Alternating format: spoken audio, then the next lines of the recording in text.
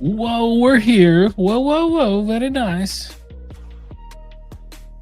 Jeez, 14 of y'all already in here. What's up, y'all? Holy crap. Uh-oh. Can we hear you? Oh, that's because I have you on mute. Man, I'm an ass. What the? No, you're on. Put yourself on mute, bro. You got yourself on mute. He's on mute. Look at this guy. There you go. Oh. Doing a bet. I'm not muted. What's up? Now he's not. Now he's not. Look at that guy. I was actually Holy muted there crap. for a second. Yeah. Yeah. Good though. Dang. What can you do, All right. bro? It's what it is. Yep. All right. Before we go too far, I want everyone to know there is a tornado alert going on.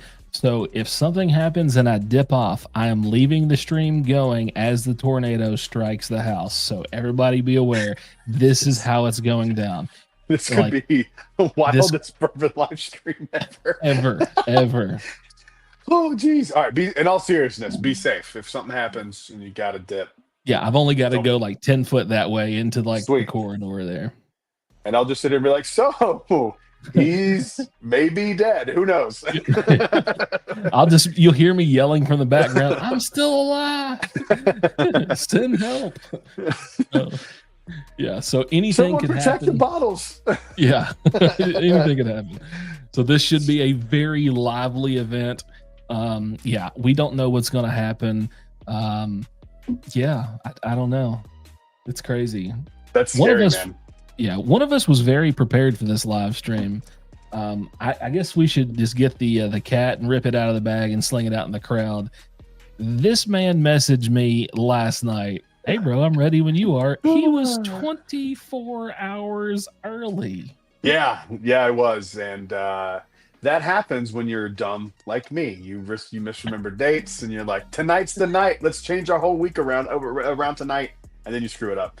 And then your wife or your fiance moves a massage around. And then next thing you know, you're getting yelled at because you got the date wrong. Not really getting yelled at, but not happy. Let's be very clear. Not happy that she changed her entire week. Went to a different masseuse. So this should be a fun time. I got to make it. It's got to be entertaining so I can justify it to her. Yeah, absolutely. Hopefully she's watching in the background. Oh, we got 20 people in here. Holy crap. What's up, everybody? Hello. Oh, let's see who we got in the chat here. Let me a mouse go. There's it is. All right. Ken's here, Amanda's in here, Olin's in here, Mr. Anderson's in here. What's going on, everybody? Anderson. Oh, we got Mr. Shattuck's in here. Hey, do you go to the gym, buddy? Are we gonna do some bench pressing tomorrow? No, actually I can't. I have to go to Bowling Green, Thomas. I'm so sorry. Last minute schedule change. Yeah, not good. Swear to God, I think I just heard get swole. Gonna get swole. I haven't been into a gym in so long that I don't even know what they look like. I hear there's people inside of them occasionally. Unless they put a gym and a Chinese buffet, I probably won't see it. Let's just face it. I used to be a cage fighter. I did MMA for a long time, so I am very familiar with gyms. I don't like doing it. How do you spell that? Gym? Is that J-I-M? I am Jim. Yeah. I'm going to my buddy Jim's. Nice. We're gonna swing some kettlebells. Yeah, I actually miss it. I'm getting my kids back into jiu-jitsu. We're gonna get back into it. I'm a real Fred Minnick. When I found out he was a jiu-jitsu guy, I was like, one of my goals is to get enough subscribers and enough people watching my videos so he knows who I am, so we can do like a spar or like a roll for charity. Because I'm pretty sure I can tap out Fred Minnick. Probably. He keeps talking about how he just gets like he's fully exposed all the time. Like anybody can get him in a rear naked choke. He's toast. He said something the other day in one of the chats I was reading. He's like, he got smoked in an omoplata the other day. I was like, well, that's a freaking terrible way to get roasted. I think he's doing it to like downplay it, because that's usually what jiu-jitsu guys do. That's what I think. He's actually probably really good at jiu-jitsu, for that simple fact that I think he's downplaying it 100%. Yeah. The last time I was in an MMA gym, I got choked out by a 16-year-old, and I was like 26. So, that's cool. To be fair, that guy's a professional fighter now. So, oh, nice. He's dope. His name is Bradley, and he whooped my ass. It happens. It happens. It does. It happens. Especially, it's really humbling getting his shit kicked out of you by a 16-year-old. That'll do it. Oh yeah, I'm pretty sure every 16-year-old could probably push my fat ass down, and I would just be like, "I'm done. I'm done." Please stop. Yeah, you made me smash my lunch. Yeah, Just it'd be take the bad. money, please. Yeah, I'd be like, Oh, "Do you it's take hilarious. Venmo?" Yeah, I wonder if that's Cash like a App. thing now. You don't. No one carries cash. People are getting robbed. Like, give me your Venmo now. What's the last Yeah, four of your phone yeah. for your Cash Everybody's App? holding up their phone with their QR code. Scan this right now. Yeah. Oh God, we're fucking losers. Oh, What's wrong with that's us? so funny. Oh Jesus. All right, so we got 20 in here. Let's do a little roll call. I'm kind of curious where everybody's at. Drop me a comment. Let me know what state you're hailing from and what you're sipping on. And I gotta find something to drink. What I like to do is pick up 2 bottles and let the crowd decide. Is that hail? It sounded like something. Yeah, I think we're getting hit right now. So Oh, we're gonna keep going. Um, but yeah, we're gonna hold up 2 bottles. If you wouldn't, if you haven't already got something poured up, grab 2 bottles. Let them decide. I'll do the same thing, and we'll okay. see what they got in Let's mind see. for us. Let's see what we can find here. Got quite a few things here. Um, are we going big or what are we doing? Are we doing something like kind of crazy? What are we doing? Let's do We a going? warm We up going? because I haven't Okay. had anything to drink in like 7 days. Okay. Um, my warm up is usually Eagle Rare. I always drink Eagle Rare before I do reviews because it's like a palate tester for me. Um, I know I can always pick up like a cherry cola note on it, and like that's my go-to. But I don't have any regular Eagle Rare right now. I just have barrel picks. That's okay. I Um, think mine's a barrel pick too. all right, let's do it. Let's do Eagle Rare. Set this here. I'm gonna go. Do I want I to got go an Eagle Four Rare and a Jack Roses? Daniel's Bonded. I'm a big Jack Jack Daniel's Daniels. fan. Oh, buddy. Oh, there's not a bigger Jack Daniels fan on the planet than me. Oh, really? I'm like, oh, buddy. I have all four of the tens, all three of the 12s, and I just got my hands on this little beauty yesterday. Let's go. Let's go. I have a whole Jack Daniels shelf over here. It's a little excessive. Uh-oh. I got my Eric Oh, Church. I got the Coy Hill. I have my backup Coy Hill. I got the twice barreled special release. I even have this horrific thing that I haven't opened yet. This like old Jack oh, Daniels green that's like only available in a few states or something. yeah. I don't know. I got I have this guy. I haven't tried. You know what? I haven't tried this in a while. This will be interesting. Let's do that. Um, so you said pick two, right? Yeah, just pick 2. Okay. All right. I got my two. Got All Eagle right. Rare store pick and the Jack Daniels American single malt finished in Oloroso sherry casks. How is that? I almost bought one and then I didn't, and then the price went crazy, and then now they're everywhere again. Dude, I honestly don't remember. I've had this much out of it when I first reviewed it, and this is just my friends drinking out of it when they come over. I haven't had it forever, so it would be fun to do. I remember it being weird. I remember it having like kind of a moldy note to it. Mm.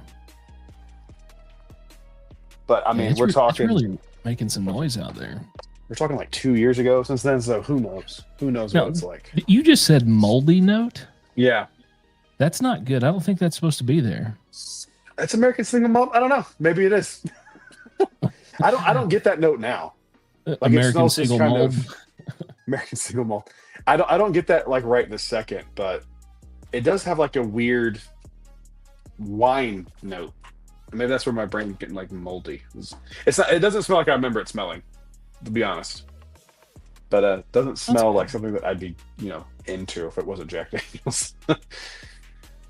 Ken says cork taint, but anytime someone says taint, I don't know. It just kind of makes me giggle. It could be. I've had Buffalo Trace that had that, and it made it taste like metal. It was so weird. It was All bizarre. right, folks, let's decide his single mold and Eagle Rare, or my Eagle Rare and Jack Daniel's Bonded. Go ahead and drop it in the comments. Let us know what you want to see us. There's 28 of y'all in here. There's like 9 people talking. We got a bunch of lurkers hanging out tonight. Jeez. I have that bonded too. That Jack bonded. Not much of it. Yeah. Oh, I do love it. I love the bonded rye. The bonded rye is so good.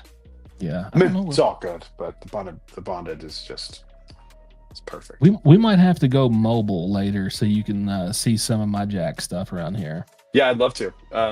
My little shelf got my Jack Daniel's shelf. I ran out of room. I got commandeered with a bunch of other stuff. That's unfortunate. Is that section underneath those stag? Is that all conviction? What is that? Yeah, these two shelves are all conviction. Yeah. Oh God, that's a lot of conviction. I have, and I messaged one of the owners. I texted him yesterday. I said I'm gonna go crazy, and I am going to try to get a bottle from every barrel I can find. Jeez, it looks like everybody's wanting us to drink some CD. Jack Daniels. I twist my arm. I guess I'll drink some Jack Daniels. So let me ask you this: do you prefer a Glen or do you prefer a different kind of glass? I'm a Glen guy. I kind of started it when I found, when I started getting into whiskey and seeing people drink out of them. I pretty much, if I'm drinking neat, I just got to reach for one of these. It's like almost like a habit at this point. This is what I love. This little, I don't know. That's cool looking. It's almost like it looks like an adult shot glass or something. That's how I feel. It works really well, but it has a very heavy bottom on it, and it fits my hand perfectly. That's awesome. So I can heat up my whiskey so it noses better, and vents off the ethanol so much easier than a Glen.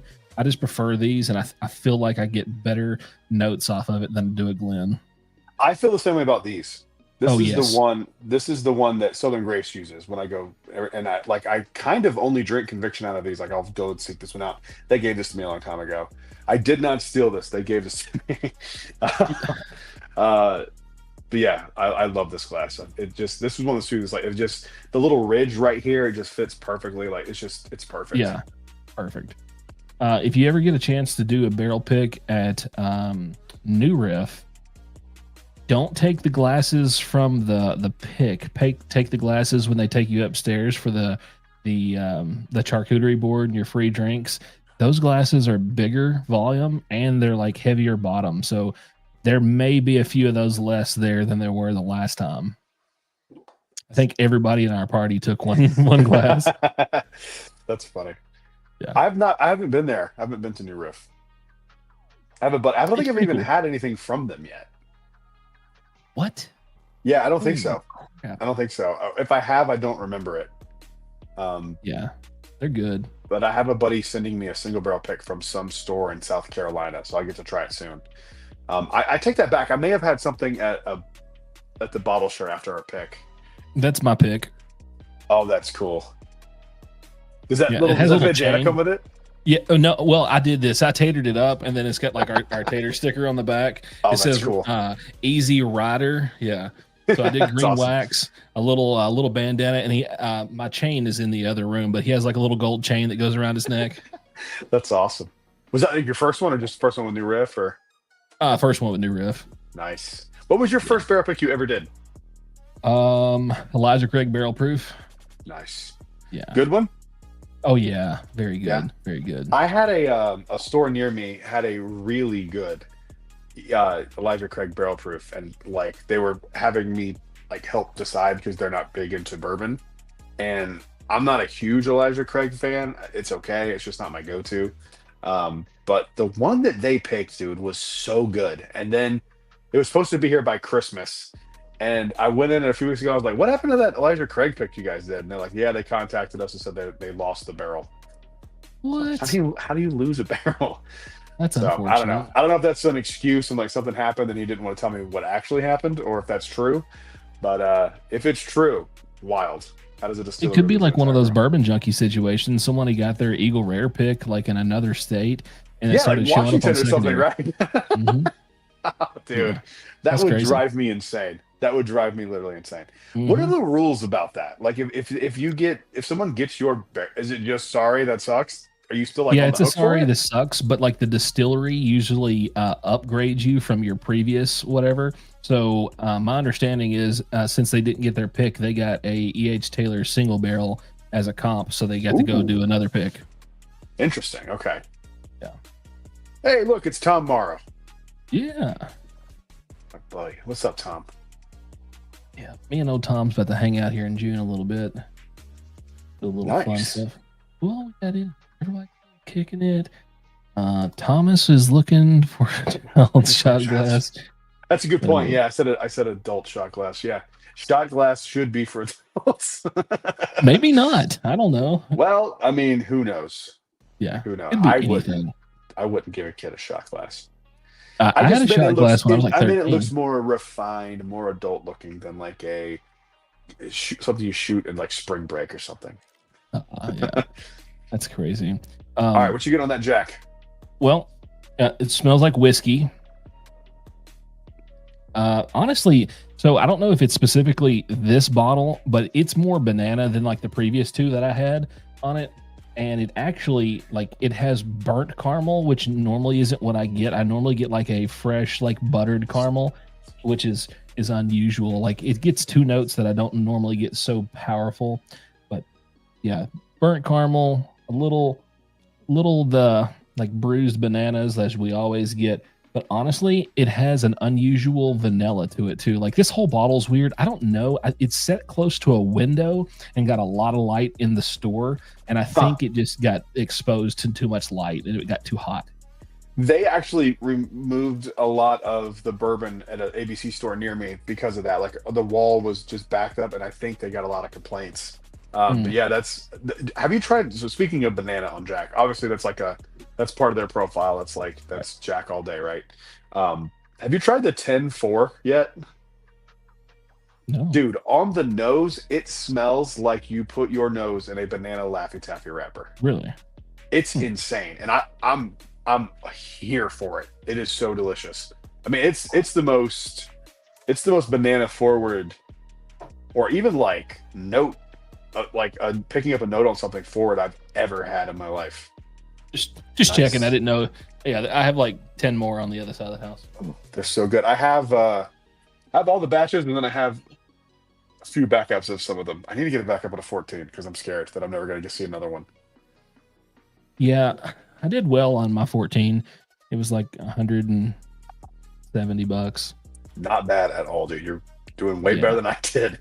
I really overpaid for it.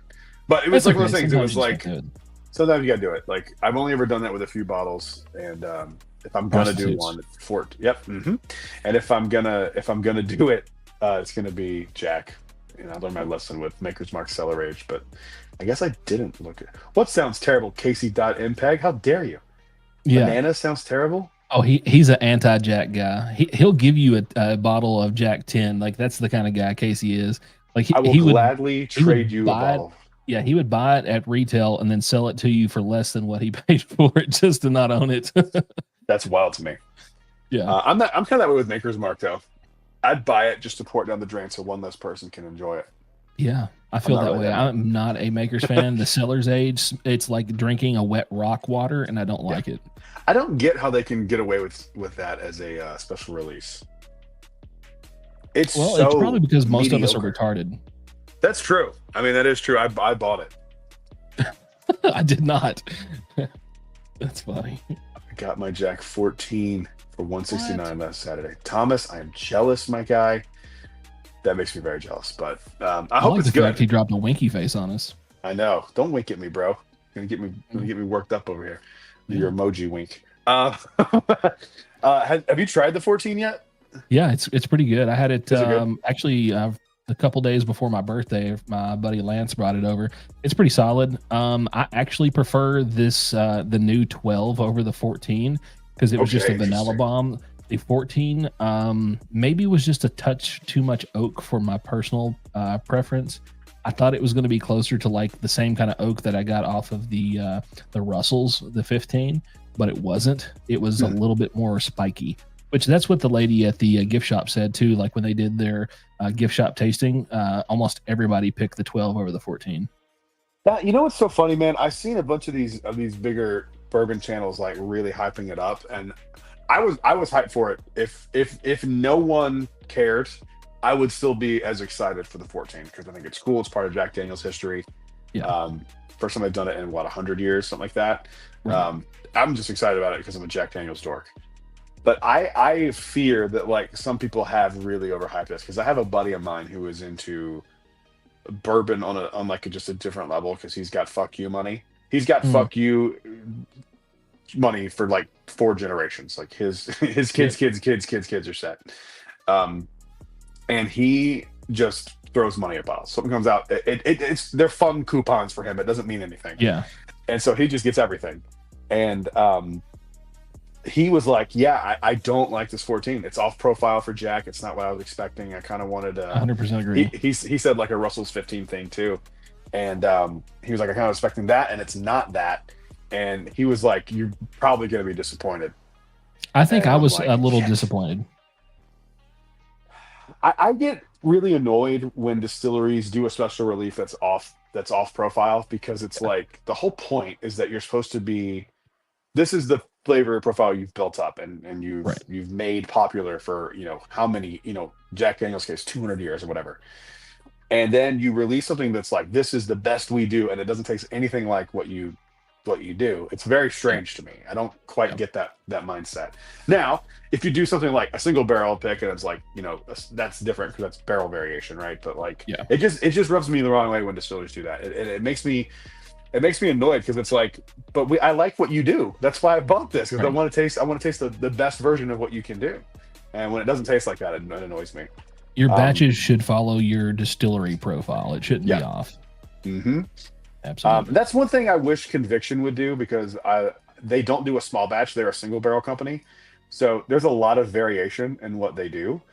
Um, and I wish they would do like a small batch and like nail down a profile, because then to me it's more interesting, because you can go, this is Conviction bourbon. These are the single barrels. You know what I'm saying? Like, these are Yeah. the different variations that kind of we have to like, do batches of to get to this flavor profile.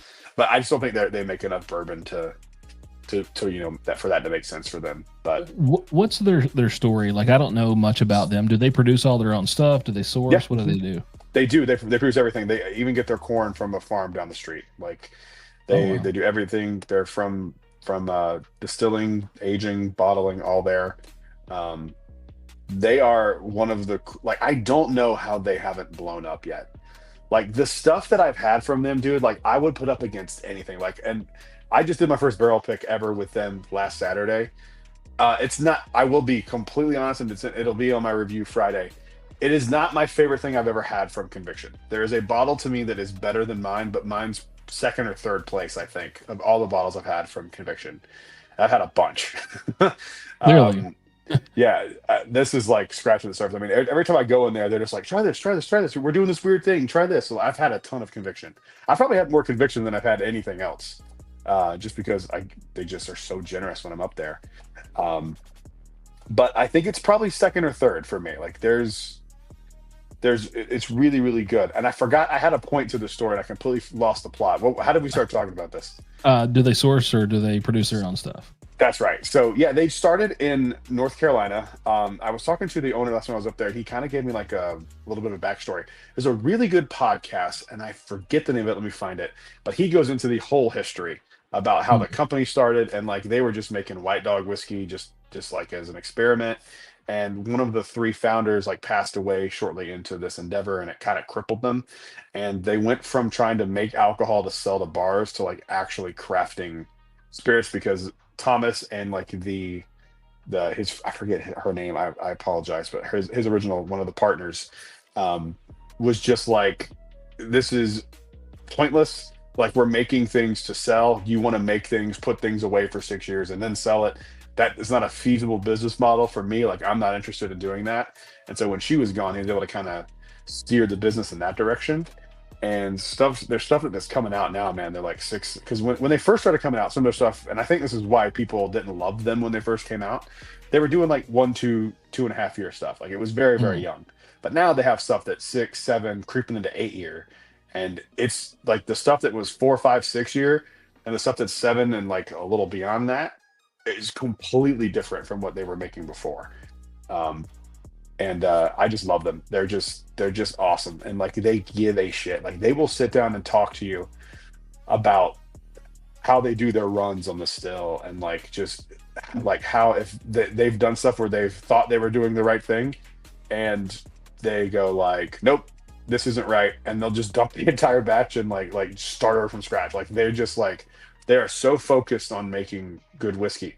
But the interesting thing to me about it is like you have the Seth Detlings of the world, Right. where he's like obsessed with making the greatest bourbon that Alabama can make for the art of bourbon. Thomas's thing is like, I just want to be a good bourbon that's good on the bar. It's good neat, but it's also good in a cocktail. You're not afraid to mix it because it's too expensive or like, you know. And it's so funny because like to me, those like ideas are like completely diametrically opposed to each other. Because like you would think somebody who's trying to focus on making really good bourbon wouldn't want you to make it in a cocktail or whatever and like not even consider that. But he's just like, yeah, one on the bar. I want you to drink it. I want you to mix it with Coke. I don't give a shit as long as you like it. As long as you like it. It's cool. It's a good mentality to have. But like some of their stuff is just like so good that it's like I can't believe like if I was able to make something that tasted this good, I would be like, please don't mix this with Coke. You know what I mean? Like it's too good. And like I had a really big fear. I've talked about this on my Patreon podcast that goes up tomorrow. I had a really big fear the night before my barrel pick because I had all the people fly. We had 30 people at the pick. I saw it was a crazy number of people. I've never seen so many people. They told me they were willing to accommodate me up to 200 people. And, Jesus. And I'll be honest with you, dude. I probably could have done that. I probably could have done that.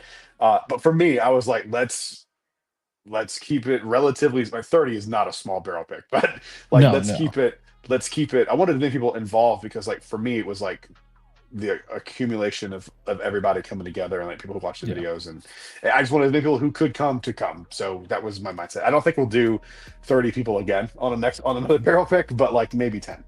It makes it difficult when you have too many people because there's too many opinions, and then like if this is your pick, it needs to be like what you're looking for, and then if you don't pick something like the crowd may generally pick, you're like, ah, damn it, this is my pick. I want it to be like I want it, kind of thing.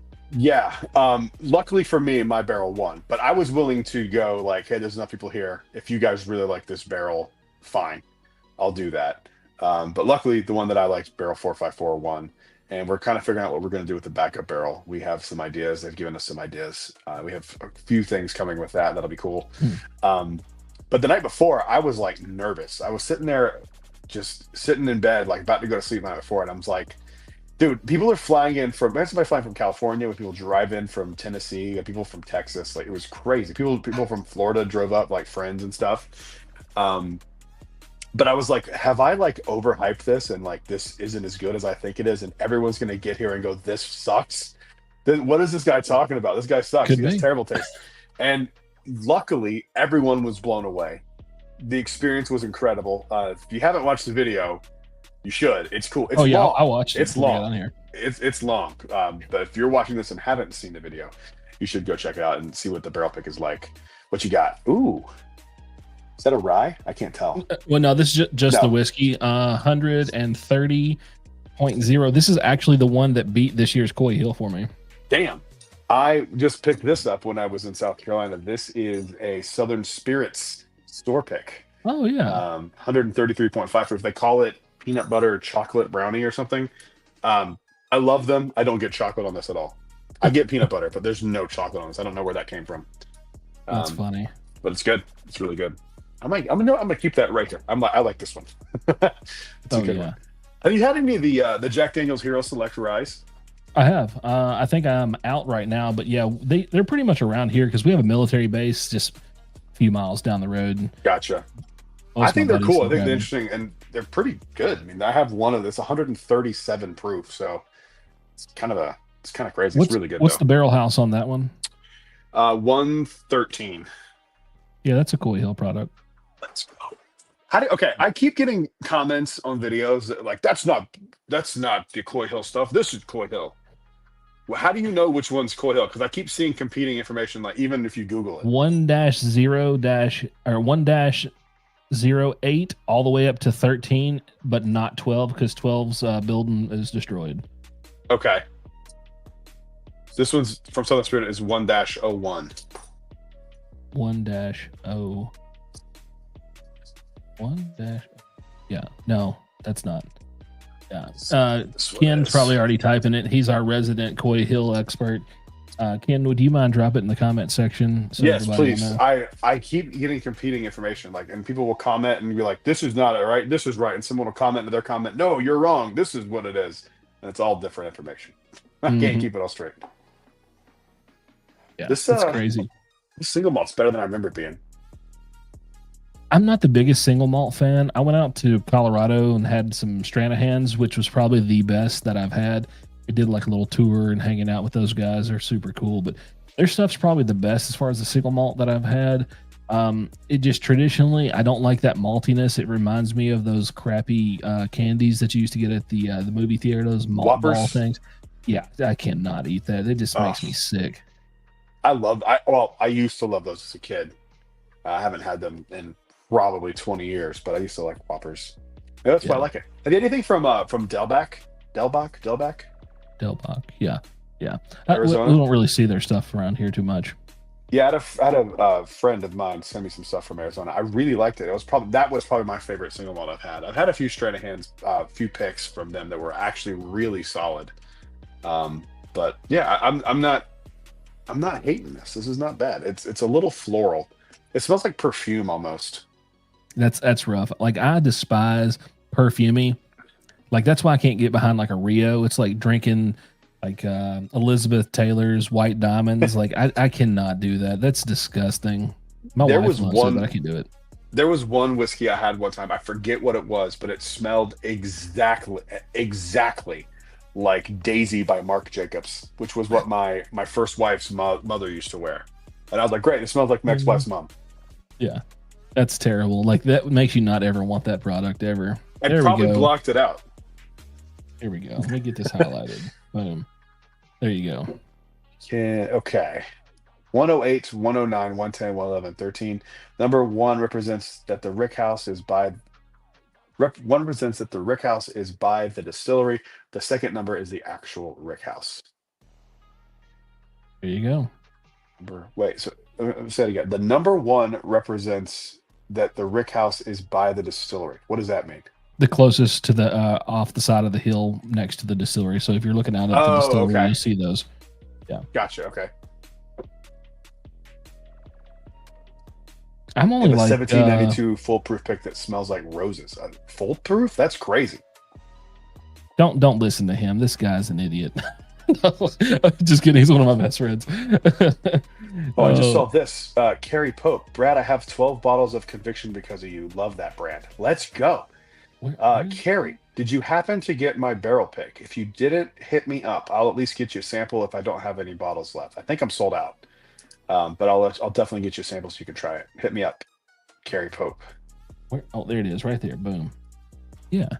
Heck yeah. Sweet. Yeah, shout out. They're awesome. Yeah. I mean, I'm telling you, man, they make great stuff. I love them. I absolutely adore them. And honestly, if I lived in North Carolina, I just at this point would have just started working for them. If I still lived in North Carolina, I just would have been like, I work here now, so you have to figure something out. They're just all cool, Um, man. They're all cool. They take it very seriously. It's really cool. so to kind of answer this question, there's a big difference between different distilleries and the prices of their barrel. Like the New Riff barrel, for a half a barrel, I think we had to pay $8,200. I think is what it was. What we had to buy for half the barrel. It was like 16 grand or something like that with taxes. But yeah, and then like you get some lesser expensive stuff, like some $50 bottles, and you can snag up a barrel for $10,000-12,000. I've seen some guys wholesaling and picking up some barrels and then sending it to some private bottling companies, and then pick up a whole barrel for like three grand, 3,500 plus glass and bottling. They're in at like 4,800. There's all Oof. kinds of ways. Yeah, ours was easy. They were like, come do the pick, buy what you want through the gift shop. We'll keep it at the $50 conviction price. Nice. Which was cool because we got, and I didn't tell anyone this, but we got or it wasn't 50, 65, so it was something in that ballpark. 50, I forget, 50, $65, something like that. They gave us 6-year at 4-year prices, and I didn't have to put out a dollar. They just were like, we'll sell it through the gift shop. Come do it, come do the full experience, help bottle, do all that stuff, and didn't have to put any money out for it, which was a godsend, especially with Oh yeah. the way things have been going in our personal life. We've had a lot of craziness, had to travel a lot, so Oh it helped yeah. out. But yeah, Traveling gets so expensive. they can be expensive for sure. Mm, So yeah, yeah. I didn't want to drop like $15,000 on a credit card so I can go buy a barrel, but at some point, I'm sure I know that I'm going to have to because I'm just not fronting that kind of cash. That's just silly in my mind. Yeah, Like, I don't. It's great. It's insane. Um, we we have been lucky enough with the Orlando Bourbon Gang to um, partner up with some liquor stores that we kind of just are looking at it as like the Orlando Bourbon Gang is like the seal of approval. If you see this label, you know it's a good bottle, that kind of thing. oh, good. So they're the ones put up the money, and then they just deal with it, and we help them get the word out, and then they sell out in an hour. That's So awesome. yeah, it's a lot less stress on us for sure, Heck yeah. Yeah, when you're like moving barrels like Bruzel, what is he doing? Like how many barrels? bro. I, I, I I don't don't know. know how he has time to do anything. I don't know how he's making videos still. Like I'm sure he hired a bunch of people, but like still, that dude is just on the move. Have you ever talked to him? A long time ago. Long story, but yeah, me and him are not buddies. I don't know him very well at all. I've heard good, I've heard bad. I don't know him. I've talked to him a little bit here and there. We've texted a little bit back and forth. He seems fine. I don't have anything. I don't know him, so I can't comment. But I don't still know how he's doing anything else. Like he's doing so much. My only thing that about him that like drives me a little crazy is that like he'll blatantly go like, I do not like this distillery. I don't like anything they've ever made, but my barrel pick is awesome. And you're like, is Right. it? Right. Like, is it Because awesome? only I don't I know. can pick a barrel from them that's good. That yeah, Yeah. it's as a content creator, that seems kind of weird. But Yeah, there's a lot of weird stuff that goes on what can you with do? him, and I don't know. There's a lot of people that are really just starting to get fed up with the mainstream bourbon, like YouTube, and they're shying away from it and looking for other avenues. And honestly, I don't blame them because, like, I can't watch freaking bourbon hunting videos. They are so annoying to me. Like, it's just so silly. I don't know. Yeah, I don't really get it either. I was trying to make them for a while. I just feel weird walking into a store with a camera. Like Yeah. it feels weird to me. I'll take photos and stuff and like post, hey, or at least to friends and stuff. But yeah, I was torn on it because like I'll be honest, the videos that I have done pretty well, even like on TikTok and stuff. But like to me, it's just not. I don't know. Yeah. I Yeah. also people can do it better than I can, and let's let Bruzel and let Bourbon Hunter do those. And Yeah. that's just not what I do, and that's fine. You're talking about Bruzel with his team. He pretty much pulled his entire staff from his company, Jamerson, to do all of his production. Plus, they pulled their marketing budget, and then he sold that piece of property so he could have, $300K to drop on bottles and run everything for the first several months until they got off the ground. It was That's a yeah. big gamble. big gamble, and then now he's sunk in all that money on that distillery, and he's not going to be able to get it up and going. And they damaged part of it during transport. Yeah. Yeah, I didn't pay attention to too much of that, but I know I'm aware that he's doing that. That's again, I respect that. That's a gamble. Like that is Big gamble. I would not be able to do that. I had the dream of owning a distillery, and then when you start looking at it, it's just completely completely not realistic at all. So I just go If I with was great going to conviction do, whenever I'm in town. yeah, if I was going to do anything, I'd be a non-distiller producer, and I would just cherry pick barrels from places and bottle them as all single barrels. I wouldn't do any kind of blending. I'd make it the easiest format and just be as transparent as like contracts would allow. Yeah, that's probably the best move. And then sell off in a few years once you've blown up like Penelope did and Right. become part of MGP. Yeah. Yeah.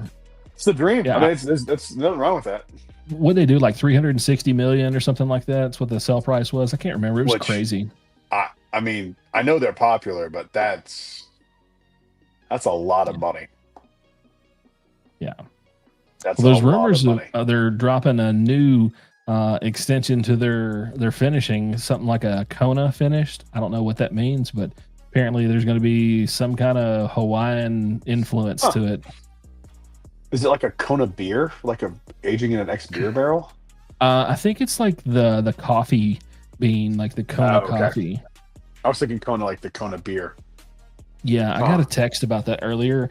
I don't know. The guy literally said, "Hey, I got a message that said, look for Penelope Kona. It's coming." That's all it said. I was like, "Well, what the fuck does that mean? Like, give me something." And then later on, I got another message. It's like something about coffee beans, and like that's all the information I've got so far. Interesting. That could be good. I mean, have you ever had you ever heard of the brand Old Raleigh? No. They're another North Carolina distillery. They make really good stuff. Their honey finish, again, I don't know how it's not like 13th colony level, like blown up with, like they do double oaks. Yeah. But their honey finish is great. But my favorite thing I've ever had from them was a coffee barrel finish. It was unbelievable. And I'm not big on finishing, and I like some finish stuff, but like very rarely is it like my favorite. But that one is really good, and it's expensive, but it's worth it. Carrie, oh, hang on. Let's see what we got here. Totally agree. Only watch Bruzel if I'm going to an area that needs some insight. Yep, they use the camera to get allocations.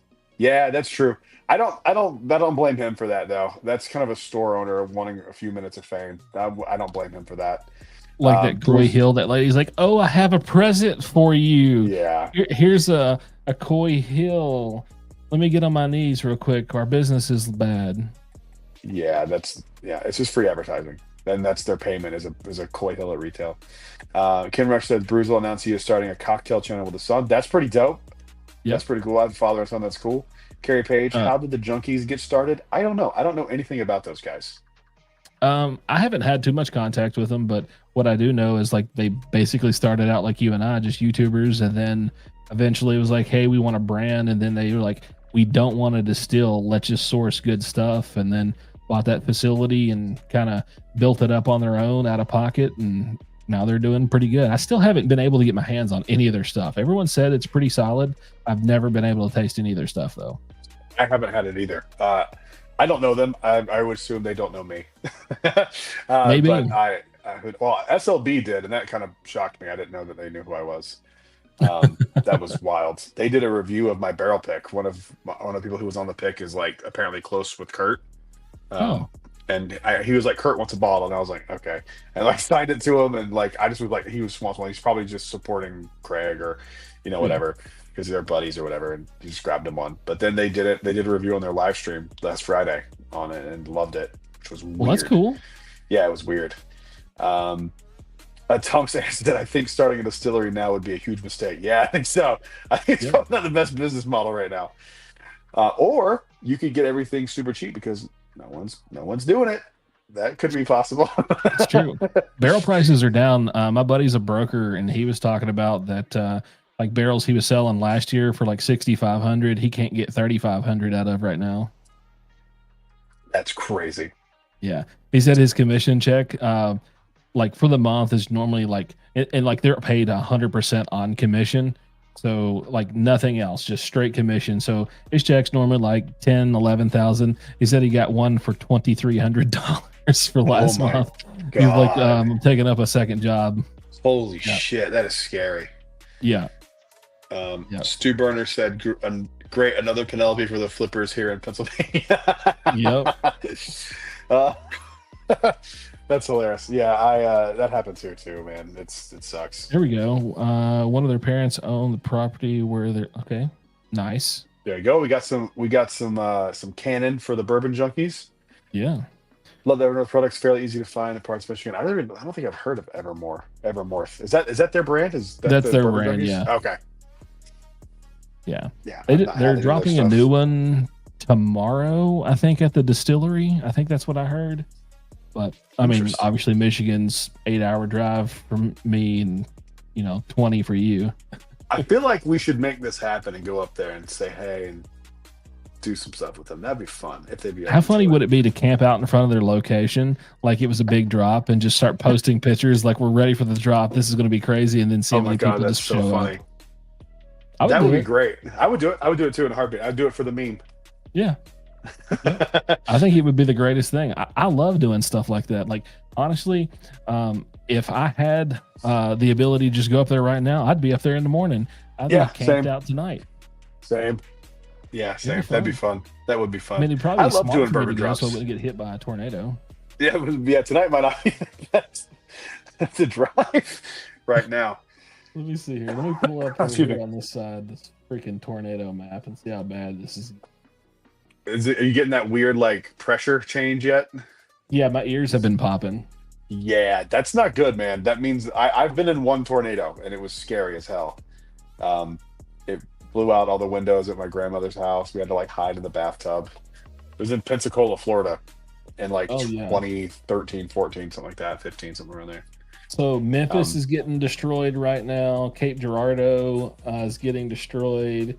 We went through like a little tiny band near us, and then there's a gap for about 2 hours, and then we're gonna get smoked. Oof. Can't wait. Very excited. Please, man. Please be safe, dude. Seriously, like don't. Oh yeah, I got like plenty of booze. I'll ride this out like what is it? What's the dude on Forrest Gump was on the top of this? Lieutenant Dan. I'm gonna ride this bitch out. Lieutenant Dan. Is this all you've got? Yeah, that's what's gonna happen. No, That's awesome. I'm in the hallway with the wife. We already prepared. We put like flashlights in the hallway and pillows and blankets and stuff. You know, if we need to, we're not going to sleep naked. That'd be weird. You know, glass on your wiener is never good. That's always uncomfortable. Oh, Jesus. Well, all right. So we've been here 52 minutes. We got 41 people. Let me refresh this to see how many you lurkers has actually freaking hit the like button. Now I'm gonna be sad. 23 out of 41 right now. Come on, hit that like button. Tell your friends. Tell your grandma. Tell Brad's friends. I don't know. Brad's friends. You got Brad's friends in here? Who's Brad's friends? Anybody? I don't think so. Oh, that's fucking I posted terrible. in our group, and they're like, "Well, it's not a bottle, so I'm not interested." Thanks a lot, everybody. Appreciate it. Wow, that's great. That's very unfortunate. You got to get better friends. I do. They're all busy. They're all dads and crap. Who knows? Connie Murphy says, I like this question a lot, apropos of our conversation. If you can only save one bottle in a disaster, what would it be? My barrel project. So I actually have like 12 bottles left, but yeah, I have a badass barrel project. What's special about it? What'd you do? Oh, please do. I'm gonna send you a care package for having me on. Don't you worry. Okay. I'm gonna hook you up with some stuff. All right. Well, I'll send you some fun stuff. So sweet. Before the transition between Brown Foreman and Sazerac, Early Times was still in kind of limbo, and they did one single barrel that made it out there, and I was able to procure 2 cases of it. I took 2 cases, rebarreled it, and then let it run for 11 months and 9 days in a secondary barrel, and it turned into basically President's Choice, and then I bottled it up, and it's called El Presidente. No kidding. Yeah, let me see if I can... Dude, that's amazing. I love Early Times. I am a Early Times dork. We don't really get it in Florida that often. You'll see it every once in a while, like a bottle or two at a Total Wine, but every time I'm in South Carolina, I always say North Carolina, South Carolina. My family lives on the border, like right near Charlotte, and then in Concord. Mm-hmm. So like it's literally they're 30 minutes apart, but it's North and South Carolina. So it's on every Early Times. Like this version is on every shelf at every liquor store in South Carolina. So every time I go, I get like 4 or 5 bottles, bring it back. I love it. I love it. There we go. I'm about to show you the really cool label that I made for it. Let's see. I can't wait to see. Present, screen share. Oh, fuck. There's so many windows open. God damn it. There we go. Fort Mill area. Oh, that's hilarious. That's awesome. Yeah. That's really cool. Yeah. The best part is that it says that it was aged 1 summer in a hot ass garage. That's awesome. That's really cool. That's awesome. I think mine, if I'm going to give a joke answer, then I'll give a real answer. Mine would probably be my first barrel pick. Dickel Tabasco all day. Yes. Just so it lives on. Yeah. We don't want that to be gone. No, dear God in heaven. No. That reaction was not put on, by the way. That shit is that bad. I saw it in your eyes. Dude, it hurt. I would say probably my barrel pick just because it means something to me. But right now, with how much I spent on that Jack 14, probably the Jack 14. Oh, Jesus. Yeah. If I had to pick something other than my barrel pick, it's my Evan Williams 23 year that I got for my birthday. My buddy Lance gave it to me for my birthday. You know, I've been like trying to get this bottle for years and years and years. And yeah, he was like, close your eyes and stick out your hand. I was like, dude, I'm not jerking you off. This is not happening. But no, he put an Evan Williams 23 in my hand, and I was like, this is too much. He's like, nope, I want you to have this. And yeah, it's crazy. That is talking about Olin actually sent me a bunch of samples of Conviction. That's the only way I actually knew about it. And he sent me some of their double oak, which was insane. Yeah. They do, dude. I don't know how they haven't blown up. I have all that. My next, I haven't told anyone this publicly yet. I'm gonna spill the news here. My next pick will be later this year, probably September, October. I'm aiming for October so I can go back down because they do like a really cool Halloween thing, and it's like become like part of our Halloween tradition. Aiming for then, but we're doing a double oak pick, and I'm not gonna say exactly what. I'm keeping the radar up. Oh, we have a few options for the double oak pick, but I think that they do double oak better than anyone, and I think their double oak is the best thing that they do. They make I agree double oak stuff. Yeah, their double oak is awesome. It's insane, and the cool thing is they're all so different because everything's a single barrel. So we're gonna see if we can maybe. I don't know if I should say this because I don't want people to hold me to it, but I'm going to say it anyway. We're going to see if maybe the barrel that was the runner-up barrel can maybe hit some double oak and see what's up. I know that some bourbon club in South Carolina did a half barrel pick, so maybe we take that and blend it. I don't know. We have options. They've told me I could do like a double oak project on my own and just kind of foster my own barrel for however many months until I think it's ready. There's a lot of options, but I think it would be cool to have the backup barrel double oaked. I think that'd be kind of fun because it was a good barrel. It just wasn't as good to me as 454 was. Oh shit! Look who just showed up, my man. There he Sebastian is. Sebastian is awesome up there. Sebastian's the man. I love Sebastian. I didn't really get to talk to him much when I was doing my pick. I don't know if he was there that day, but I know I saw him and talked to him a little bit. But he's the man. Boom. Yeah, the Virginia's. Oh, what is that? Remis? That's the new one that's coming out. This is the Remis. This is their Master Distiller Experimental Series number 1, aged 9 years, 107 proof. This is they source some barrels from a cooperage in California that pretty much does only wine barrels. And this, I'm gonna buy like 3 of these bottles when they hit the shelf. No kidding. Okay. Yeah. 750 did they cases. send you that? Yeah, they sent me that. Nice. That's awesome. Got this cool little box it came in. Oh, that's cool. And it's magnetic, and I couldn't figure out how to open it. I almost had my knife. I was like, this motherfucker's gonna open. But it's magnetic, and it is a strong magnet. Yeah. Remis, what the hell? I love Remis. I'm a big Remis fan. Well, maybe I can take you up to the distillery sometime. I got an open invite. I can just roll up there. Let's do it. Let's go commandeer some Remis. Yeah, he said that I can do some behind the scenes filming, and there's some areas that I can't film, but there's a lot of places that I can, and we'll do some like cool stuff, like pull from some crazy barrels and stuff. It'd be fun. Prometheus said, have Brad fresh crack a stag and break the cork again. You son of a bitch. Yeah, that was really fun. Wait, did you break a cork too on a stag? Yeah, it's happened a few times. That's why I keep on my. That's like my number one recommendation anytime someone asks for a bourbon advice. This is what happened to me. I was on a fucking live and I broke my cork. Yeah, it's like it's too wide or something, and like I don't know. They break real easily. Yeah. I feel like I need to drink this stag now that's in my hand. You managed to get 2 bottles of Virginia's birthday bourbon. Oh my god, I'm so jealous. I love that one. I'm milking mine. That was the one they sent to me because they thought I would love it so much, and they were right. I actually liked it as much as I liked Russell's Reserve 15. I think it's that good. And it's only a 6-year. I love it. Are you in the Found North? No, I'm not. I'm not in with a lot of people. I don't. Oh, the 18 is that the one that that went up for their like raffle today? Lottery so is it good? I had to do like their little conference call the other night, and it was pretty cool. Great information.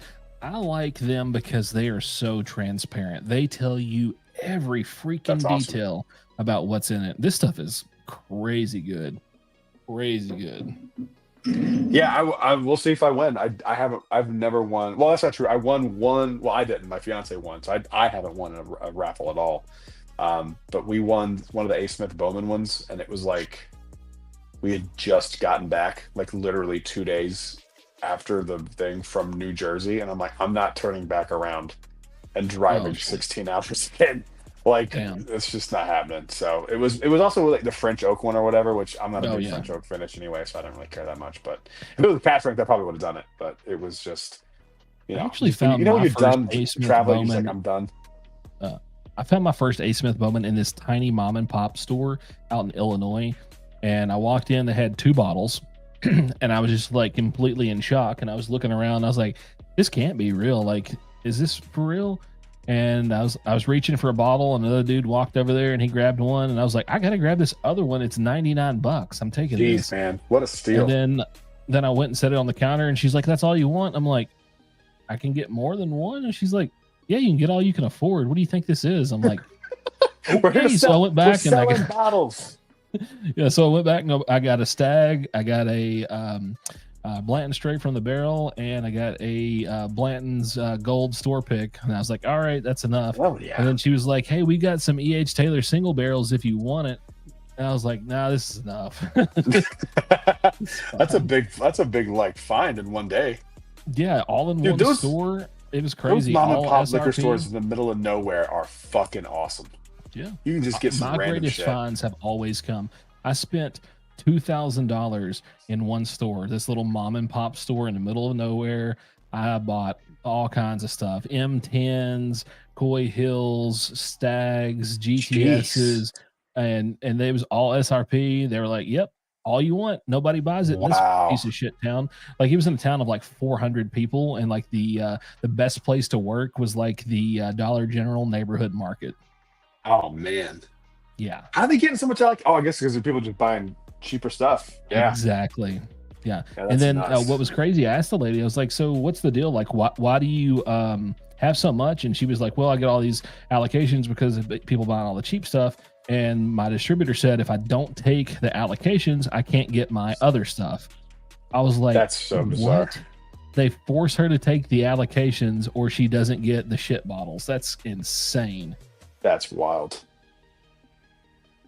That's insane. I'm gonna go grab a charger for my phone here real quick. Yeah. I gotta figure out. I didn't realize it was almost this dead. I'll be right back. Look at this rookie. I know. What a chump. I keep getting all these messages, people checking on me. Thank you, everyone who's checking on me and making sure that I'm not toast. We're still kicking. Looking at the radar right now, I think we're in the clear for like probably the next maybe hour and a half. So after that, it might get spicy around here. If it does, you guys are going to get one hell of a show. It'll just be an empty chair and then shit flying everywhere. That would not be crazy. It could be one of the greatest bourbon live stream moments of all time, though. I might be the only live stream to ever get over 1 million views. Can you imagine that title? The second bourbon, we very well could be in like a YouTube top 10 video. It was a night like any other. They were live streaming, talking about whiskey, and all of a sudden, disaster strikes.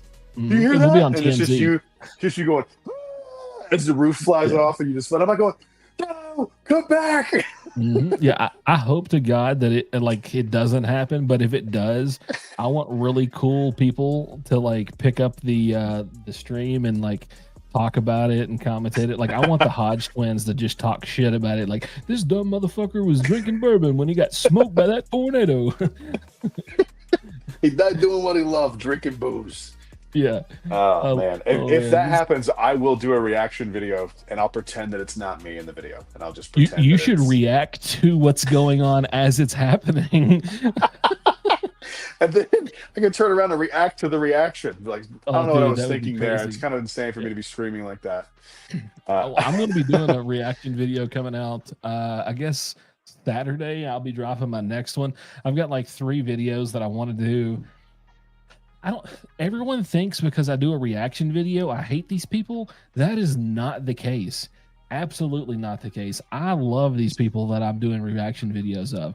The problem is everyone thinks when you're honest that you have like instant beef with someone. Honesty does not equate to beef. Honesty just means you're not a bullshitter.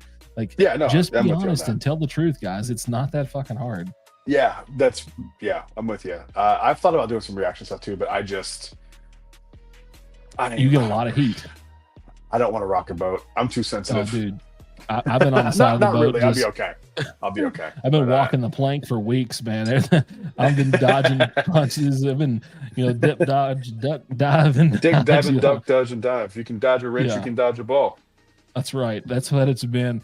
I've been getting roasted in the comment sections, which I love reading the comment sections because, like, I love these guys that just threaten me. They're like, if you do another video like this, I'm going to unsubscribe. I'm like, later. Oh, no. You will? Yeah. That's so sad. Yeah. So I don't know sad. how I'll I'm so ever sorry manage that I without offended you. Dick Shit McGee 31406.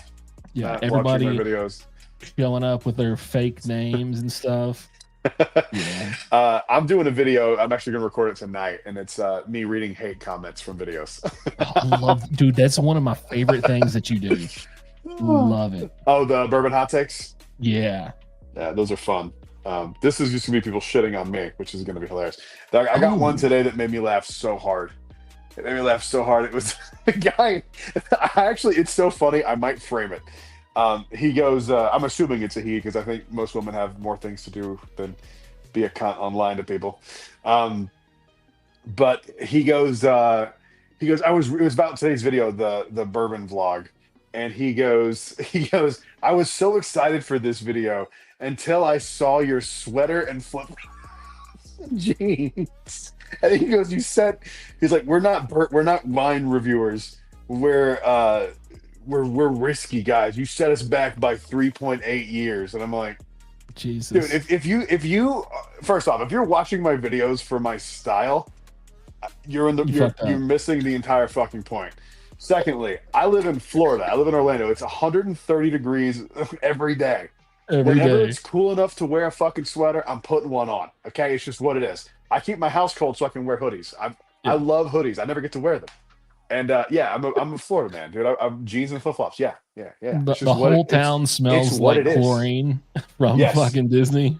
It does. It's just what it is. Like, hilarious to me. Someone mad that I wore a sweater to a bourbon barrel pick. It was I thought you were going to start preaching during that video. Like, I was watching it. I was like, oh shit, he's at a church. He's going to start preaching. And then, like, at the end, you were like, all right, is this? And then you're doing your little thing. I was like, oh shit, he's going full blown Baptist preacher. He's about to do the Joe Biden in your face like this. I'm here for you. I actually went to school to be a youth pastor, and then things happened, and I didn't do that. A lot of things happened. Didn't go down that path for a multitude of reasons, but skipped out on seminary, went straight into bourbon. Went straight into stand-up comedy, but straight into getting married. Kill Tony fan. I like the show. I don't watch it enough, but I think the concept is really funny. But I just also think it's really weird to shit on comedians' first time ever doing it. I know that's like the dynamic of the show. Yeah. But and not everyone's their first time, but like for the most part, you're kind of doing first. Like, you shouldn't be recording yourself doing anything until you're about 6 years in, because you're just not good yet. Yeah. And even some comedians who have been doing it, I have friends who are still comics, and luckily I had the foresight to go, like, I'm not that good at this. I need to stop. It's not going anywhere. But I have friends that who've been doing it for a decade plus and still shouldn't be filming themselves. So, like, the idea that you do a comedy skit, I'd love it. I'd love to do 3 minutes. It's fun. Oh, dude, do you know how long 3 minutes is when you don't do stand up? Yeah, I do a lot of speaking. Okay. Yeah, when it's speaking and stand up are so different though, because like it feels weird when you're first starting, when you're trying to get a laugh and you're not. That panic is like nothing you've ever felt before. I've had so many times I'd go up on stage and like just shit the bed and just be like, I had 5 minutes it's been 45 seconds. I usually start most speeches with some kind of like comedic twist to get like the room to lighten up before I go into anything. It's just easier that way. But I typically do not do well in groups like bigger than 100. So if I was in like anything bigger than that, I'd just be like, I'm a fucking turtle. I'm going in my shell. Yeah, I like public speaking. I have no issue with it. I like it. That's the best. It's Pastor ABV. You're getting roasted, man. It's what it is. This is what happens, man. It's what happens. Two of my favorite streamers. One of them. Blue Note Honey Bourbon today. That's I wanted one of those so bad. I never saw one. I got the honey rye. I picked it up over at what the fuck is that place? It's in Temple Terrace. Son of a bitch, I'm going blank. I don't like this, but I can't stop drinking it. I don't know. Dave Hudson, if you're in here, where the hell were we at when we got that those bottles? I cannot remember. Gaspar. We were at Gaspar in Temple Terrace, Florida. Yeah. That's not far from you. I've never been there. I don't think I've ever been there. Yeah, go there. It's pretty cool. They got a lot of store picks. Like getting allocations there is kind of retarded now because you got to buy like 5 fucking picks to get a EH Taylor barrel proof, which is dumb. Crazy. I don't like when stores do that, but I get it. Yeah, it's ridiculous. It's unbelievable, actually. I get it. Like you want to keep continuing to get stuff, and you're talking about getting shit on in comment sections. I was reading one of your older videos, and someone called you the Al Borland of fucking whiskey. Like from Tool Time, Tim the Toolman Taylor. He's like the Al Borland of fucking whiskey. I'll take that. I'll take that. That's a kind of a compliment. It is. It is to me. That's funny. Yeah, I don't get a lot of shitty comments, but like I can always tell when a video is like outside of like my regular, like when a video hits like 10,000 or whatever. Like I'm okay. Like people who don't know me are watching this at this point. You know what I'm saying? And like. I know I look like a douche. I get it. Me too. I'm not. But I get it. It's a coin flip. If it's Tuesday, it might be. Let's see. Oh shit. I can pop off, but I don't like to. See, that's why I wanted. So I was trying to get in contact with you like 6 months ago, but like I couldn't figure out how to get in touch with you. I was like, I was asking people on my stream that watch your stuff to comment and tell you, and then finally somebody connected us. I don't know who it was, but are you on Instagram? I'm on Instagram, dude. Just go to Instagram.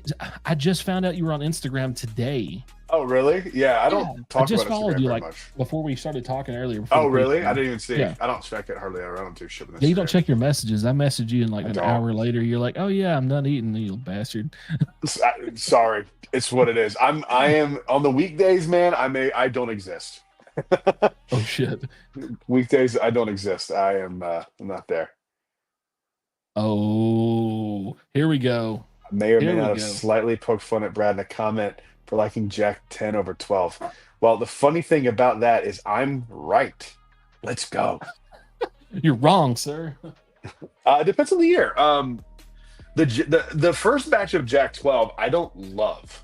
It's good. I don't have anything wrong with it. I think it's good. But the one from this year and last year's are really good. I missed it. Old Forester what? Yeah, Whiskey barrel Society? proof 125.1 warehouse H floor 5. This is like one of my favorites. This is one of my favorites from Old Forester. It's barrel proof as well. This is the Old Forester Corona cigar company that I bought at Publix. Oh shit! They got the wrong barrel, and that's great. Excuse me, my allergies have been killing me since I went to North Carolina. They got they didn't notice it. They didn't see it, and I got home and tried it, and I was like, "That's insane!" And I messaged my friend, and I was like, "Can I get another one of those?" And she's like, "No, they made me take it off the shelf." What? And they tried to get back to I think they eventually got back to Corona, but I don't know if they were going to sell this one or this was going to be like one of the ones behind the bar. It's 130.1 proof, and it is a banger. I like Old Forester barrel proof. It's not like my go-to. You know, there's stuff I prefer that's barrel proof from like other lines, but I put this one up against anything. It's perfect. Ooh. And like G7, that's hella good. Damn. These young kids these days on TikTok and this, I know all these kids. This is my only H7 I've got, and it's 100 proof. It's crazy good. This is H8, and I'll be honest, I don't know what a lot of that stuff means. Like I haven't dug that deep into some of the stuff. And also if I have, or I may have and I completely forgot. But I don't know any of that kind of stuff. So I've had people tell me, and I just completely just go and then it's just gone. So I prefer like 6, 7, and 8 from Warehouse H. That's like my favorite warehouse. I'll get some I's if I have to. I prefer H over anything, but yeah, I'll take it any day of the week. Yeah. It smells like tobacco. It smells, I don't know, it's a cigar, but like it just really does. It's like tobacco and banana bread. You smoke cigars? I do. I know nothing about them, but I love them. So like, I have to learn. We talked about that earlier. So I'm learning. I have like 20 something days to become like not an idiot. Like that's the goal. I just don't want to be like retarded when I'm talking to someone. Is this anything above? I've got some Cubans in here. I actually want a Cuban. Oh, nice. Yeah, my buddy brought one in from Canada, and then he put it in a giveaway, and my wife actually won it. So I got some actual Cuban rum and a Cuban cigar. It was pretty cool. Very awesome. Yeah. That thing I don't know if you've talked about it publicly, but that thing you're going to is going to be cool. Yeah, actually, I'm going to announce that to everybody tonight. Sweet. I want to know about a crazy event that Heaven Hill is going to be doing going forward. I'm still waiting on the last email that gives the total prices, so I don't have a price yet. I know someone's going to ask me what the price is. Pardon me. I do not know a price. I've been invited as a VIP guest to attend Heaven Hill for this event. So let me guys go ahead and give you a little bit of the deets here. All right. So this new event that they're putting together is going to be a regular offering. By regular, I think it's probably only going to be like a once a month thing at this point, because it's very difficult to get these individuals to come in. But it's going to be called Sip and Smoke. It's going to be a VIP event where they're going to be doing a 3-course dinner. Well, let me just give you the whole itinerary. So this event is going to be kicking off on the 26th of this month. It's like a 3.5-4 hour long event. It's geared for 50 people or participants only. You'll start out with welcome cocktails, which is always great. Do a little meet and greet. Then they're going to do dinner, 3-course meal, and then there's going to be a presentation during it. And then after that, it's going to be a guided whiskey and cigar pairing. That's going to be just crazy. And as of right now, Alec Bradley is going to be their key sponsor for this event. So that's going to be really cool. This event, Bradley Rubin from Alec and Bradley Cigars will be there doing his presentation and pairing. They're pulling out all the stops. All the big boy bottles will be on the table to drink. So crazy. I cannot wait. Like, if you're plus one bales, let me know. I would. Yeah. I would love to go to this. Holy shit. Yeah, I'm prepared. So the email that I got said that the event sold out in 12 minutes before it made it public announcement. Wow. They didn't even get it on the social. It just so happened, like, I guess there was a VIP insider track. I didn't know that it was even going on. I actually got an email after it had sold out, and they were like, hey, we'd like to ask if you would love to show up. And I was like, yeah, cool, let's do it. That's awesome, dude. It's okay. Wait, Stuart, is this? Are you sure it's $2,000 for this one? Because that's $2,000 was supposed to be the price for their VIP like membership thing. This one's probably a little bit more expensive. It seems like it would be. Yeah. My understanding, the people that are attending the first event, they didn't tell me everybody, but they're saying there's some really high echelon people attending this one. And to be honest, guys, that's above my pay grade on these people. Like, I'm sure somebody will be hanging out there that's way, way beyond normal rich. Like, They're like godly rich, like beyond fuck you rich. Like they buy people that are fuck you rich. That's the kind of thing. Yeah, my buddy Rob is that guy. Yeah, He's I probably gotta going to be be his there. friend. He might Yeah. fly in. He's got a pilot on his payroll. I need that. I need that. He's the man. I made Yeah. that up. I don't know if that's true, but The closest thing that I would have to a pilot is if I stopped at a pilot's gas station to get fuel. Same. That would be Yeah, that dude. would be the Same. closest. Same. I like to when I fly Spirit, I like to tell them that's my pilot. That's my pilot. He is my pilot right now. Yeah. I've never flown Spirit. Is it pretty bad? Dude, flying sucks no matter who you fly with. Like I hate flying anyway. Like it doesn't do me. Like I have a fear of it. Like I cannot stand flying. So it doesn't matter to me if my seat's a little bit bigger. I'm 6'4". I'm a big guy. It's always uncomfortable no matter what I'm doing. So I don't have a preference. It doesn't suck. Yes, American sucks. Delta sucks. I hate them all. I just like flying. This comment from Thomas Southwest. made me happy. He said, Brad and I could not have more opposite palates because I prefer Jack 12 batch 1 over 2 and Jack 10 over most of the 10s. But I still love watching him. I appreciate that. I don't watch. I love hearing that kind of stuff. No. This guy's an idiot, but I like laughing at him. Yeah, that's I'll take so it. I don't even remember what video I watched of yours that I was just like, so I'll put stuff on while I'm driving and it just auto plays in the background. And I was like, who's this radio announcer fucking talking to this bourbon shit? And then like I looked over and it's your hair, like you have like that hairdo, you know, and I'm like, nah, he's got way too nice hair to be into bourbon. Like most bourbon people are bald. It's I have a good barber. That's all I'll say. And it's this is a wig. It's a wig. It's a haircut. Is that a hard cut part in there? Is that what that is? Yeah, it is. I just had a haircut before the barrel pick, and she did a nice little in there, a nice little. She did it differently than normal. Usually it's like more here, but what can you do? It's fine. It's not a big deal. Yeah, all right. Yeah, I'm happy with talking it. about flying, I typically fly Southwest and I buy the whole fucking row, and then I use their like that excuse to be able to get in front. So I just I go before the babies and the old people and stuff, and I just put my reserve seats on the whole fucking row, and I'm just like, yep, spreading out. The best flight I ever had was unfortunately when we went to it was during COVID. And my fiance's grandfather had passed away, and so we were going up to his funeral service, and there was no one on the flight. Oh. Nobody. The plane had 8 people on it. I'm not kidding. They were like, "We don't care. You can sit wherever you want." And so we had sections of the plane to ourselves. It was awesome. And I just played Mario 64 on my Switch, and that was how I got through that flight. Aaron V in the house, my guy. You should go back and watch a stream with Aaron. He disappeared at the end. I found him in my bathroom, passed out.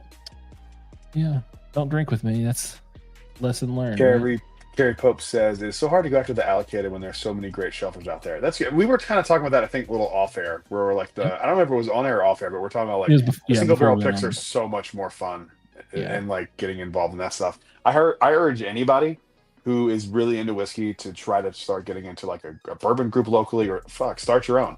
Start a bourbon group locally and try to get involved with some barrel picks. It's so much fun. I think what really got me really highly motivated into single barrels is when I discovered how much of a strong passion for Knob Creek single barrels I had. And I was like, I'm chasing every Knob Creek single barrel I can get, and just kept trying them and loved them. And then I've kind of ventured off, and then now I just have cases of fucking Elijah Craig barrel proofs everywhere. I just gotta stop. I did the same thing with Knob Creek because I feel like Knob Creek stuff really does vary quite a bit. I love their stuff.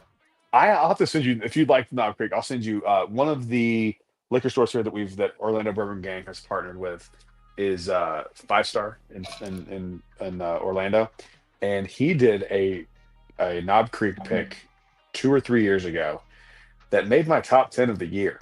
It was that good. It's incredible. Oh, it was lights. I have never had one that was as good as that one. Why do I feel like we know this guy? Do we know who this is? Who? Jerry Bledsoe. Jerry Bledsoe. The name looks familiar. He's probably over there like tweaking. He's like, "Holy shit, they're saying my name."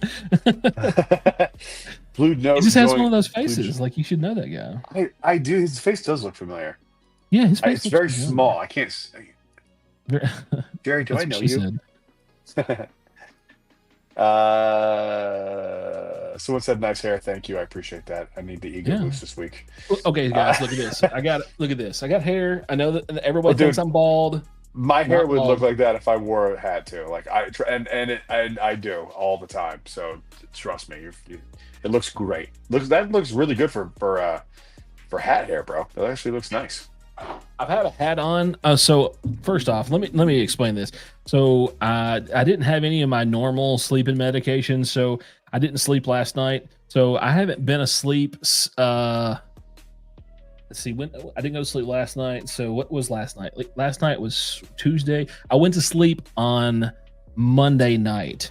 That was the last time I've been to bed. Oh my god, dude! Why?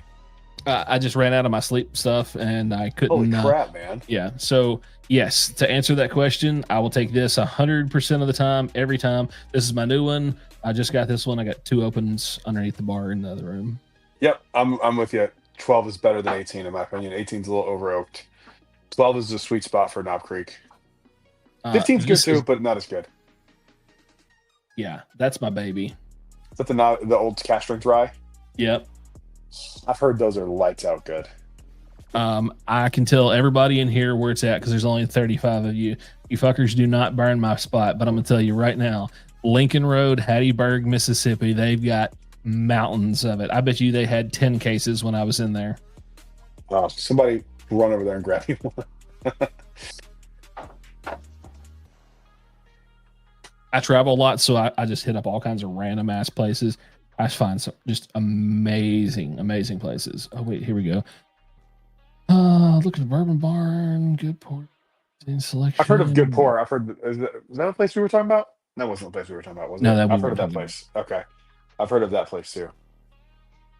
Corona in Tampa and in Orlando both have great bourbon selections too, and you can smoke a cigar there. Like I love them.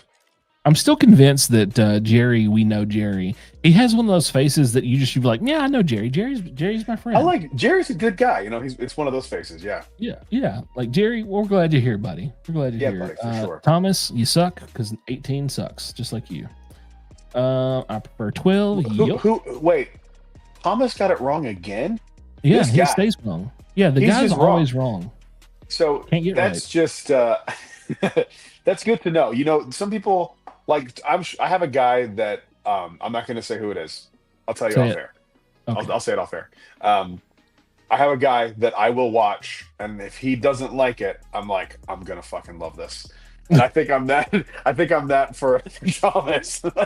Oh my gosh! Oh, wait a minute. I'm never a drinker to Thomas. I said it. Yeah. So basically, everything that Brad likes, Thomas, you know, you don't have to buy it. You know, you're gonna fucking hate it. That saves you some money. You know? Yeah, for sure. I've seen Thomas's floor bourbon. He's got a shit ton of floor bourbon. He sent me a picture the other day. I bet you there was like 100+ bottles in the floor. Jesus. Oh yeah, he's a gangster. So Corona Bar in Orlando is cool, but I've heard the one in Tampa is so much better. Haven't been there yet. I've never been there either, but I have friends that will just go work at Corona in Tampa. Like they'll drive from Orlando to Tampa about an hour just to work there and like drink and smoke cigars all day while they're working from home. Wow, that's pretty yeah, cool. I've heard it's fantastic. And I'm gonna do well. I guess I can't say that legally that I will do that one day at work, but I probably will do that one day at work on a light Friday. Yeah, I'll do anything I want to do on my last day, but I won't drink. Wink. See, look, we know why we like Jerry. He's a KC fan too. He loves the single barrels. There you go. See, there's Jerry, a reason. I like Jerry. Jerry's a good guy. I can tell. So Casey's one of my friends. He lives local. He's also one of my mods. That guy, he's the captain of the roasting team. I tell you. Oh God. I dare you to find someone else who can be in bourbon for 1 year and nail 10 out of 17 bottles in an end of year blind. That's impressive, but you got less than half right. I mean, it really was impressive. Oh, actually, it's not near as impressive if I told you that he had the cheat sheet. No, I'm just kidding. No, He honestly, I'm still only kidding. got 10 right. Thomas, I'm totally joking. That's impressive for sure. Yeah. Let me see here. I'll show you what he was talking about here if I can find it. Yeah. Boom. There we go. I did. That was the I was list. rounding up, Thomas. Jesus. Cut me some slack. I'm bad at math. So if y'all can see that, this is what we blinded for our end of the year. My scores are on the right. We had 3 people, and then the collective scores are on the left, and the collective ranking versus my individual ranking. Oh, very cool. Oh, dude, that wild turkey non-chill filtered is such a game changer when it comes to rare breed. Yep. It's so much better. Huh, interesting. Mm-hmm. Little Book Infinite scored that high? Yeah. Interesting. Surprising. Yeah, I'm not a fan of that one. I think the fact that Jack Daniel's single barrel, that one that I was showing you just a minute ago, beat out the Coy Hill is That's amazing. wild. That's nuts. Yeah. Super cool.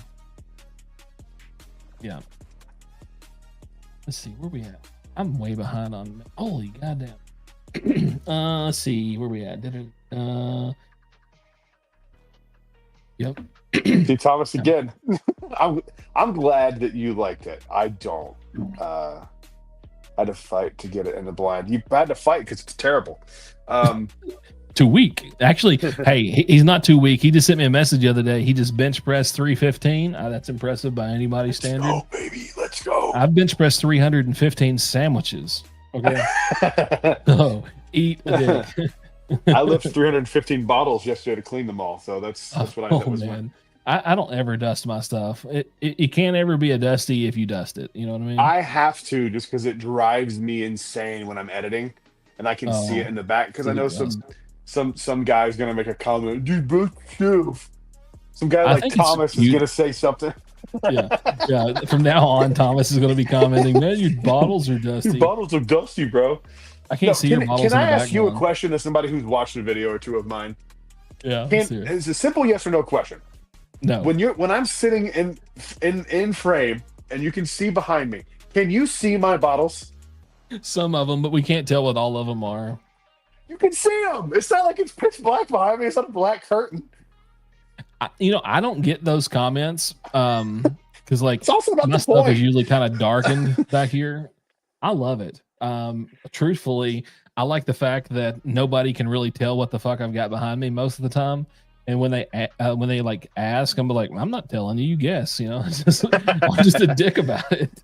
I am gonna buy some lighting and light them, but like it feels weird because like to me, the reason that like it's not lit intentionally already on purpose is because that's not the point. The stuff behind me is just a backdrop. So when you click on a video, if you don't know who I am or what auto plays, it just lets you know it's the Bourbon channel. You know what I mean? Like, it's not the point of what we're talking about is the 350 bottles behind me. And every time I say that, it makes me like nauseous because I can't believe it's that many. It's ridiculous. I was over checking out to make sure I wasn't getting hit. So Metaprometheus says he can see your bottles, man. So yeah. That's cool. Justin, flip once every 3 months. Good call. I do the flip thing too. I make time for that because I don't. I'll be honest, like a lot of these bottles I'd like try for the review and then I really haven't touched again. I'll pour stuff out for patrons and stuff, but if you look at my bottles, they're all the same level, or they're full. Like I don't drink. Do you drink a lot? Like do you drink frequently? So, okay. No. So I travel for work, so I'm only home Wednesday night, Thursday night, and then Friday I have to go to bed really early because I have to be at work at like 3:45 in the morning. Jesus, dude. Yeah. So I don't drink that much. And everyone's like, oh, I see your chug videos. You're an alcoholic. That might be the only alcohol I consume for 7 days. So 2 ounces in 7 days, not that bad. So please stop jock riding. No. Yeah. No, I always get weirded out by the like I had a comment the other day, and this was going to be my mean comment video that I cannot wait to record. It's going to be so fun. It was like, the only reason you like higher proofs because you're just trying to get drunk faster. I'm like, dude, I can count in the last year how many times I drank to excess. I plan on it just doing it doesn't later. happen. Oh, I'm good. That's the thing. I plan on it. Like I don't just like tonight. Like I've had one of the Old Foresters and 2 of the sherries, and like I'm good. That's gonna be it. Maybe we'll see. I have editing to do, so we'll see what happens. But yeah, it's very odd to me. Yeah. Can see no. Oh, by the way, I don't mean right now. I'm talking about my videos, like the actual videos. The actual videos I know like what you head mean. on. Yeah. So, Ken, it's I'm blurry too. It's just camera issue. Um, but I'm talking about like on my actual videos. Like if you click on my channel and pull a video up, people are like I can't see, and I don't turn the brightness on your screen up. I don't know what to tell you, guy. Like I don't know. I don't get it. You look scared. You okay? Yeah, I was just like, it kept saying that there was a tornado, and I was like, that's not my town. Oh, is it? Yeah, it wasn't anywhere close. It was like 300 miles. Yeah. Yeah, it is. That lamp is washing everything out. Yeah. Okay. I don't know if the overhead light's going to do much better, to be honest. We can try. 30 minutes left into the stream. We can see, Yeah, we'll see what happens. Huh? Is that better or worse? I don't know. Let's see. I don't know. I think they're used to seeing my my ungodly expensive setup, and people are like, "Oh, look." Yeah, I have good camera too, but not for the live streams. I don't have that set up. Yeah, so I film with this, and I do my lives from this. Everything, like I'm just right here. So like the only difference is like the camera will be at this angle, and it shoots across this direction, so I can like see my screen and then talk to people at the same time when I'm doing stuff. I feel like my setup is just way over the top, but also like worth it. I'm a geek when it comes to electronics, and I love cameras. I've been a camera guy. I was a Canon fan, like doing photography for many years. And then when I started getting into like video, I was like, I need something a little bit better than Canon with their autofocus, and Sony with their iDetect autofocus, and then just the awesome like in-body stabilization, everything they have. I was like, okay, I have to switch to Sony. So I switched to Sony. I built out this massive cinema rig. I've got just unnecessarily amount of stuff. Like it's ridiculous. Monitor, you have me sitting computer, right here, soundboard. Literally a tripod on my desk holding my phone. And that's look, but not for videos. I have a proper video camera. Yeah, this is 2 complete different spectrums of YouTube. Like my massive setup, and then he's mobile. That just shows like if anybody's in here, I'm going like straight preacher mode. If anyone's in here that's trying to start a YouTube channel, this is the exact proof you need, that you don't need my setup to get started. You just need your cell phone and then a decent mic. Dude, $100 get you the freaking Hollyland Lark M2, amazing mic, hooks up to your phone, plug and play, crazy good. There you go. I'm done, Brandon. Yep. I spent a lot of money upgrading because I was using a bad camera and bad audio, and then I got to a point where I was like, all right, if I'm going to continue to be doing this, I'm going to put a little bit of money into it and see how it goes. Like I'm not going to buy a $4,000 camera. It's just financially irresponsible. But I bought like a Lumix G85 and learned color correction and kind of went that route. Yeah, I don't judge my videos by this. This is I'm a guest on a live stream. I didn't do a ton of prep into this. Like I literally, like I said, put the camera on a tripod on my desk. But my videos look better than this, I promise. Yeah, they look better. I remember when you got multiple camera angles and you started doing 4K. I was like, hey, look, you beefed it up. Yeah, I had to. It was like I can't stand watching it like that.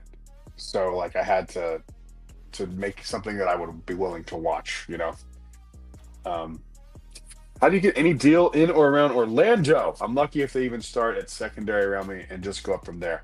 I don't know where you are in Orlando, but you should be checking your Publix liquor stores. You should be checking your Walmart liquor stores. I got a Thomas H. Handy today for $171 out the door at Walmart today. So it's there. The hassle in Orlando is you're going to be fighting a lot of people who kind of have ins with people.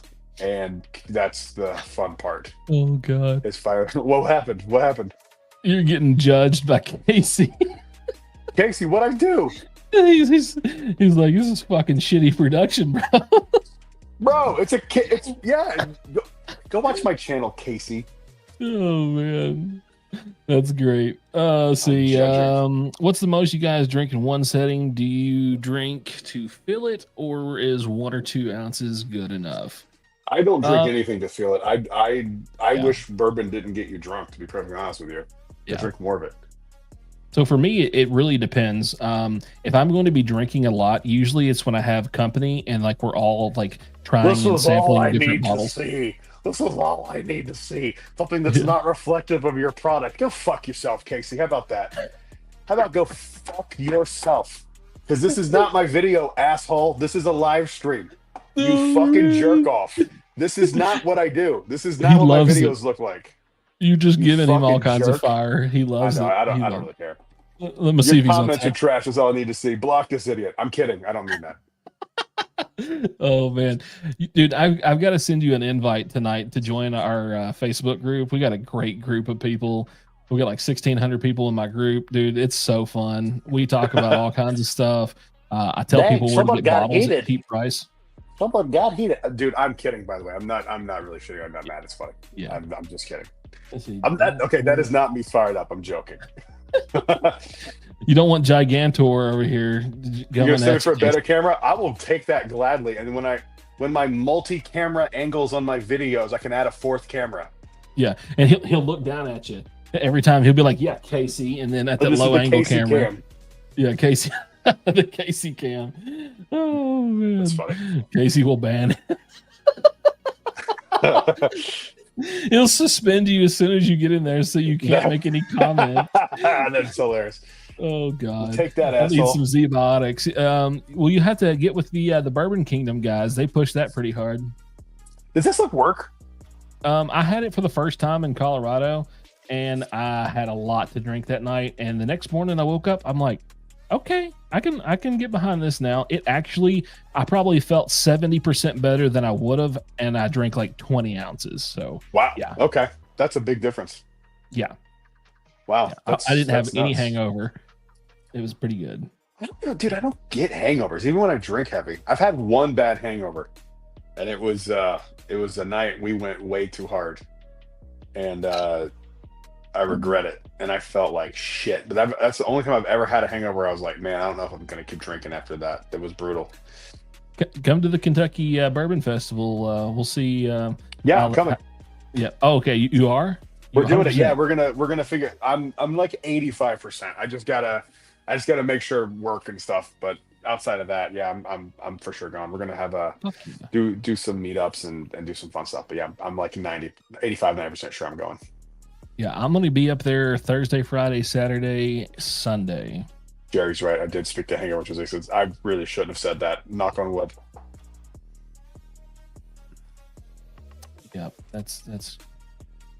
I was skeptical. Wait, occasion before fully committed. Yeah, there we go. See, if you can get this guy on board, if you can prove to him that it works, then it really works because he's not going to cut it no slack.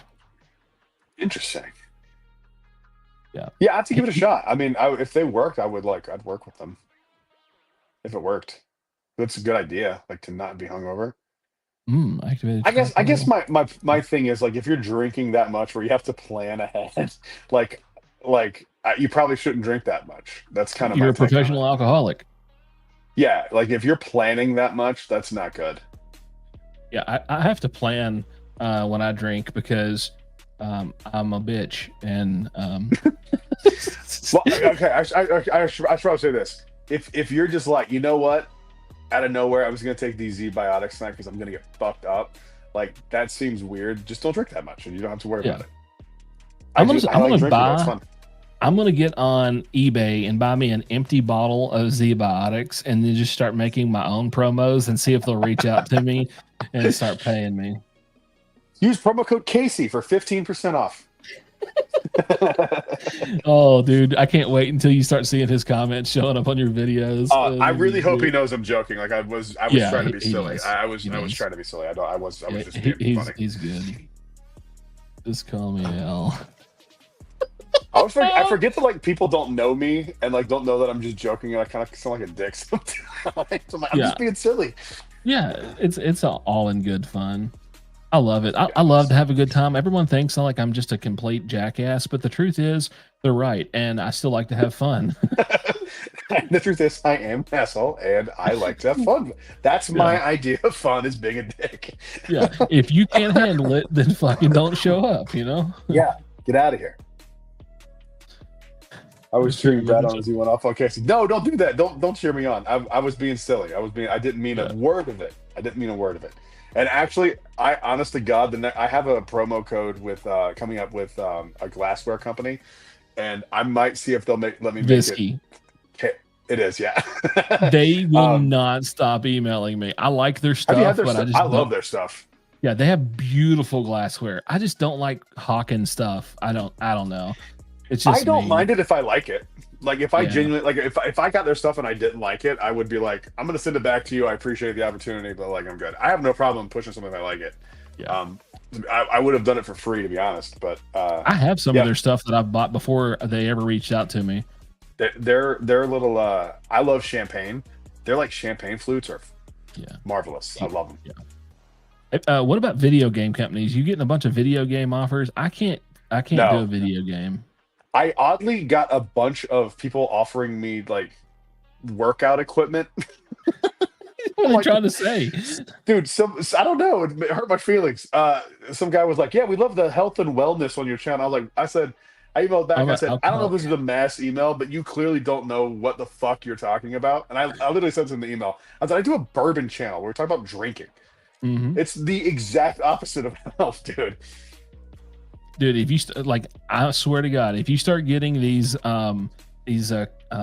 video games and they start sending you stuff, it's so hard to say no because they offer you $500 for 30 seconds. I just don't do it. Jesus Christ. I just will not do it. Like for me, it has to make sense to this. It has to make sense for this. Like Whiskey makes sense to me, and I like their stuff. They make good stuff, and I've always preached that glassware, like we were talking about before with the Glens and stuff, makes a difference in the drinking experience. Yeah. And as someone like me who, I have a room set up in my house around drinking, it means something to me to have a nice quality glass. And I think they make good stuff and I got no problem. But like, yeah, I wouldn't do a video game. Like even if it was $500 for 30 seconds, I'm not doing that. Ring Shadow Legends. Like I'm not doing that. Like, come on. Right.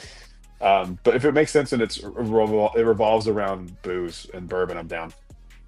Yeah, the video game places, they actually like the game is kind of cool, but like my viewers don't want to see it, and I don't give a fuck about the money. If I was in this for the money, then I would not be a YouTuber doing whiskey. I would do something else that actually makes like good money. Like I would review credit cards. Have you seen their CPMs? They're like $70 to $100 on their CPMs on credit card reviews. Yes. Credit card reviews? How do you review a credit card? You just like request like sample credit card stuff and to be like, all right, this is their benefits. This is what they give you. This is their intro promo. Use my code in the description and you'll get like an extra. Oh, dude, it's insane. That's what I thought about doing if I was going to do it for money, but I'm just not in it for money. I'm just in it for the community. I don't give a shit about it. That's insane. Yeah, that's insane. My I don't, like I said, you get the same shit I do, I'm sure, if not more. Yeah. I don't say yes to a lot of stuff, but I have some partnerships that like I don't push, but they're there.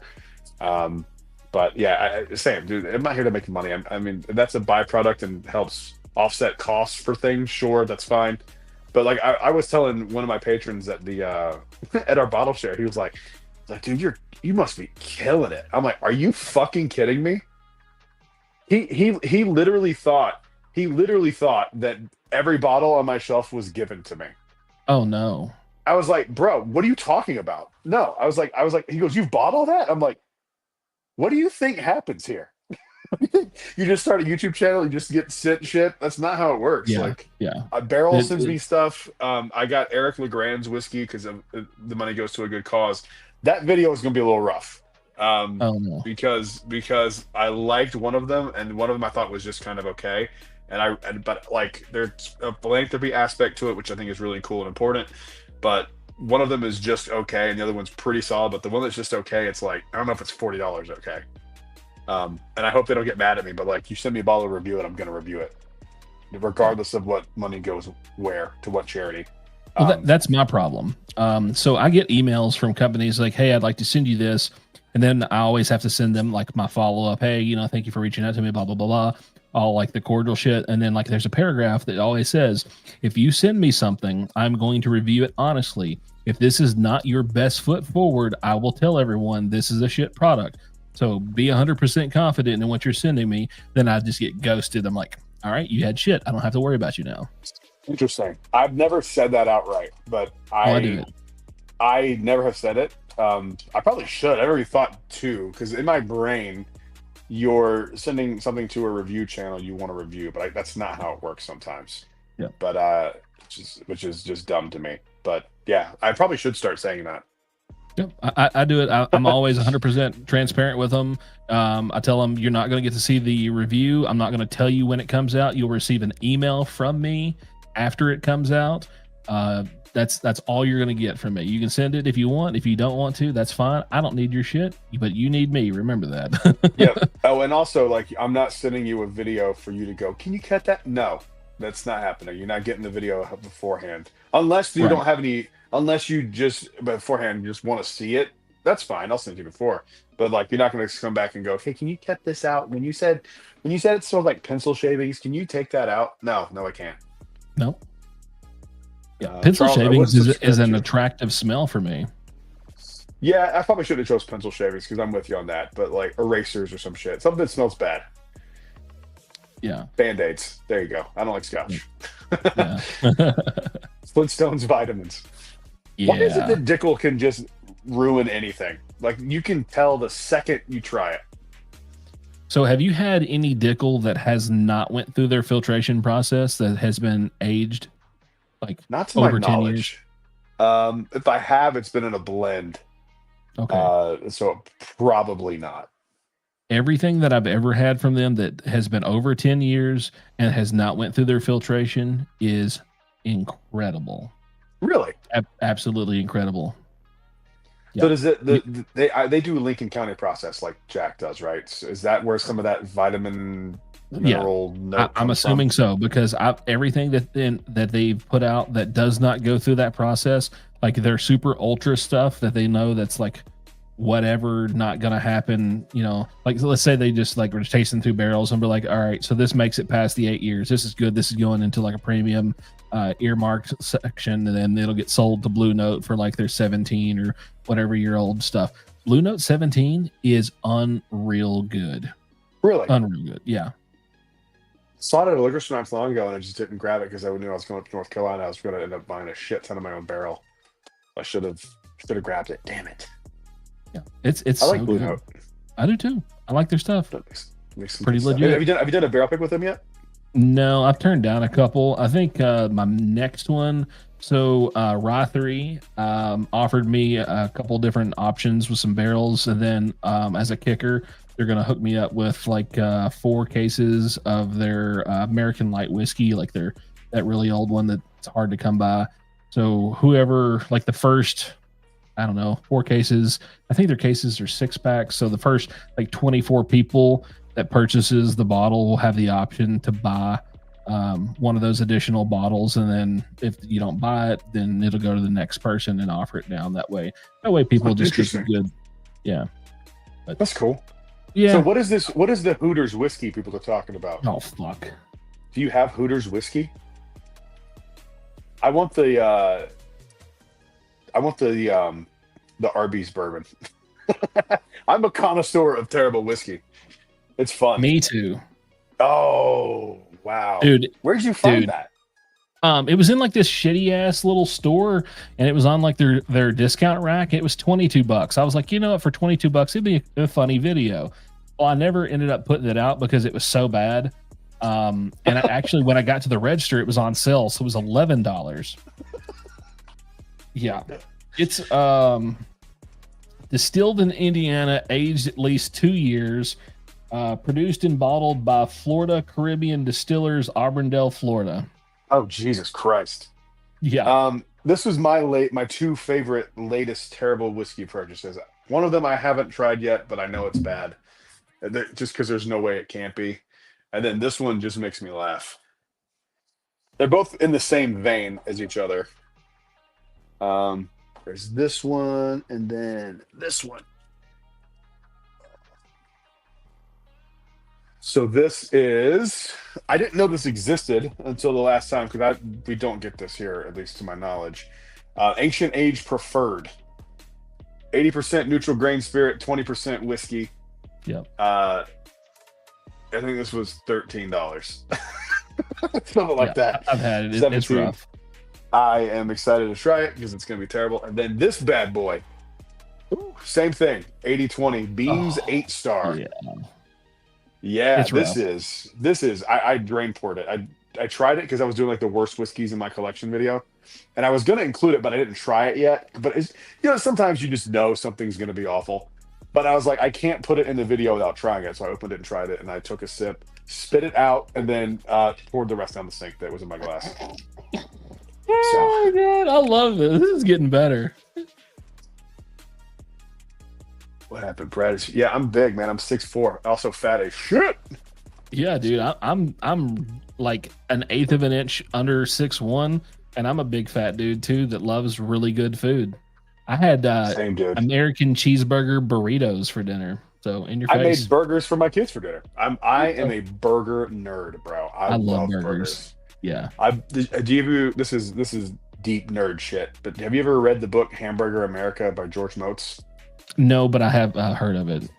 It's really awesome, and like it's my dream to open like a bourbon bar / burger place. What happened?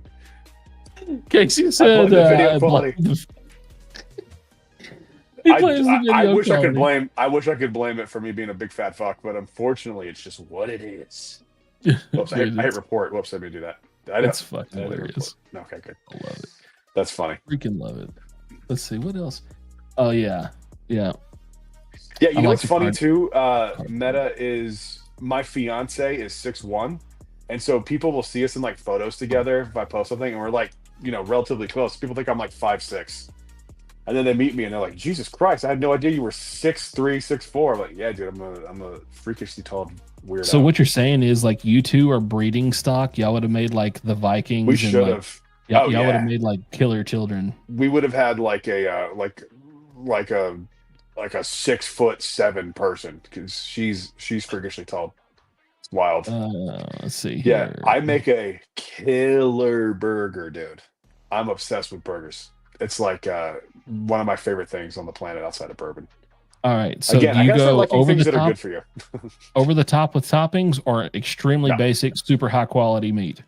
You got to go 80-20. Yep. That's it. That's the only thing a burger should be. No more, no less. Some sort of secret sauce, lettuce, tomato, pickle, onions pressed in when you're smashing them so they cook. I mean, see through. They got to be paper thin. Or you can do like the In-N-Out style and chop them and grill them like that. But either way, they got to be like finely grilled and they got to be thin. So there's a place here that does a 95.5 ground beef. Then they grind smoked bacon into it, and essentially it's about an 80-20 after that. Unfreaking real. So good. That sounds insane. Yeah. I don't, what's funny? I don't love like a bacon cheeseburger. I think it's a little too much, a little too indulgent. I'm super simple. You got to have lettuce, you got to have tomato, you got to have pickles. I mean, unless of course you don't like those things. But I mean, man, I love burgers.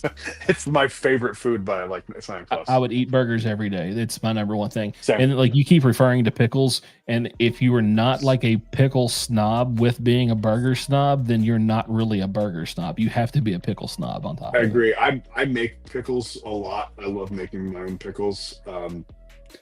But like I wish if burgers were health food, I would weigh 140 pounds.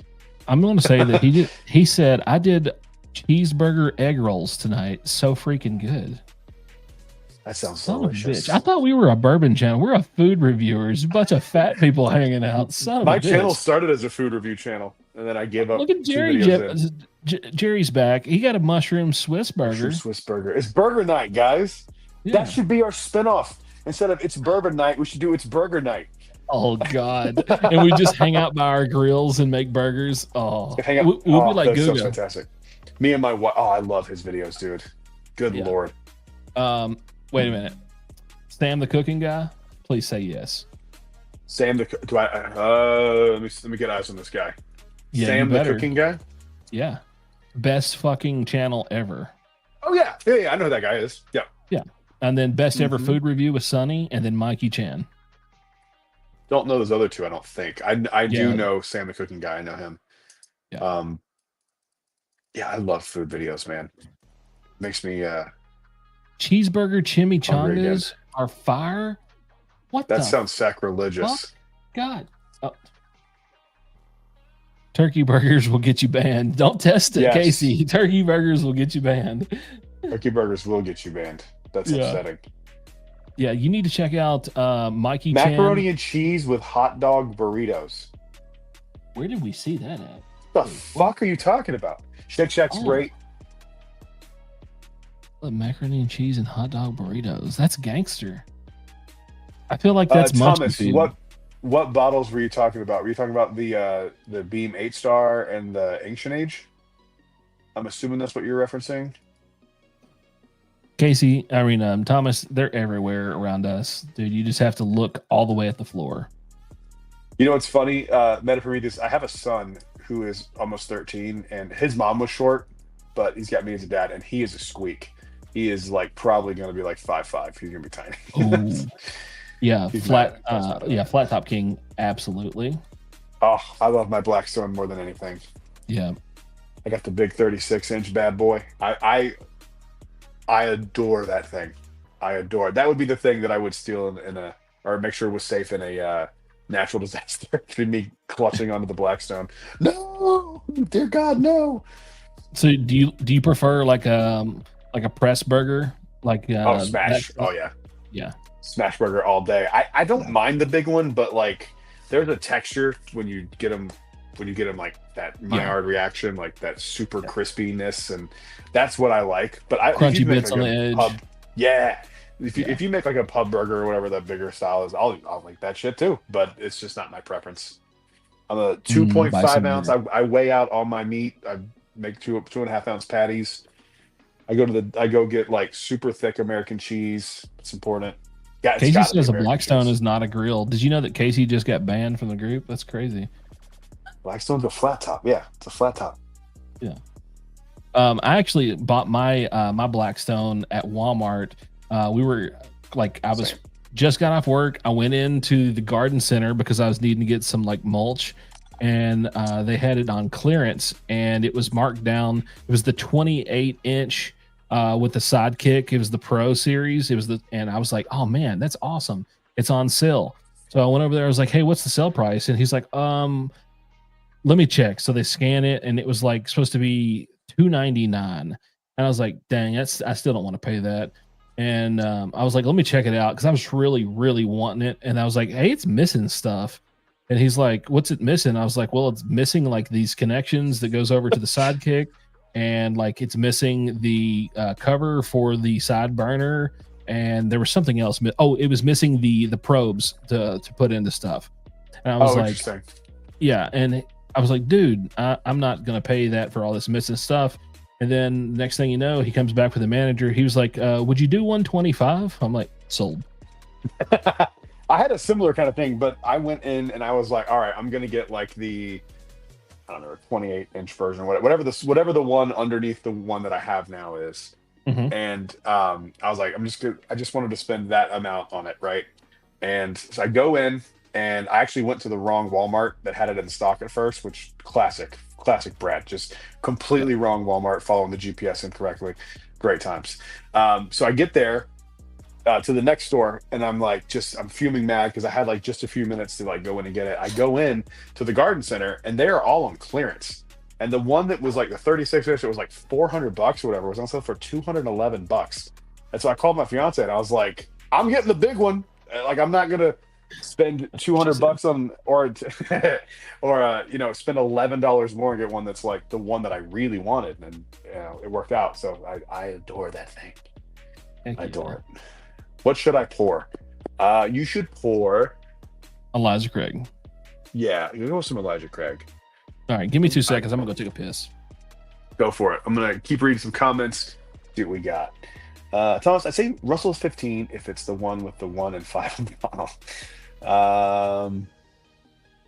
Where are we at here? What should I pour? Start the burger. Ooh, start the burger on the smoker and then finish it on the Blackstone. I've never thought about smoking a burger. I don't have a smoker, so I can't do that necessarily. We have had a North Florida bear. Shout out to North Florida. We have had a Camp Chef 500 4-burner for 4 years. We love our griddle made breakfast on today. Ooh, I love making breakfast, man. Putting the bacon on there is just so satisfying. The same Blackstone you have. I'm assuming his or mine. Brad won't get the reference, Casey. Yeah, I don't get the reference. It's okay. Explain it. I want to know. I want to know the reference. Tell me the reference. I want to be in cool kids. Does Florida get Driftless Glen products? Yes, I think so. I think I've seen them.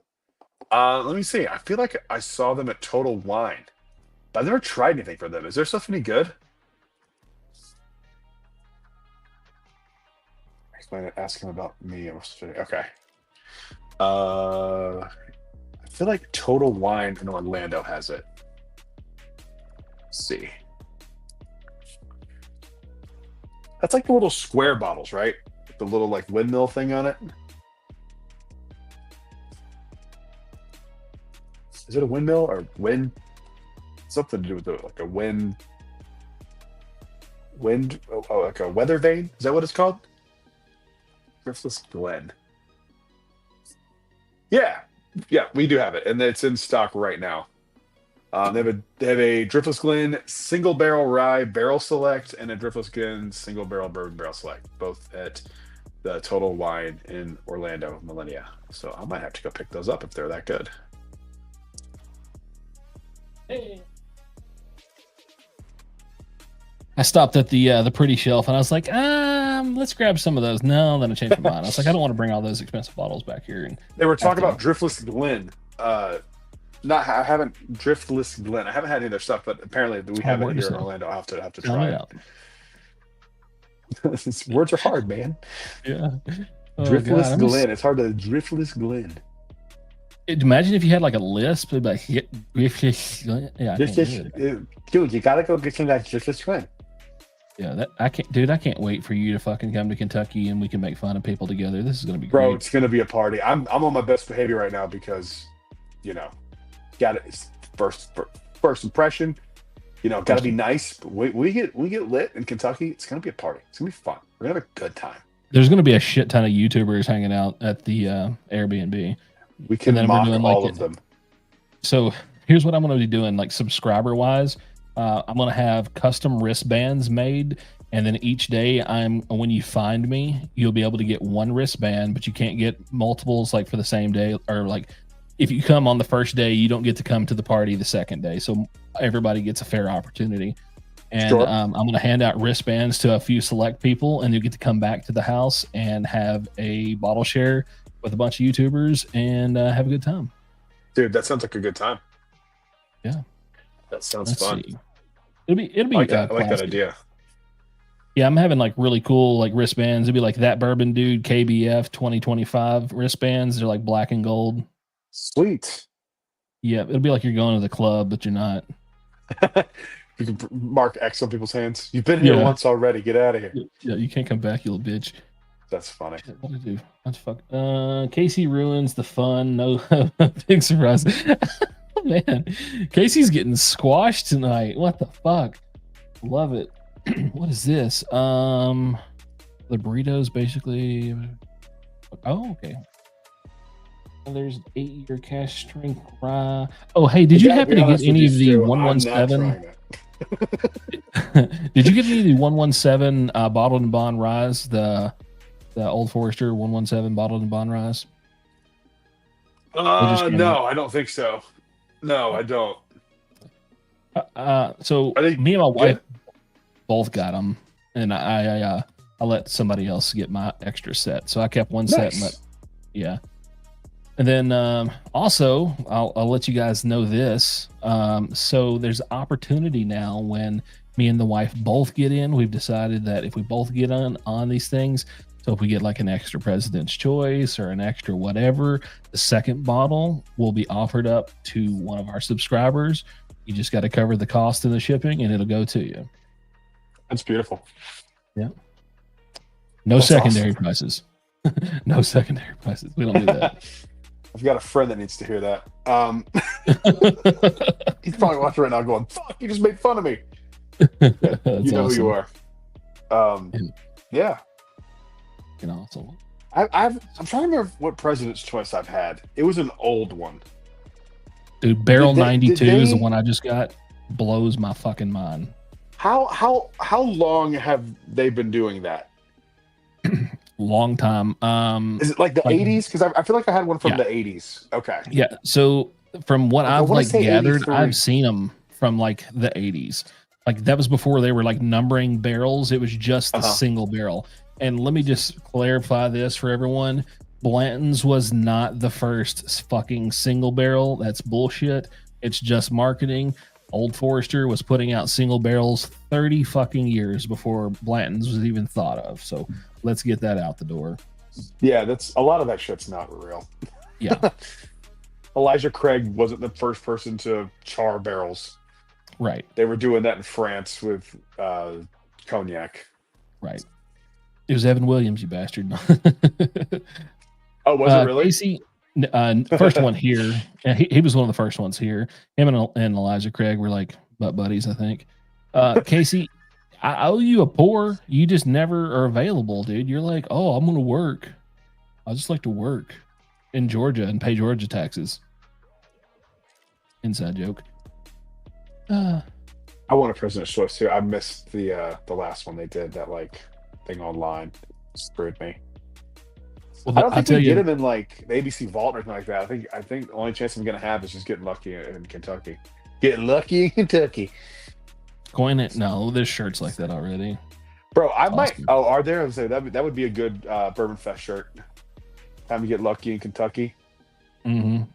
Yeah. I might make that. So have you read much on like this year's Kentucky Bourbon Festival, like what they got going on, the No, different I'm packages and completely stuff? going in blind. I'm gonna go in blind, or not gonna go. Uh, I'm going in blind.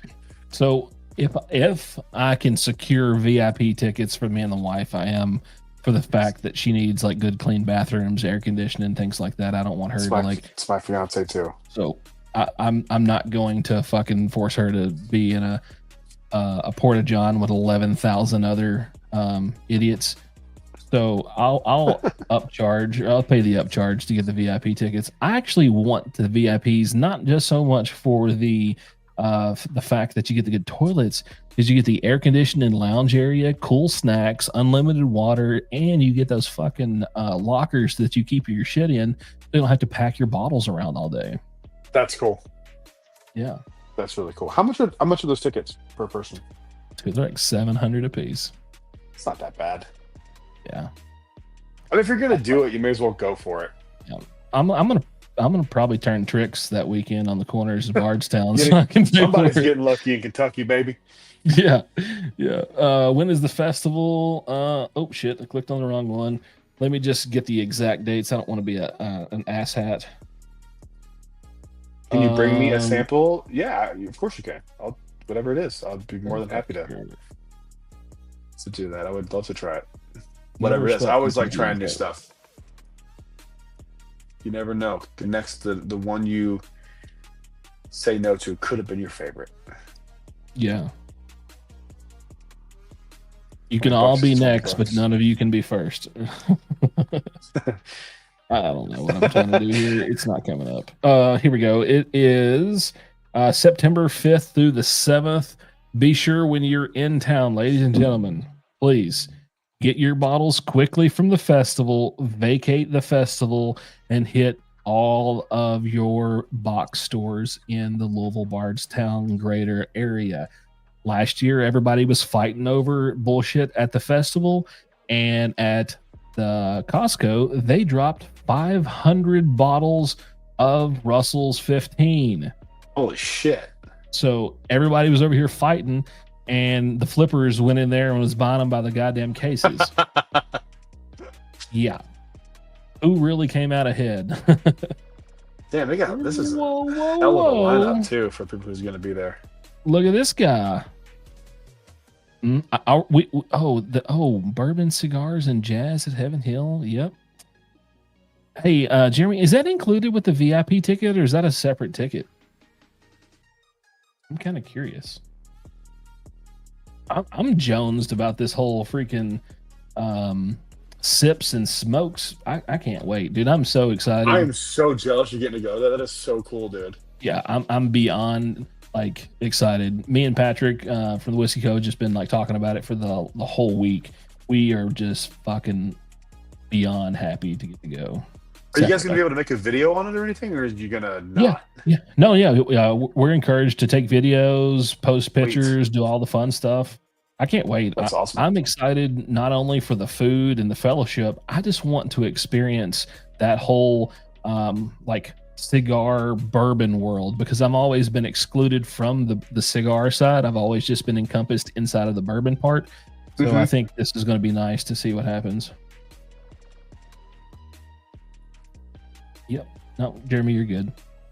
Oh, hold on. I had a message I got to announce to you guys too. Yeah. So the Calumet 17s on the shelves hitting around if you guys are interested. So this question was directed asking me if it was $3.99 was retail. I think that is correct. For $3.99 was retail on that one. I will have to double check. I have my order guide somewhere, but it's too far buried to be able to tell you guys.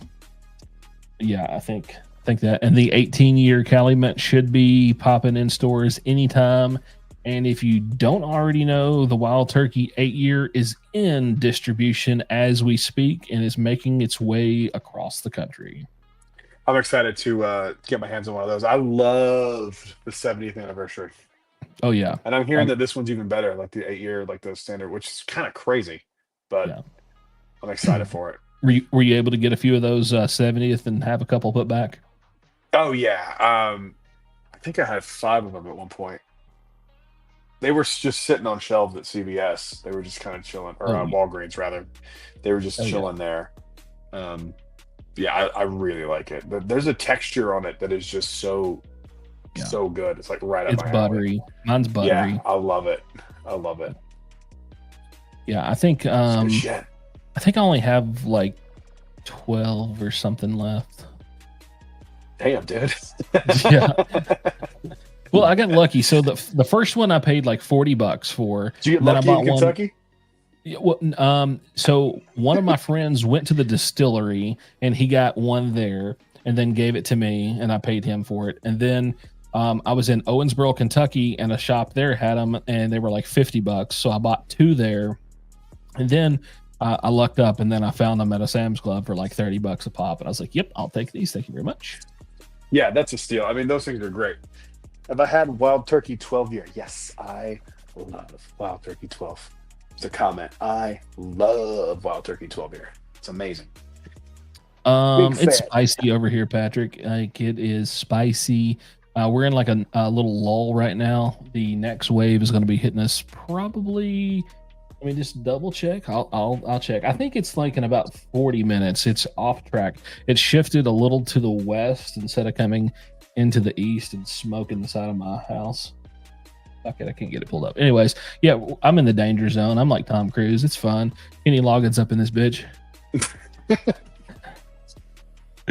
Let's see. Calumet is releasing a 17 and 18. Yes, that is correct. Down the perfect house. Yeah, that's true. I probably should. You know what? A better way to make sure that my bottles are safe if I just store all the liquid in my belly. That would probably be the safest place for it. Yep. You know what I'm gonna do? You know, right? This is it Olin Wiggins? Yeah. Olin Wiggins Jr. Anything I should be looking for when I go to Kentucky in May? Me? I will not be there in May. I think if this is for me, because I've been kind of lightly planning a trip back to Kentucky. I would say like maybe look out for some of those Four Roses. I don't know. I don't know if you're big on Four Roses, but I really like their barrel proofs. Those picks they do, I like quite a bit. They're kind of divisive. If you like them, try that.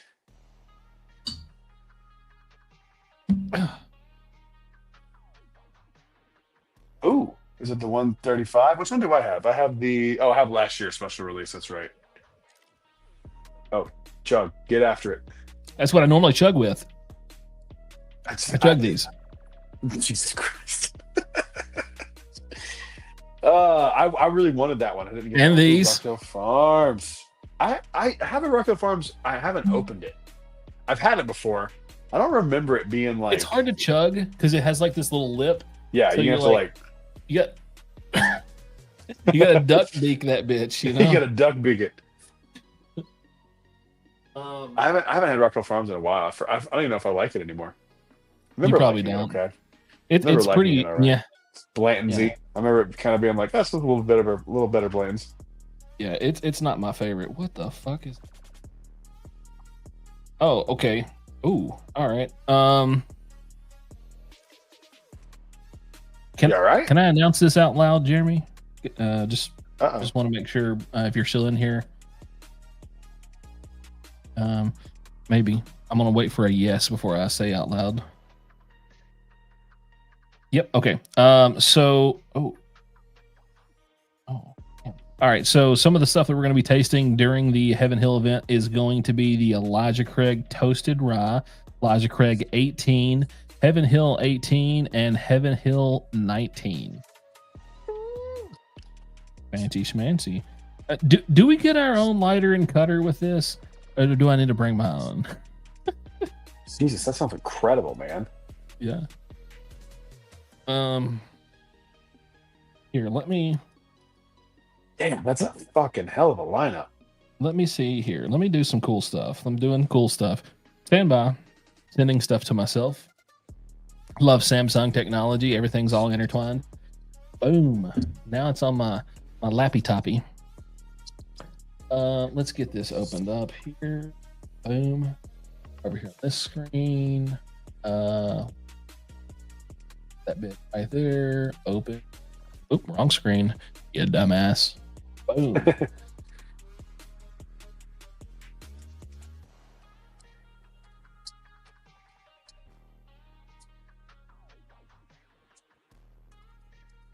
Fuck that. Okay. All right. Coming at you guys. Boom, boom, boom. That is such a stellar lineup, man. That is gonna be a fucking awesome night. Boom. There we go. Nice. And I haven't had any of the Heaven Hill stuff.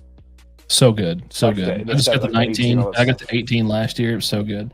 The 17 was probably my favorite of the three. Yeah. That's what I keep hearing. The 17's is it because are they too oaked at that point, or is it just No, I mean the 19 is like the wheat whiskey. So it's a completely different beast in itself. Yeah. Boom. Interesting. All right. Damn, I look back and there's 7,000 fucking comments. I know. Patrick's in the house. Yep. Yep. We got celebrities in here. Who we got? Patrick from the Whiskey Cove, my boy. Oh. Hey Patrick, can I show everybody what I did with the old George Minnick? Please say yes. Just say yes. And I'm gonna show everybody. Just say yes. Better say yes. I'm a big fan of Patrick, by the way. I love him. His videos are great. He's giant too. He's 1,000 feet tall. He's the fucking man. I love his videos. I watched him before I was doing stuff. I love his videos. Shout out to you, buddy. Thomas, why does your dog have a diaper on? This stream's got way off fucking rails. I don't even know. So if anybody has watched Patrick's videos recently, there was a video that he posted where at the end he said George Minnick, and he was like, "Oh, did I say George Minnick? Okay." So in his accent, y'all got it. Anyway, so I've been gigging him for like a month about this. Like, I literally laughed out loud and my stomach hurt so bad after watching that video. I literally watched it probably 25 times just so I could hear him say George Minnick instead of Fred Minnick. So I was like, you know what? Let me step up my my trolling game, and I decided to come up with the best thing ever. So I took AI face swap and added his face onto Fred Minnick's body, and this was completed earlier today, so you guys are going to get to see this firsthand. No one other than him has ever seen this. Ladies and gentlemen, I present to you George Minnick. George Minnick.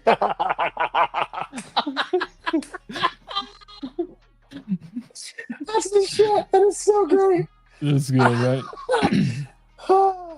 Yeah, there you go. Oh my god. That's awesome. Is that not the best? That's so great, dude. Holy shit, that's amazing. Yeah. So there you go. This is what I do with my free time. I just find ways to be a better troll. Like, if you're gonna troll, you better have a fucking trolling motor. Man, that is so good. Yeah. He should make that into a thumbnail. Oh, it'd be beautiful. Beautiful. Oh my god, that should be a thumbnail for one of your next videos. Like, Jesus Christ. I feel like it needs to be a Hawaiian ascot. Yeah. That's hilarious. I got to get better at trolling online. I hear that there's like a few really good whiskey tube trolls, and I'm not on the level. So to be honest, I read everybody's comment. I do a little thumbs up and heart it, but I don't respond to it a lot because I get like 95% hate comments. So I respond to every single one of them. Oh, I got no time. That's what I do when I'm in the bathroom. You ever see me responding? Yeah. So literally, you're giving them a shitty comment. That's great. Oh man, I love it. I fucking love it. Oh man. Or if I'm like in bed and I can't sleep, I'll just be like, I wonder who's shitting on me right now. Let's go see. I feel like this needs to happen again. I got to bring that back up just so we can all enjoy how good it is. That's so great. Yeah. The man's got beautiful head of hair now.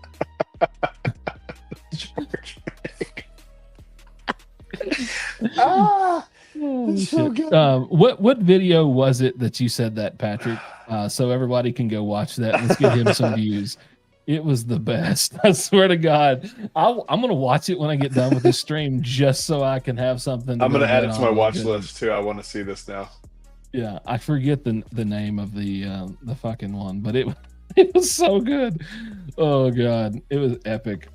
Oh, and hey, if you're not already, you need to make sure you're subscribed. How the fuck am I not subscribed to him? Yeah, you need to be a subscriber. How the fuck am I not subscribed? Yeah, Smoke Eye Hill. Yeah, how the fuck? It's the Smoke Eye Hill video. You need to make sure you get in his drawing. He's giving away a Rip 10. Oh shit, that's my favorite. That's my favorite bottle. Yeah, I heard you just got one. You're gonna share it with your dad. I did. It was a good time. We did it. I opened it with him. Yeah. So he actually surprised me and tried my barrel pick. Oh, nice. When we were at the distillery, fresh out of the barrel. So that was his first ever bourbon he's ever had. Was my pick. So it was kind of it kind of took away from the old Rip 10, if I'm being honest, but it was kind of cooler that it was something that he was there for, and like, you know, all the footage in that video from today was pretty much him. Oh, hold on, we got one here. We got gonna be in Louisville, a couple of weeks, blah blah blah. Peter Corn Pours, fresh shot.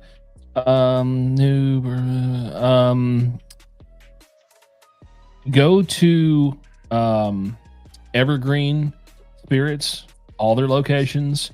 On Wednesday, they have half off pours, so you can get, you know, $30 pour of King of Kentucky. So keep that in mind. That should be your number one thing you go try. Yeah. Also, make sure you go by Neat, and so go to the bar and go to the bottle shop. There, you have to walk outside and walk in the other door to go to it. That's hella good. They do have the Japanese release. Wild Turkey 12 years and 8 years there. They got all kinds of good stuff.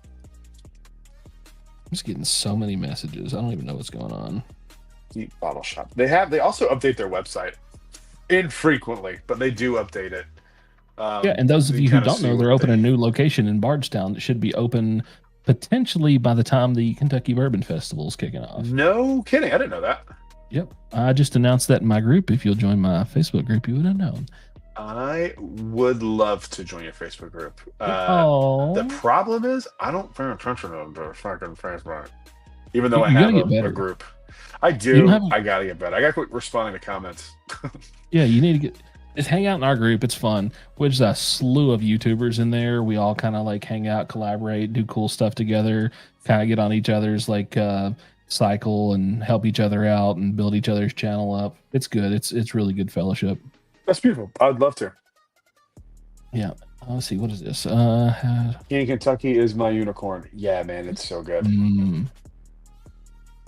See when. What's the dates you're going to be in Louisville? If I'm around, potentially, we could share a pour together. I wouldn't mind bringing a King of Kentucky or a President's Choice to let you try. King of Kentucky does not make its way up to Minnesota, Wisconsin. That sucks. It's man, it's really hard for me to say that they're worse secondary because like I mean, like nothing really is.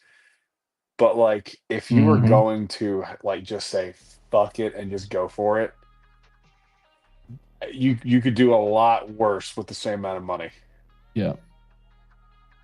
Like they're not the same exact, but like you would be way better off buying a King of Kentucky than like a Pappy 15 or a Pappy 20. Like if for the same roughly ish same amount of money. There's a lot of estrogen. Jerry's no longer in the Cool Kid Club. We've banned Jerry. Jerry, you're out of here. He's out of here. No. What happened? What happened to Jerry? Look what he said to me. Oh wait. Oh, y'all cycling. What? What? You know, we're on the same period cycle apparently. Jeez. Well, Jerry. that explains the cramps, but man, I hate when people get me. we thought you were cool, Jerry. You piece of shit. Yeah, you piece of shit. Can't believe you, Jerry. Go you, back traitor. home. Yeah, you traitorous traitor. piece of shit. He said he's Jerry. going to be up here the 17th and 19th. When is that? 17th and 19th. Oh. Wait. Oh no. No, I'm not even in town during that. I'm sorry, buddy. I'm not around. I'm out. I won't be back until the 27th. Yeah. Oh, did you not like the E.H. Taylor Barrel Proof Rye? Oh, it's a bag of ass, dude. It was horrible. Really? Damn, I have one. I haven't opened it yet. Oh, okay. Yeah, dude, it was a bag of shit. I swear to God, I'm so pissed that I don't have it. I don't like their rye either way. Yeah, dude, it's rough. Like it's not even the same mash bill as the regular straight rye. It's a completely separate mash bill, and it's like dirty, wet cardboard and ass. It's like literally, it's an E.H. Taylor version of Henry McKenna. I'm telling you. Oh God, it's fucking gross. That sounds terrible. Trade it fast, Brad. Yeah, that sucks. Well, the reason I got it was because it was like the only, new special release that was like, other than like the Amaranth Grain of the Gods, like that kind of thing that was like reasonably expensive. And me and my fiance, we opened a bottle of E.H. Taylor on the night we got engaged. And so I was trying to find like one of those, something like that for our wedding. And I was like, she loves rye, E.H. Taylor, we should be good to go. And I've heard nothing but bad things about it. I was hoping you liked it. So, like, the barrel proof rye is trash, but the regular straight rye is like, meh, it's okay. Last year's handy was great. Yeah, last year's handy was great. I hope this year's good. Or, well, 2024. I guess last year, but I haven't had this in a while. A little handy. We'll do a little handy. Buffalo Trace was giving people handies on Valentine's Day. Did you see that? I did. What was that the George T. Stagg thing? What was no, that was it, just the handies. Yeah, like the first 30 or so people got a handy, and it was like all kinds of different years. That is so bizarre. I wonder why they do stuff like that. Is it just to have things to do for special events, just keeping bottles from that old? No, because they have that secret warehouse that I've been telling everybody about, and they keep telling me I'm a conspiracy theorist, and then all of a sudden, all the shit that I said that they had magically starts popping on shelves, and I don't sound near as stupid I don't know anymore. this conspiracy theory. Please enlighten me. So they've notoriously been stockpiling stuff for a long time, and like there's not a confirmed warehouse, but there's rumored 2 locations on the outskirts of Louisville that they store stuff. Often there's pictures that circulate on Reddit of a Buffalo Trace labeled truck and trailer backed up to docks, coming and going from that location. Ah, Yeah. interesting. Mm-hmm. Is it to drive up demand, like to have bottles on Probably. circulation? Yeah, I mean, like they did those fucking notices where they're like, "Oh yeah, we don't hold back anything," and then all of a sudden they start dropping fucking Stag batch 12 this week. Yeah, that's insanity. I saw Okay, that. you fucking liars. Yeah, you don't hold back anything, my ass. Yeah, what year did fucking batch 12 come out? Anybody know? That's like what 130. Was that 132.1 or 132.2? I can't remember. Yeah, that's been Is this batch 12? Hang on, I think I have a batch 12. Is this batch 12? 131.9? Is that batch 12? That don't sound right. 131. I thought batch 12 had the matching modern one. Let me look. I'll pull it up. Nobody else is gonna Google it. Stag batches. Here we go.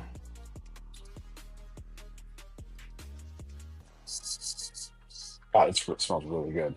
Doesn't taste as good as it smells, but it's good. All right, here we go. See who. Oh man, my internet's slow as fuck right. I forgot how good this All Andy right. was. Jesus. Later, buddy. Get you some sleep. Why is it so slow? Good night, Patrick. You're the man. Love your videos. Yeah, I would tell you, but it's loading. I'm on dial up. Oh, here we go. Batch 12, summer of 19, 132.3. What is batch 131.9? 131. Let's see. 131.9. 131.9 is batch 9. Batch 9. Okay. So that's fall of 17. Interesting. So I got a better deal on this than I thought, because he thought it was a batch. He told me it was batch 15. Yeah. Batch 9. Interesting. Wait, what? Did I know this was a 9? Bro, there's too much shit going on. It smells good. Batch 9. I'll take batch 9. Yeah, that was. These are old, right? Yeah. That's 17.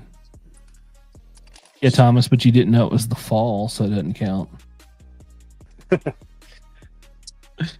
I can't keep all this stuff in my head.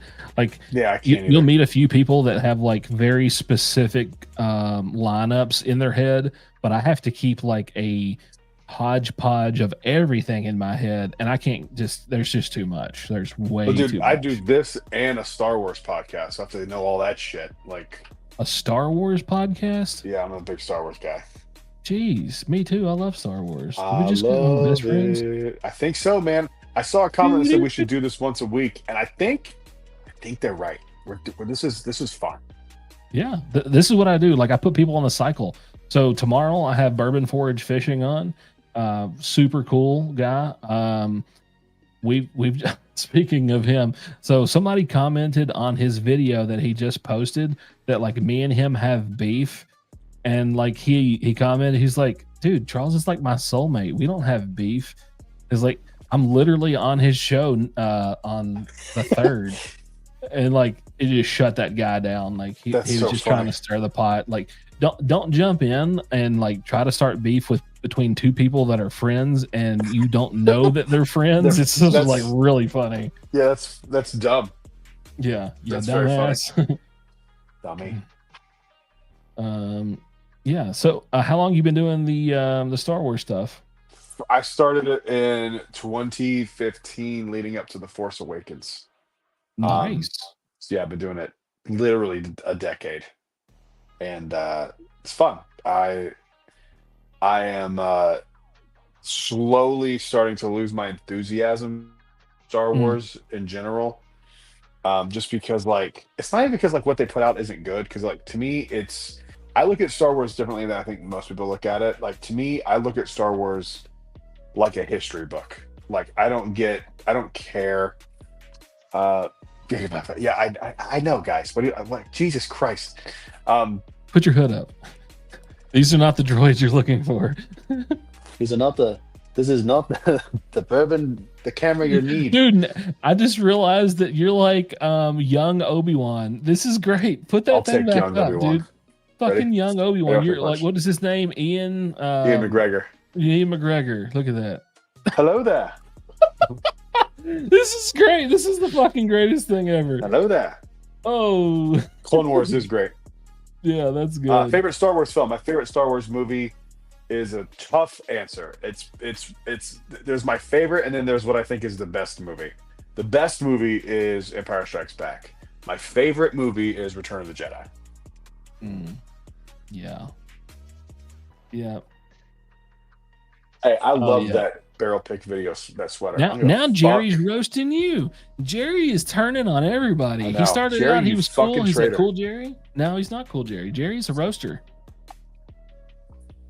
Jerry. He told you to straight up get you a new webcam, bro. It's all good. It'll happen if this starts becoming a thing. It's so funny because it doesn't look that bad on my camera, but I don't know if it's just so funny because I have the stream pulled up here, and I see myself perfectly fine, and then here it looks like I recorded this in 2008 on a fucking Motorola Razr.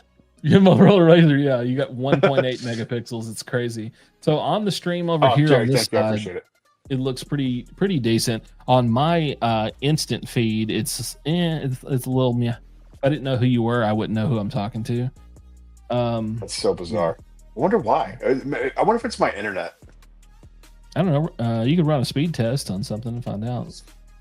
Well, we're 2.5 hours into this at this point. It's true. It's too late. Again, my videos don't look like this. Casey said he approves of what Jerry's talking about. So now we got Casey and Jerry riding your ass. Fucking You know what? jock riders. You know what? You're not wrong. Thank you, Jerry. I appreciate it. I appreciate that you like the videos. Yeah. You can vouch for me since you watched them. They don't look like this, Jerry. They don't look like this, Jerry. Yeah. I feel like Jerry could be like a Seinfeld character. We need like a Kramer to come in and start talking smack.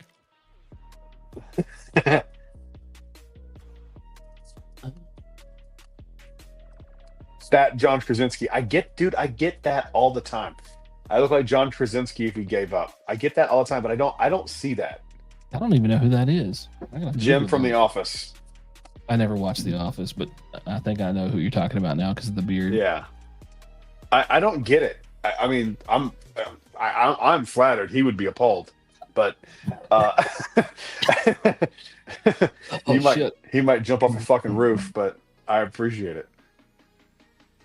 I got you good. Yeah, dude, I fucking got choked in my juice. Yeah, I got you back, bitch. Tag, you're it. Oh, you all right? Yeah. Did I get it? Wait, when it was going down. Sorry. Got me in my soul.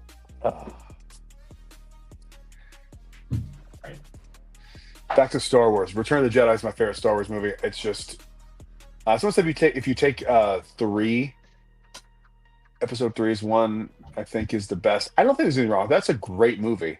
But I think for that too, though, you kind of have to have some nostalgia to like love that one, because you are getting the story of like the origin of Darth Vader. I love. Oh, dude, those are so good. Is that a single barrel pick? Oh god, dude, those are so That's good. the new weeded. Oh, you got the weeded one. Oh shit, that's exciting. Is it good? Oh yeah. I don't like their regular weeded batch product. So I had this last year. I went up there to do some stuff, and they pulled me a sample, and I got to try it last year. They wanted to know if I thought that it needed to go a little longer.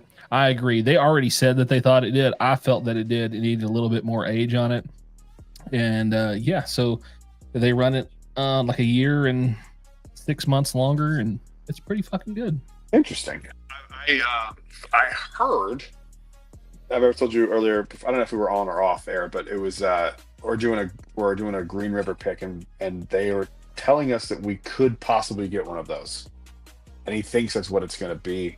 I haven't heard 100% confirmation, but I really want to speak because I really want one. So, this is what they told us. So obviously, the public information is that they're going to put out 100 barrels, but the part that they didn't let out is the fact that there's already like a third of those earmarked for the distillery for special events and going out through the gift shop and the grand opening of the Green River gift shop, on Whiskey Row. So like 30 barrels are already gone.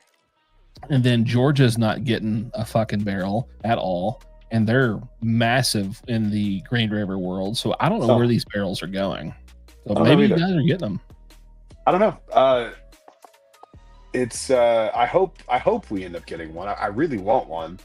Yeah. I just want a bottle of one. I want to see if it's good because I don't love their regular wheated bourbon. But I love everything else they make. But that one for me just doesn't work. But I'm curious what a single barrel would be. Yeah. The number 2 performing store selling Green River products in Georgia did not qualify for one. Neither did the first store. Yeah. The store that we're doing it with buys a shit ton of Green River. And I don't know what the number 1 store numbers are, but like Sam's got to be up there. I mean, he's been pushing them for a long time. Yeah. I don't know, maybe he knows someone personally up there. I don't know, but I really want one. Yeah, we just did our regular single barrel bourbon pick, and then I've got another one I got to do in the fall. It's awesome, dude. It's fun times. I really enjoy going to Green River because it's small, it's real intimate, and the people are super, super nice, and they go like the extra mile to make sure you have a great time while you're there. Brad should give the Bourbon Dude Wolfpack a bottle so we don't ban him. Bottle of what? So that's what the admins group is called, and like we're all in there talking smack. That's rude. Do you do Discord? Are you a Discord? Yeah, I have it. I have it. Do I use it? No. My patrons use it. I've come in from time to time to say hello. But gotcha. They use. I see. My job is pretty stressful. I have this thing against notifications. I can't do it. Like I can't. If I had notifications for TikTok, Instagram, YouTube, it would ding, ding, ding, ding, ding, ding, plus work, ding, ding with Teams and stuff. I can't. I just can't check everything. And then like the downside of that is that like, oh yeah, I have that and I haven't checked it in 6 weeks. I should probably check it. And then you forget, and then yeah. By the way, I'm not gonna donate a bottle just to be on your good side. That's not what this is. He likes to get bribes. Don't take him serious. Like he'll trade a good strong handy too. I'll give you a handy, but not one of those. One of a proper handy. Proper with eye contact. Yeah, a 4-finger handy. If he up the tip and hits you in the mouth, it's your own fault. I forgot how good this conversation handy was. Yeah, Justin, there's only 3 of them. Only 3 of the ads. This would make a good old fashioned. So I like old fashions just fine. I'm just not that's not what I'm running to. I would rather just have a whiskey neat over anything. 100% with you right there. For me, like when I'm doing old fashioned or any sort of cocktail, I like tiki drinks too, but those are way less common for me. Yeah. But if I'm doing a old fashioned, I equate it to like how people kind of drink soda, like where they're just kind of chilling, just sipping on something that tastes good. That's what an old fashioned is for me. I was in North Carolina not so long ago, like last week, and I was doing an Irish whiskey tasting, and they wanted us to like vote on which one was like the best neat and then which one was the best in a cocktail. And I was like, I picked the one that was like people's least favorite, but I was like, this one to me is the most drinkable. And I think I'm looking at old fashions differently than you're looking at old fashions. Because for me, it's like, it's a passive thing. Yeah.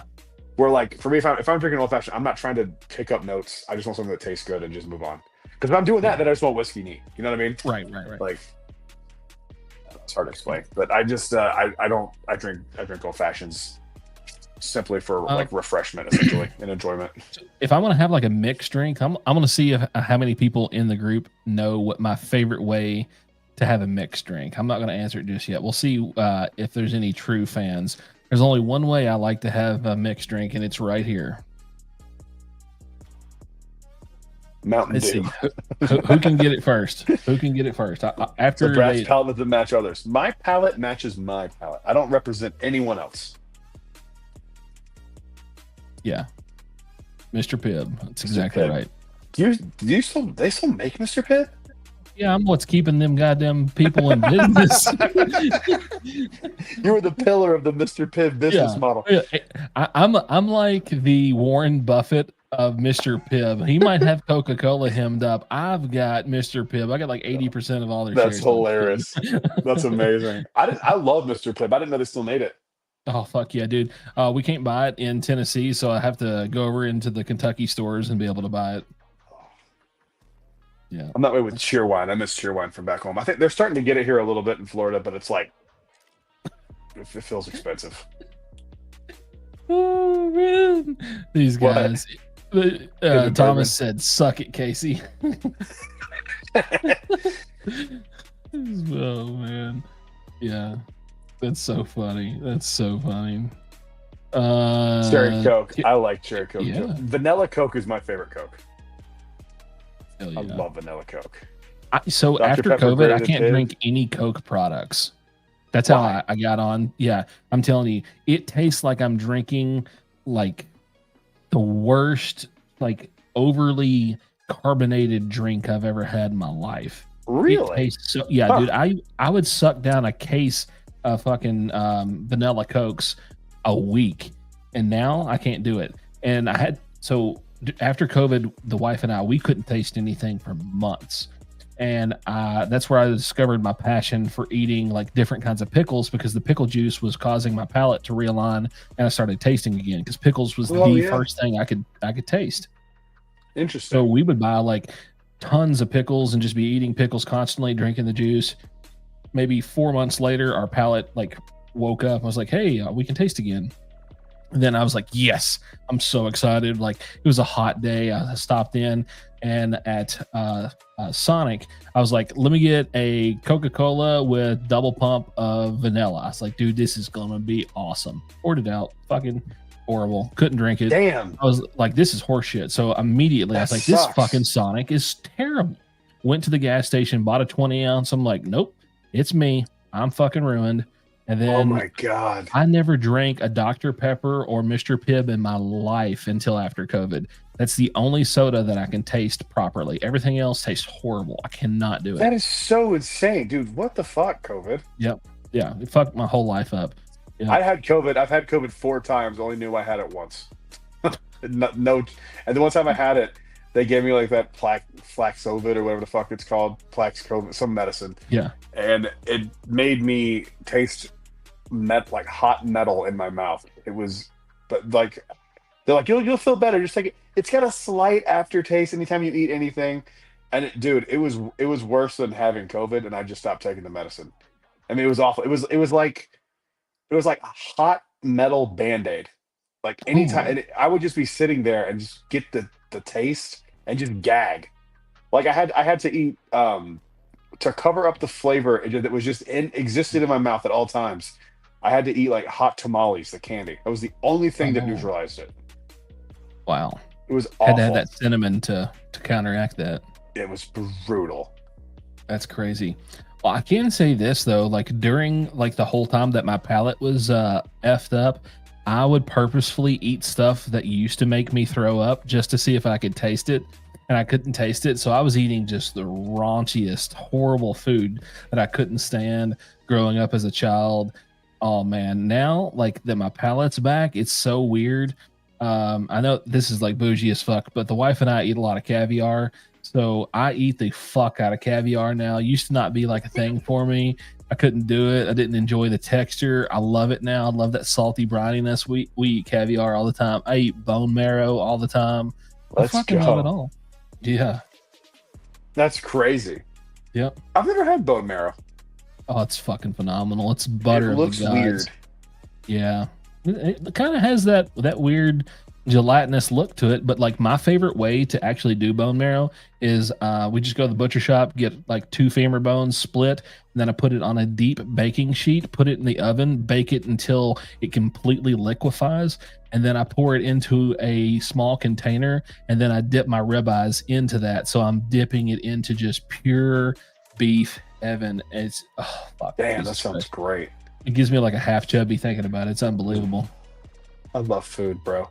I do too. It's my second passion. Yeah, me too. I love food. I'm a big foodie guy. Love my wife. I like good food. I like bad food. I like I'm not above fast food. Like today I went to McDonald's and got the fucking Minecraft meal because of the new sauce. It was really good. But like I like everything. Have you been out west to like get like the McDonald's green chili cheeseburgers? No, but I do that when I go to In-N-Out. I put like the hash chilies when I go to In-N-Out. I do too. Love it. I fucking love it. The first time I had it, I was like, I love In-N-Out. To me, In-N-Out's the gold standard for fast food burgers. Absolutely. The first time I had it with the chilies, I was like, why have I not done this the entire time? Yeah, it's great. Oh yes, 100%. Fuck yeah. Cream fresh. Get that Juan sauce. See, this is why my streams start off great and end on a fucking fury of retardedness. They're like, man, they'll see like bourbon in the background. We're getting drunk, and then like, oh, we're discussing fucking fast food, or we're discussing just random shit. Like it starts off strong, ends horribly. But that's fun. That's what makes it fun. We can't talk about just whiskey. There's more to life than whiskeys. Yeah. Szechuan sauce. Yeah, Szechuan sauce. It was good. Do you like Szechuan peppercorns with like the numbing feeling, like with the Asian stuff? Oh yeah, dude. I love it. Yeah. Dude, we've got to make a trip to Atlanta. How far are you from Atlanta? Not far. I fucking love Atlanta. We go down there to eat. They have the greatest food ever. Casey turned me on to a bunch of places down there. Casey loves going to Atlanta. It's like his second home. I'm like that with Charleston. I love Charleston too. Yeah, I've been aiming to go there, but it's such a long drive from Kentucky. Oh, for you, I bet it's fucking horrible. It's like 10 hours. It's rough. Yeah. It's like 6. I can be in Atlanta in like 5 hours.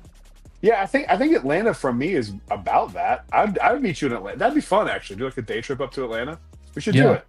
Yeah, absolutely. Like that's one of my favorite places to go. We found some like European markets that we get like Russian cheesecake from. Oh, it's further than I thought. H-Mart. 7 hours and 15 minutes. No, that's too bad. That's overnight. You can get a hotel. It'll be fine. There's a really good hotel. Yeah, we go to the north side of Atlanta and stay. There's a Drury Inn. They got those kickbacks and free alcoholic beverages. We like to get, so you can get a room there for $99, and it's in like a nice area of Atlanta, so you don't have to worry about getting robbed and stuff. That's awesome. My favorite Atlanta story is back in my stand-up days. I was doing a show at the Laughing Skull, which I don't even know if that club still exists anymore. It might. At Forest Traffic, so 11 out. Yeah. What was it about? Oh, so I go do a show, and while I'm there, they post on like their Facebook or their website that they were like, we have a secret show with a guest. We can't announce who it is. Tickets are $15. I could have stayed for 3 extra days, and I kind of wish I had, because I found out after I left and when I was back home that the special guest was Robin Williams, and it was like 2 years before he died. Gosh. And he came and just did some stand-up shows at the Laughing Skull, which holds like 80 people. Like, it's crazy. And I regret not saying. I'm like, man, I fucking could have stayed and seen Robin Williams. What a bummer. Let's see here. Somebody said after hours. When after hours gets mentioned in the comment section is when the lights change. Uh-oh. I call that Miami mode on mine. Mine have like a little... What's happening? Why are my lights not working?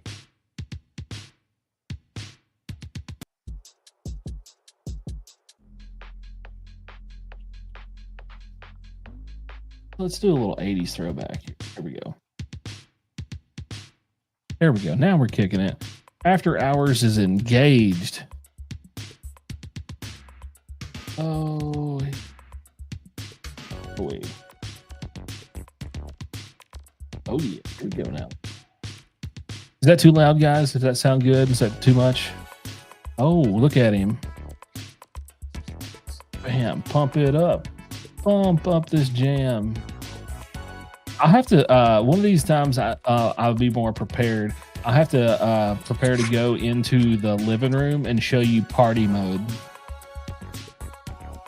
Yeah. I want to see it. I want to know what that is. Dude, so the living room kitchen is like a big open area, and it's just wall to wall bourbon and kitchen and couches and RGBs, and it's the greatest.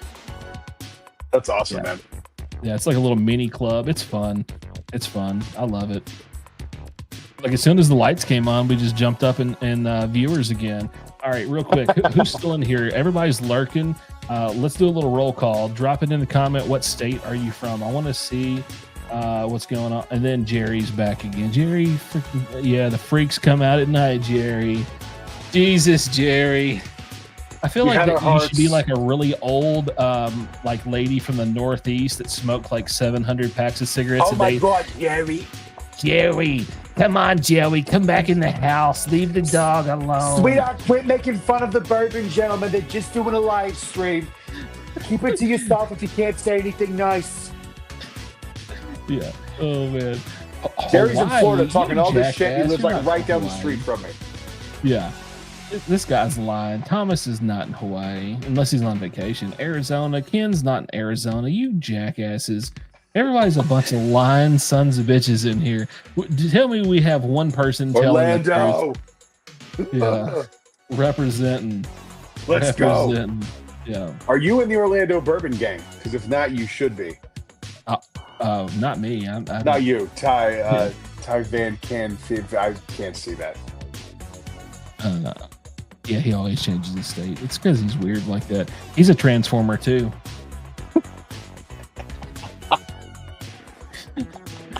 You need a joy. Yeah. My AirPods are dying. Oh no. You'll have 5%. 5%. Well, I guess we have 5% of talking left. Unless you can do it a different way. You got a different way? It's gonna sound like shit. How much longer are we going? We can go fucking whenever, dude. That's why I asked you, do you have a hard out, dude? I've done a 6-hour stream before, but I know you don't need to do that because you got to wake up. I do have to leave sooner than later just because before we started, I'm actively editing for Friday. Oh, look at that. Oh, sneak peek behind the scenes. Ooh, behind the scenes. Yeah. And I just got to get this video done before tonight for Friday. But outside of that, behind the scenes for me still has George Minnick hanging out. Dude, George Minnick is a fucking gem. That is an incredible. I just want to leave George Minnick over my shoulder, staring me down. That should just be like your like buffer for like, or like your bumper when you're coming in for the live stream. It should just be George Minnick. I love that so much. I should like get Patrick's approval to rip his audio so I can be like, did I say George Minnick? I'm sure he would do it. Yeah. What's parody? You don't actually need his permission. Yeah. As long as I transform it enough, the fair use will work. It needs to be your thumbnail. I'll do another reaction video to Patrick as a George Minnick, and then I'll do like let me see.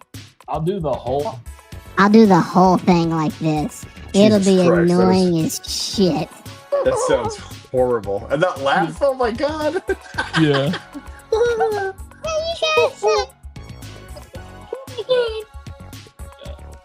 I'll drop in like this. Dude, when you first called me today, you had on a voice change. I didn't know it was turned on. Dude, I go in and I'm like, hey man, what's up? And he's like, hello. How's it going? How are you doing? Is everything good today? And I was like, Jesus Christ, dude. My voice was all fucked up. Oh, it's so funny. Go full Megatron on him. Yeah, that's exactly what I need to do. Optimus Prime.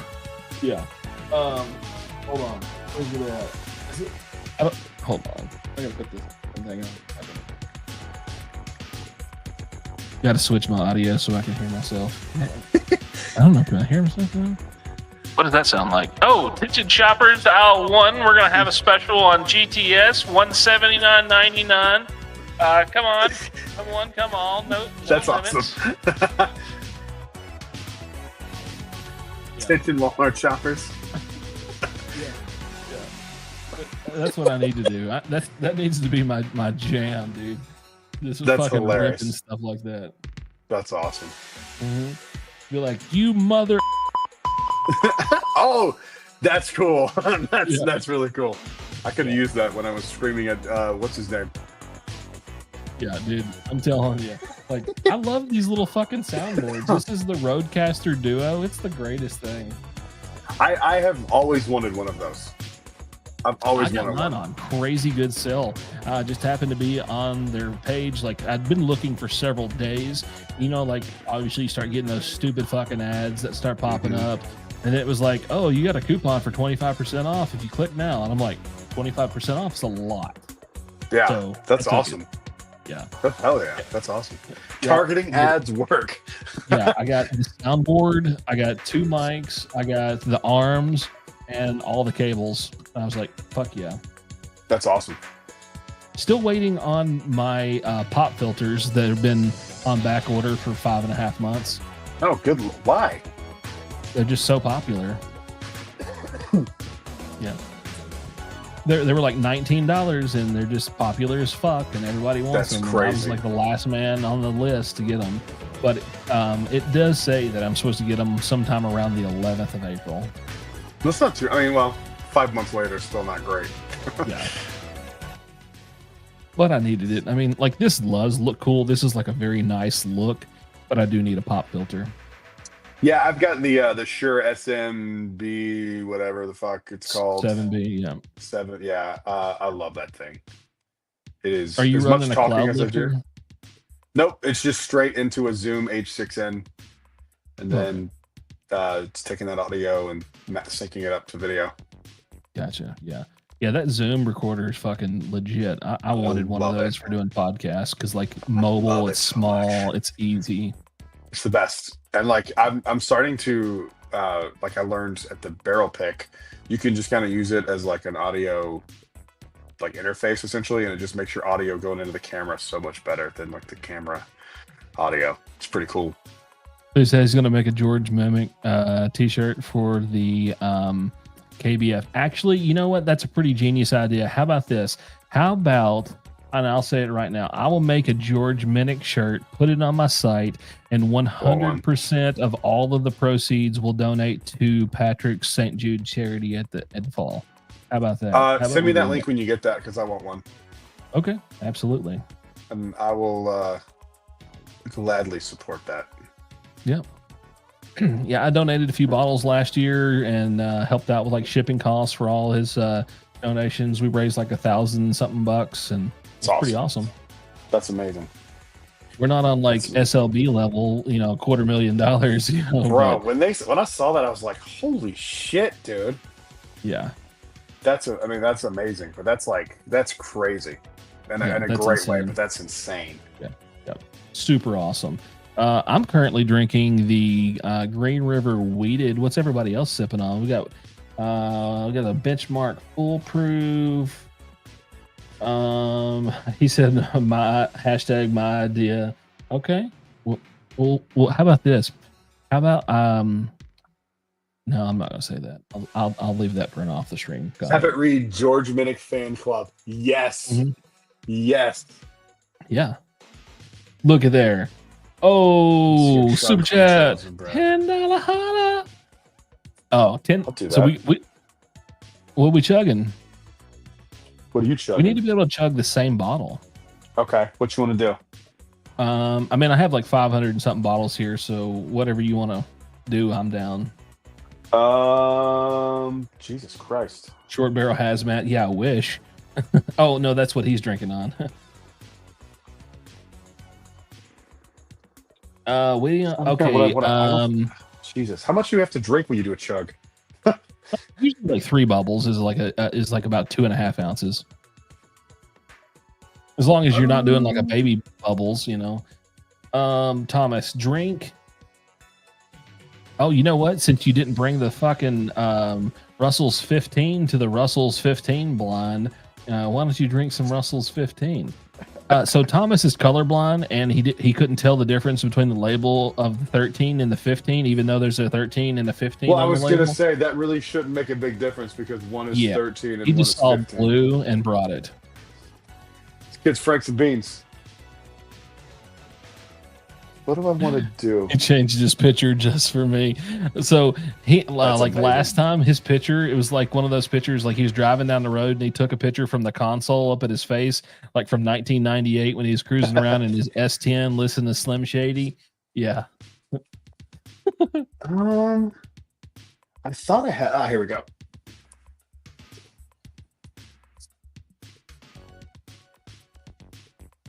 Do I not have another one of these? Okay, I don't have another one of these. I thought I had a backup of this. Completely correct, Stuart. Oh, I do. Okay. Yeah. All right. I thought I had a backup one. I thought I had a few of these. Didn't you have a 15? No, I never got a 15. Oh yeah, I can do that. 107. Do this. Yeah. I've never done this. I've never drank anything from the bottle in my life. Except champagne. I've done it with champagne before. All right, hold on. Pause for cork pop. Did anybody even hear that? Oh, yeah, I could hear it. Nothing. Noise cancellation on point. Stupid fucking iPhone. It's just so quiet. It's like I'm deaf. It's like fucking Helen Keller over here. It's goddamn ridiculous. Oh, here we go. So Brad ain't redneck America. I heard both. You didn't hear them. Justin, stop lying, you big fibber. Didn't hear nothing. Nothing, I tell you.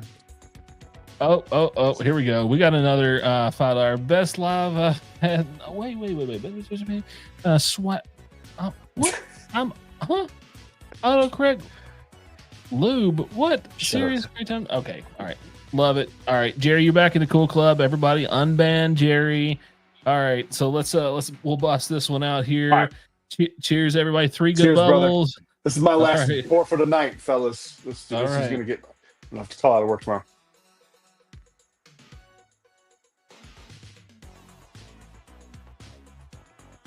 That's all I got.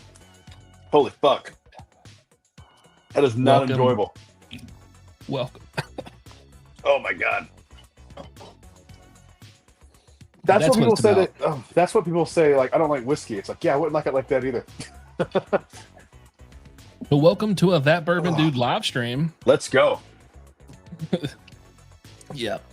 Good times. Holy shit! I don't have anything to drink. You better chug some more whiskey. Where? Oh god, Jesus Christ! That was. Right, what else we got here? Yeah, it was a good one. I hit that maybe just a touch too hard.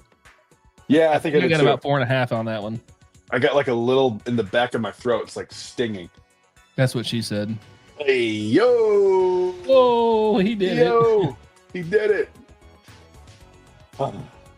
Dude, all right. I got to wrap this up. This AirPod just died. Yep. All right, and buddy. my phone is at 10%. Dude, I need to have you on. We need to do a podcast for the patrons over on my channel. Thank you guys for having me. Thank you guys for being cool. Welcome to manhood. Thank you. Balls dropped tonight, ladies and gentlemen. It did. Awesome. I'm officially a man. I thought it was, achieving other things in life, but no, drinking out of a Weller Antique 107 bottle. That's what being a man is about. That's what it's about. Thank you guys for having me, man. It was great to talk to you guys. You guys got a great audience, and I thank you guys. And if anyone comes over, I would appreciate it. No pressure. I had a good time, and I appreciate it very much. Awesome, man. Thanks for coming on. We'll definitely get you on the cycle. We'll see if we can make this a regular thing. Oh yeah, I would love to. And I'll see you in Kentucky, and we will definitely do an Atlanta dinner. That's definitely in the cards. Oh yeah, definitely gonna get some good food in Atlanta. Awesome. Dude, you're the man. I appreciate it. I appreciate all Yep. you guys. I will see you on the next one. Until then, cheers. Later, buddy. Oh, it's just me, ladies and gentlemen. We got a little bit longer to go, and then we will wrap this thing up before the tornado hits my house. Anybody else notice that I did these pork chops tonight? Look at this. Look at this. Look at this. They're going to be gone tomorrow. They're going to be gone tomorrow. What else we got here? We got Michigan. Well, no, that's Missouri. Oop, there we go. Boom. He said it. There it is. Mutton. No, these are pork chops. These are from Kentucky. These are breaded in panko breadcrumbs and fried in lard. Pork choppies. That's at Country Chops. That's like almost like a mullet. I'll just try. What the fuck, Dave? Jesus Christ. Nobody loves me anymore. I'm gonna tornado warning. Oh, what the fuck? Let me see how bad my shit's going down. Let me see if I'm fucked. Hold on. Let me get this thing pulled. Oh, wrong button. What the fuck? Here we go, Charles. Get with the program. Too many screens. Too many screens. I'm loving it. Hold on, guys. I'm fucking trying not to die here. I want to be on this guy's stream. He has 229,278 viewers on his live stream right now. Holy moly. All right, so looks like part of it's going north of me, hitting Owensboro, Kentucky. So potentially Green River Distillery is getting schmangled. They're right out. Oh yeah. Yeah. Right now, guys, it's, what'd I do? There we go. So yeah, Green River's like right there, the distillery, and they're getting smoked right now. Yeah. Ryan Hall, y'all. He's my boy. He's a Kentucky boy. Hell yeah. I love Ryan Hall. He is the best. Like, I don't even watch regular news because they lie to me. They just tell me all kinds of lies. Yeah. Thomas, you're clear, buddy. It's already past that area. You shouldn't be hitting anything else. What am I doing? A fucking news report? What the hell? Oh, yeah. Green River tornado barrels coming. Tornado survivors. Yeah. Jeff watches him all the time. Jeff, where you been all night? Have you been lurking in the shadows?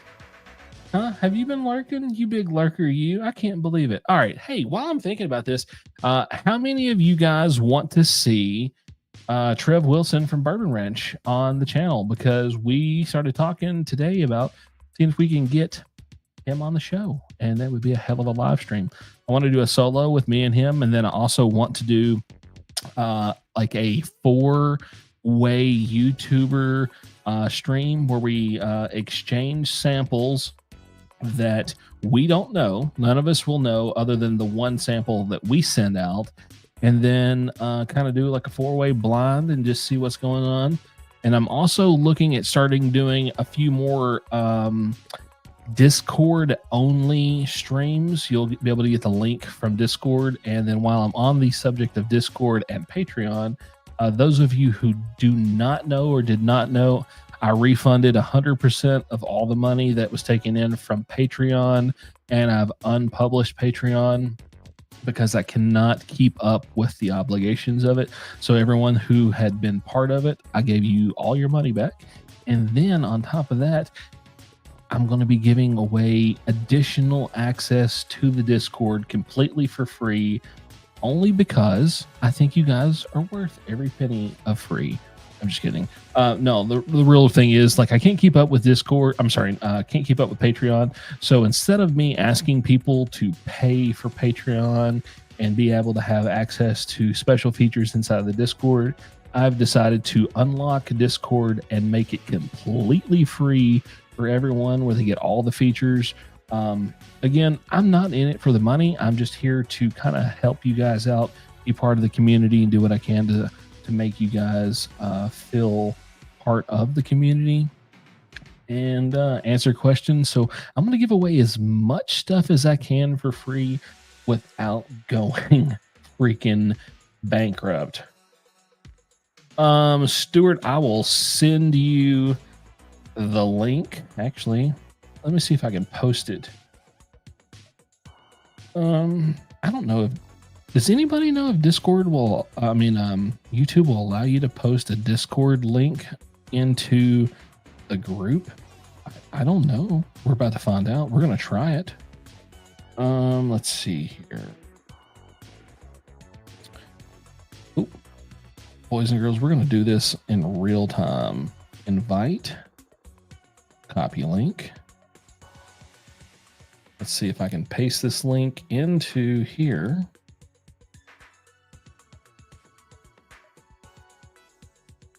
Oop, oop, oop. If that's not a clickable link, just copy that link into your browser and then go to it that way. That'll be available for the next few days. That's just a temporary link.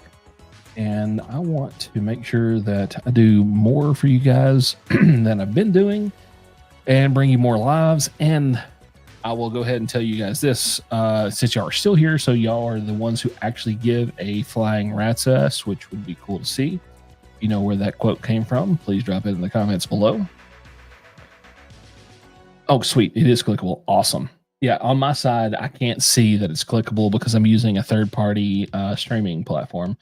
But yeah, so what was I saying? Oh yeah, I want to do more for you guys, and then also I want to let you guys know that we're going to start doing a mystery blind for not Patreon, but Discord members only. This is a Stuart kind of idea that he's been throwing around, and I think I'm going to pick up and run with it. So what I'm going to do is I will donate the juice, but I will ask that you guys cover the shipping costs. So I'll pay for the bottles. I'll pay for the packing materials. I will pay for the sample bottles. You guys will just have to cover the shipping. I think shipping for 5 sample bottles anywhere in the United States is $11. So that would be you guys' investment. And I would send these samples out, and what we're going to do like a random lottery. So right now we have close to 100 people in the Discord, and I'll just do a poll. If you want to be involved with it, great. If not, great. And we'll do a drawing. We'll do like 10 at a time, and once you've been selected, you can't re-enter until we've cycled through everything. And we'll get those samples out, and then I'll invite the 10 people that has got the samples to a private stream that we will blind these together. And then at the end of the stream, what I require is everyone to post their results, sample 1 through whatever. And then once I get the results, I will tell you what you tried. All we're trying to do is figure out which one you like, which one you don't like. Nothing more, nothing less, nothing crazy. Just 1 through 4 or 5, whatever the amount of samples are, and then we'll kick it in high gear. Give out the answer key to what you tried. Just kind of fun, nothing crazy. So if you guys think that's something that you'd be interested in, let me know, because that would be kind of cool. All right, I'm gonna do one more pour, and then we're gonna shut this shit down tonight, because I have another live stream for you guys tomorrow with Bourbon Forage Fishing. Ryan, super cool guy, coming to the Kentucky Bourbon Festival. So it's another YouTuber that's coming to the festival. And if you guys are going to be there, which my poll said that there's only 36 out of the 1,600 people in the group that's coming. And I hope more of y'all come to the festival, or it's going to be empty. I'm going to get all the bottles. All right, I'm gonna pick 2 bottles, and you guys decide what I am drinking.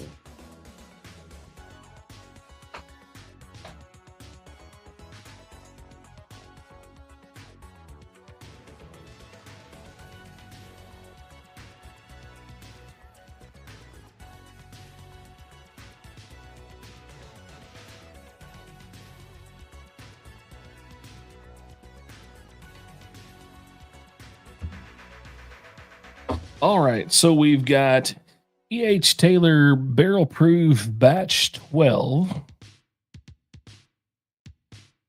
And we've got the Michter's Barrel Your Own. This is their barrel strength here.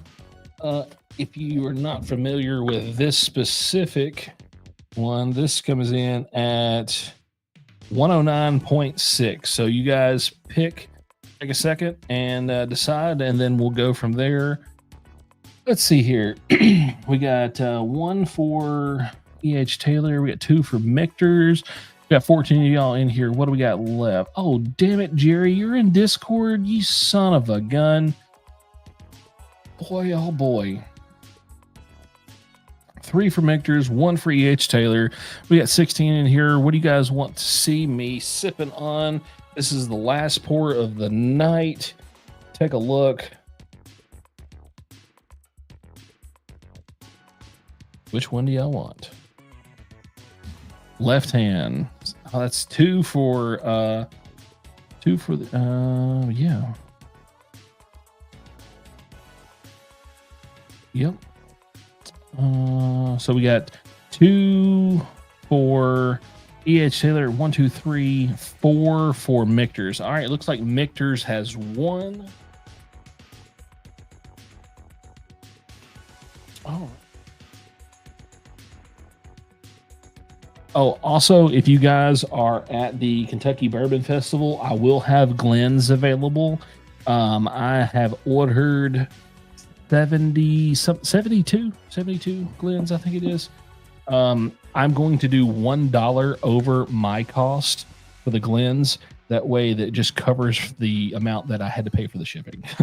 So shipping is going to be like $59 or $69. I think it's like $69. So I'll make $2. I'll make $2 off all the Glens. I'm just trying to get those into y'all's hands at as small of a cost as I can. So we're going to go ahead and do that.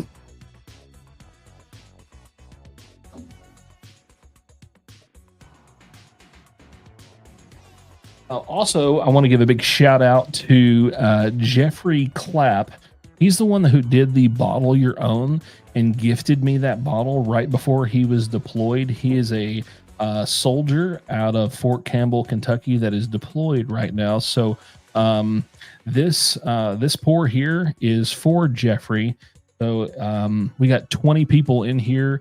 If you guys would all, ladies and gentlemen, raise your glass for the men and women of the armed forces serving abroad and here in the States, taking care of us, defending our freedoms.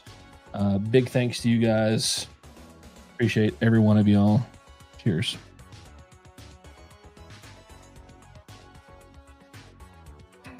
Man, that's amazing. Always forget how good Michter's really is. Really amazing. Ken says that's a small pour. That's actually a pretty good pour. That's about 1.5 ounces, Ken. Yeah. So there we go. But yeah, if you guys want to do that that mystery blind thing, yeah, I mean, I'll cover all the other stuff as long as you guys cover the shipping, because I've got hundreds and hundreds of bottles here that I have no problem sharing with everybody. So it'd be incredibly cool. I got to order a couple more cases. I have 1 case of 1 ounce sample bottles on the way, but they've been back ordered. I don't know what the heck. I owe a couple people some samples. Stuart, I owe you some samples. I want to send you some stuff. I guess I don't owe you stuff, but I want to send you stuff. They just haven't made it here yet. They've been on back order. So as soon as they come in, I ordered 200 sample bottles. So that will get us through 4 months of the little mystery blinds. Sample bottles are getting fucking expensive. They're like $2 a piece now, so getting bad. Let's see. I'm in for any blind. Yeah, Dave, I owe you a shitty pour. So when I send you your samples, it's just all of them's going to be Hooters whiskey, because you got me strong on that last sample that you sent, brother. That was a rough one. I guess I'm just not a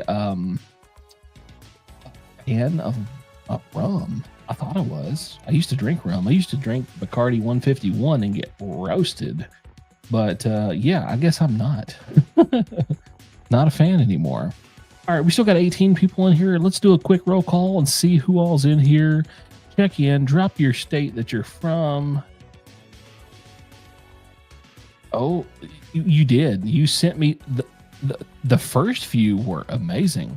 That last one, if you guys did not see the stream where I tasted through Dave's stuff, he got me on the last one. Matter of fact, it's right here behind me. I refused to drink it because it got me. It got me bad. It was strong. I don't know. Oh, God.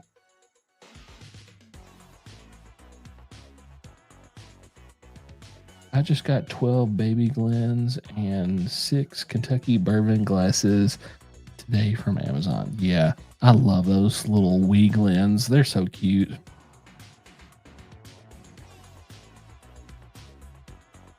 Yeah, you did. You warned me to drink it last. It wasn't like that you just like run it in without lubing me up. You told me straight on that I needed to drink that one last. So that 100% kudos to you for that one. I'm going on a cruise at the end of the month, Jamaica. Oh, let me highlight that. See Jerry coming in swinging again. Jesus Christ, Jerry. What rum should I look at? You know, I don't know. I'm not the rum guy. Apparently, I am not the rum guy. I thought maybe that I could be the rum guy. I'm not. I am not that guy. I am the bourbon guy. I am that bourbon dude. Right there. But yeah, I don't know. See if you can sneak some bottles on in like some wine bottles. See if y'all's carry on allows you 1 or 2 bottles or 1 bottle per person. Just sneak on some shit to the cruise. That would be definitely cool. Yeah, totally. Stuart, absolutely, dude. And absolutely, I appreciate the samples that you sent me, buddy. They were incredible. And that I guess it was the blue spot, something spot. I can't remember. So good. So good. What did I get last? Oh, Appleton. Yeah. So I don't remember. I know I have had Appleton, but I don't remember what it tasted like. In all fairness, other than the sample that Dave sent me, I probably haven't had rum in the last like 15 years since I was living in Texas. Like I was drinking a lot of tequila and rum when I was still living in Texas. I took a hiatus from bourbon. Only for a few years though. Foursquare. Let's see here. Back to the Trev Wilson thing for Bourbon Ranch. What do you guys think? Do y'all watch his channel? I think he does some pretty good stuff. I love his live streams. I don't typically watch reviews because I don't want my opinion swayed on a bottle, but I really do love watching his live streams. I typically catch him on the replay on the next morning after he's done those, only because I most of the time I go to bed incredibly early. My days start typically between 2 and 4 a.m. depending on what time I get finished. So like I have really early mornings. Oh gosh. This is so like I want to give you guys tasting notes. And it's like very generic tasting notes. Like sweet oak, mild vanilla, pencil shavings, big league chewing gum, very faint sweetness of that. Very good. And then I don't know if you guys are fans of Michter's, but typically for Michter's, I feel like I get an amazing mouthfeel. It seems so much more oily than a lot of the stuff that you get on the market. So I do really like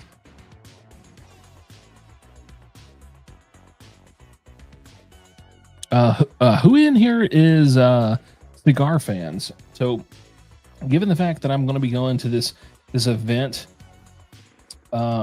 with Heaven Hill or to Heaven Hill with cigars. I've been looking at a couple different ones. So I was recommended the Davidoff Winston Churchill Late Hour.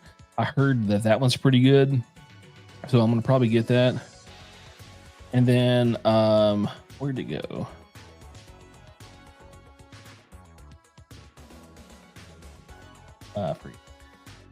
Maybe I did take a picture of it. Thought I did. Guess I didn't. Yeah. Anyways, I'm a cigar fan. Well, Ken, so make sure you bring some cigars or pick up some while you're in for the KBF. We're going to do, okay, assumably the Knob Creek pick will be here before the KBF. So I would like to bring probably 3 or 4 bottles of that Knob Creek to the event and allow everybody to have like a, really good try of it while we're smoking some cigars. Just kind of chill out, smoke some cigars, have some pours, and then just let it go. Whoa, whoa, whoa. Look at who's here. How do I get 2 of those wristbands? You got to find me at the KBF. Actually, you don't have to find me at the KBF. YouTubers automatically get invites, so you don't need wristbands. You and the lovely misses are always invited. And real quick, before I go on any further, I want you to know I spent like 3 hours rubbing through my Facebook looking for you on my Facebook, because your Facebook name and then the name that Dave told me to look for did not correspond. I did not know that it said Josh. I looked for Homer for hours and I could not find it. And I was like, I don't have this guy's Facebook. I just don't have it. And I finally found it. So I apologize for all the late messages that I have ever sent you. All right. Oh, the Weather Cohiba release. So I've seen those kind of floating around.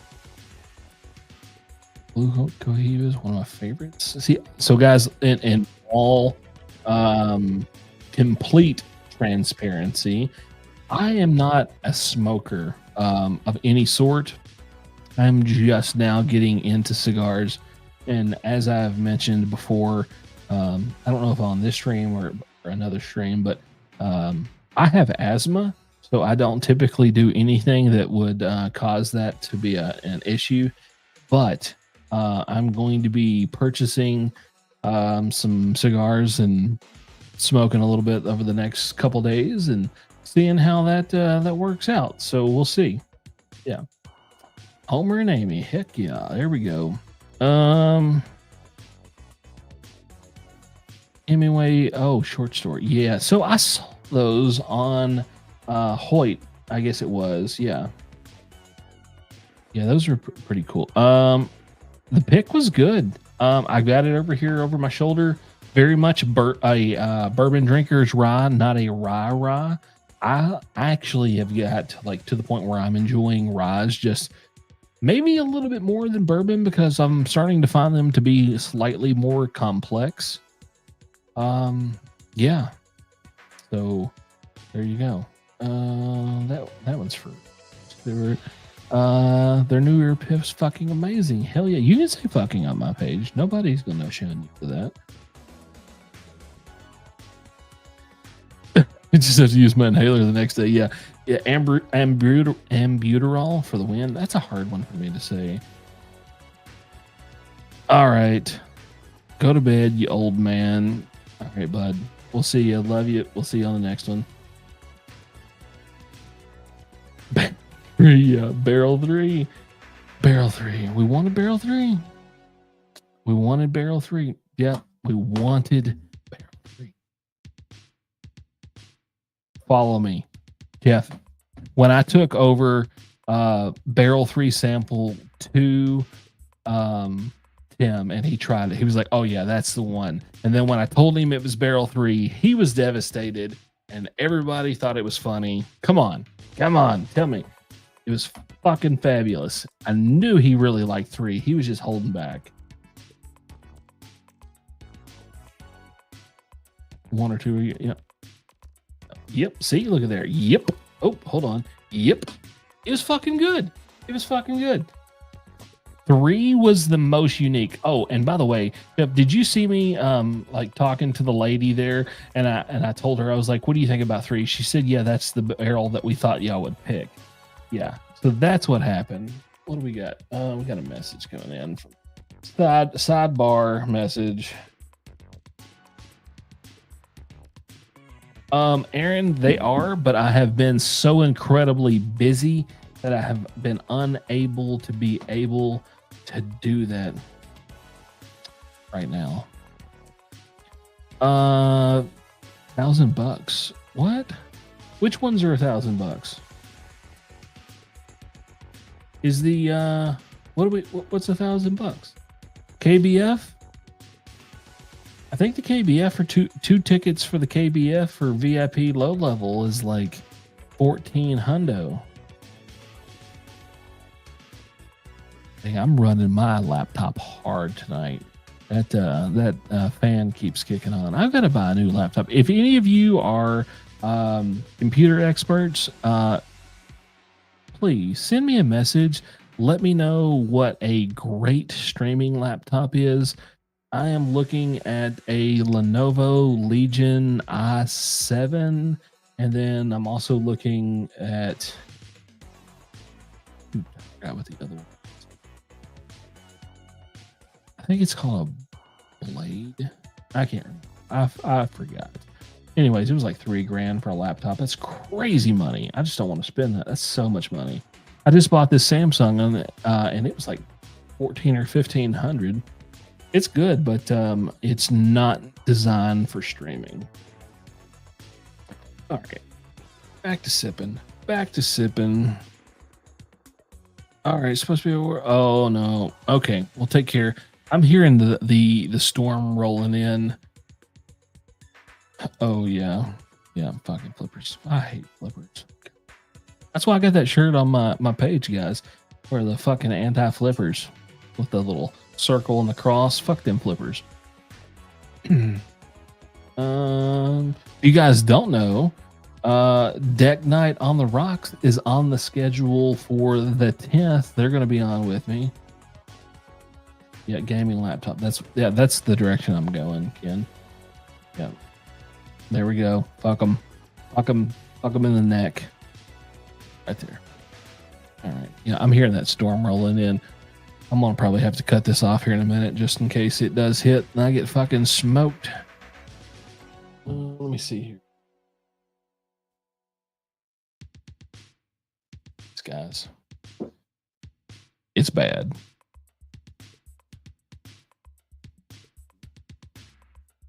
Oh shit. Yeah, Ken up your way. It's getting fucking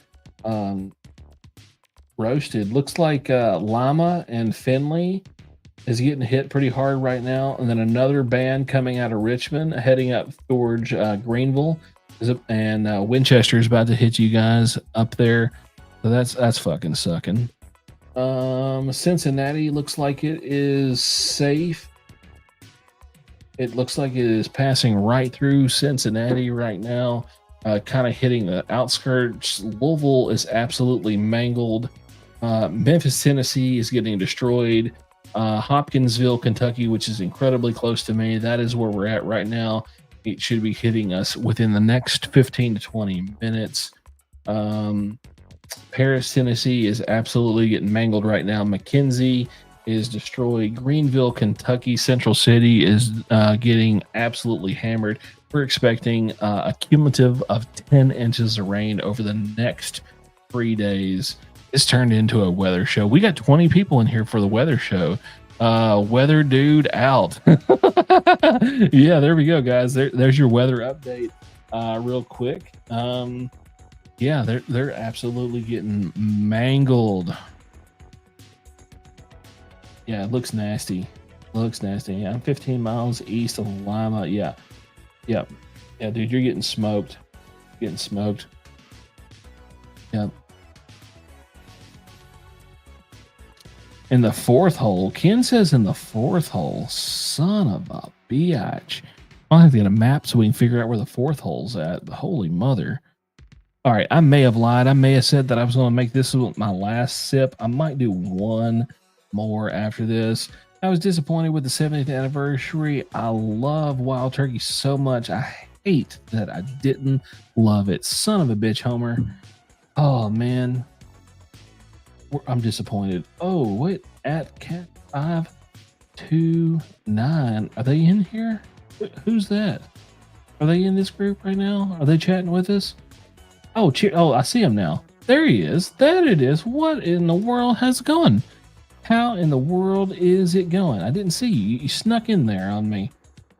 Welcome, welcome, welcome. Love y'all's live streams and your videos. So super, super happy about that. Yeah, right here, right here. Right here, Dustin. Boom. Or Meta Prometheus. 20 people in here hanging out with us. We're doing a little live weather update. New Albany, Indiana, Louisville, Portland getting smoked as we move across to the northeast area. We're going to be traveling through the Georgetown area, straight up into the New Albany area. A little bit west of Louisville, Kentucky, we're going to be seeing extreme weathers near the Breckenridge and King Store area. Look at that. I could be a weatherman. What y'all think about that? That was important. Oh man, heck yeah, Ken loves Homer stuff. I don't even know like if I should call him Homer or Josh, because damn Dave got me calling him Homer, and then his Facebook says Josh, so I don't even know at this point what we're doing. Oh man. So we're looking over here in the Gordon area, heading up to Lanesville, Georgetown, Floyd's Knob, just slightly west of New Albany at this time. We are experiencing some extreme weather as we continue on with this broadcast. Ryan Hall, y'all, will take over, and look at that. I could totally be not a very good one, but I could be one. Oh my gosh. That is so good. Wow, impressive. All right, so we still have 19 people in here. What is everybody sipping on? Are you still sipping on stuff? Did you hit the like button already? Did you not? Make sure you hit the like button. Share this channel with your friends. Tell your friends that we're here for a good time, not for a long time, and we are going to rock this for just a little bit longer. I will do one more pour after this because this was too much fun. Blacktop early times, yup. 4 roses, yeah.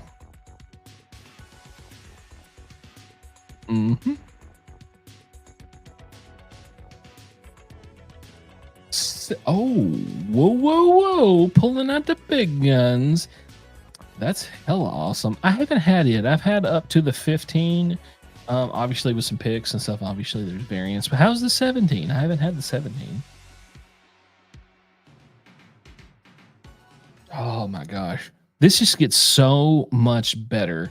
Let me ask everybody this. We have 19 left in here. How many of you prefer to pour up maybe 1 or 2 glasses of whiskey, let them sit, and then maybe 15 minutes you actually dive into it and then start enjoying it? I prefer to let my stuff breathe. Also, I'm a very slow sipper. If I'm not chugging, I'm slow sipping. A lot of people will be like, oh, you're just milking that. Charles is milking that. Yeah. Well, maybe I am. Maybe I am milking that. Who knows, right? It could be a thing. It might not be a thing. Some people like going slow. All right. Bust an email out. Boom, just like that. I'll let the high proof stuff open up longer. See, I feel like it's the lower proof stuff for me that takes incredibly long time to open up. I pour between 2 and 4 right from the start. Yep, see, there we go. There we freaking go. Absolutely. Maybe I'm not as crazy as all you guys seem to think that I am. Uh, Definitely, if it's a fresh crack, we like to let them breathe. See, even without it being a fresh crack, I like to let mine breathe for maybe an unusually long amount of time. I prefer mine to have at least 15 to 20 minutes before I'm sipping on it. Preferably, what I like to do is right before I sit down to dinner, I will pour a few pours and let them be breathing for like the next, 20 to 30 minutes as I eat dinner. And then after I clean up a little bit, the kitchen, and then I'll start sipping on something. I think it's just way better that way. There are a few bottles that I do just straight up, make a pour, start sipping. And truthfully, that's a lot of the stags. I don't feel like they take near as long to open up. Michter's always takes a long time to open up. So if you guys feel the same about some bottles, which bottles do y'all think that takes longer to open up than others? So,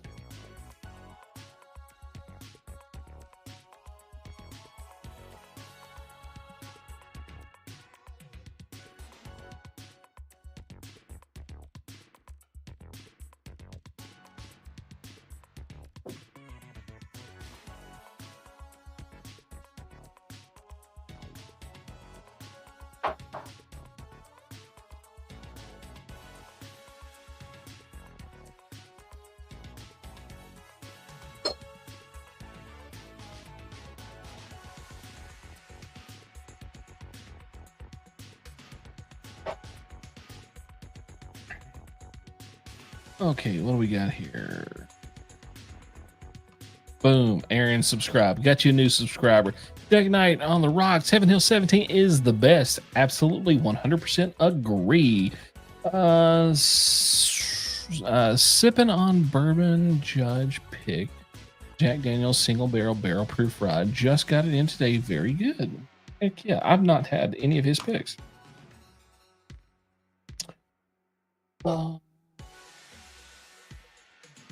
Olin sipping on some Redwood Empire. Metaprometheus says Booker taste. Oh, takes a hot minute to mellow out. Yeah, absolutely. I agree. All right. Oh shit. My bad. So we have 200 proof offerings here. We got the 1924 10-year 100 proofer, and then we have the Old Forester Black Label 100 proof coming in from Warehouse H Floor 7. You guys, real quick, let me know which one you would like me to make as my last pour, and then I am going to retire for the night. We're going to finish this up at roughly around 4 hours, so we got about just slightly under 7 minutes left. What do you guys think? Which one are we going to be sipping on? All right, let's see here. We got Buckner 17 is excellent in my opinion. Had a pour first before deciding to get into that range of bottle. Had a 1520 plus proof and 130 proof before, which told me. Okay, so dang man, makes me really fucking want one of those now. That's great. Way to go. You're helping me spend my money. Black label. So I think we're looking at Black Label. Heck yeah. That's a lot anyway.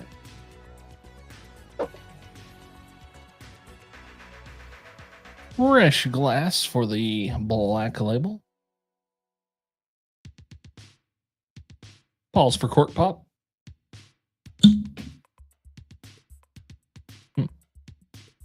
I thought that was like kind of mediocre. Did y'all think that sounded good, or was that kind of yeah? Icy out there. Holy crap.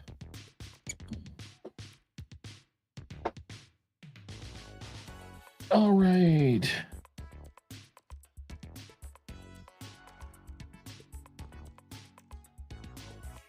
I don't know where that one was going. Is that? Okay. All right. All right, folks, last pour of the night. Real quick, what are y'all sipping on? Charles, how's the weather on your side of town? Right now, it's thunder, and it's like Fort Campbell's rocking some fucking explosives right now. To be honest, it is shaking my house. Getting a lot of lightning over here. It's light sprinkles, Aaron. But according to this, it looks like we're going to get hit a little bit more before the night's over with. So, oh, man. That's like cherry cotton candy. Ooh, buddy. Incredibly good.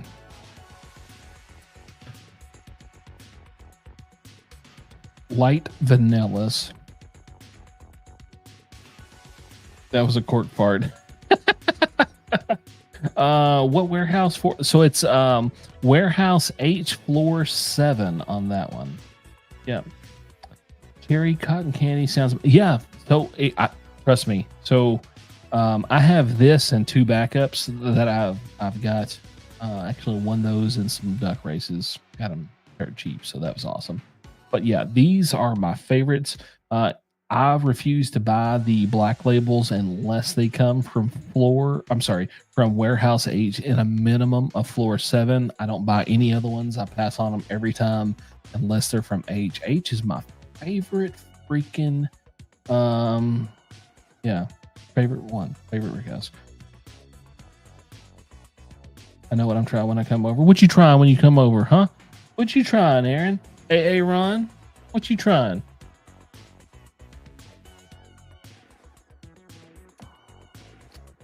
All right.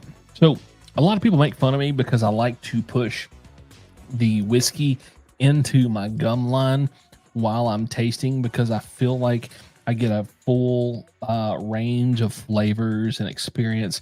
I taste a little bit more of the proof there. I feel like I pick up more of the oak when I get it into the gum line. What do you guys like? Do you guys, when you're tasting whiskey, do you just put it on like the lower part of your palate and the top part of your gum line, or do you just completely don't put it into your gums at all?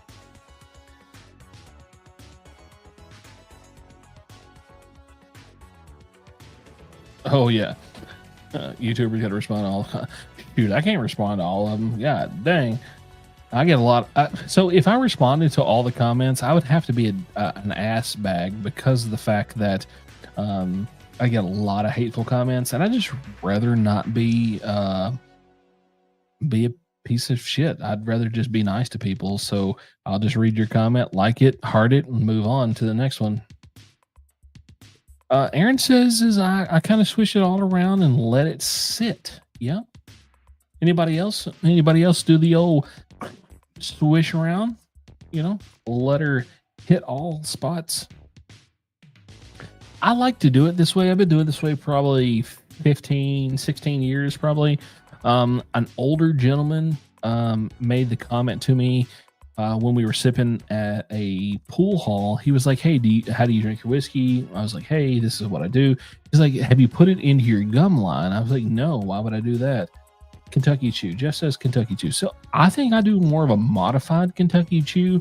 I like to swash it around 2 or 3 good times and then let it set on the tongue, and then hit the sides of my tongue underneath the tongue. Then I'll go ahead and swallow. And I feel, so this is just me, just from this style, I feel like I get more of an oak presence doing it this way versus just put it in the mouth, lightly moving around, boom, gone. King of Kentucky has never made it to Knoxville, Kentucky. I'm sorry, Tennessee. What the fuck am I talking about? You idiot. Oh yeah. So yeah, that sucks, dude.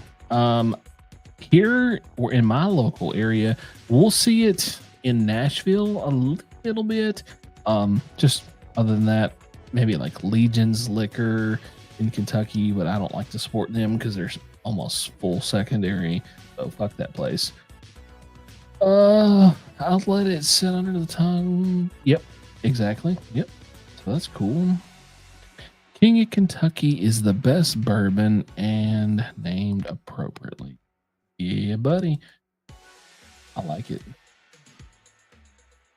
I know it sounds weird, but do you ever stuck your tongue to the what? Get more fun.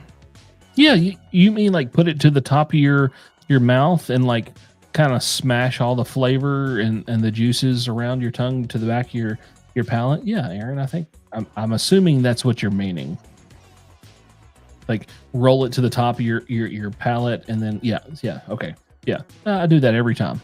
100%. Yeah, that don't sound weird at all. That makes perfect sense. I think that's like the appropriate way to swallow spit too. Like that's just the natural way to do it. But like if you do it in a slower, like a slowed fashion, I think that's the way you extract more flavors.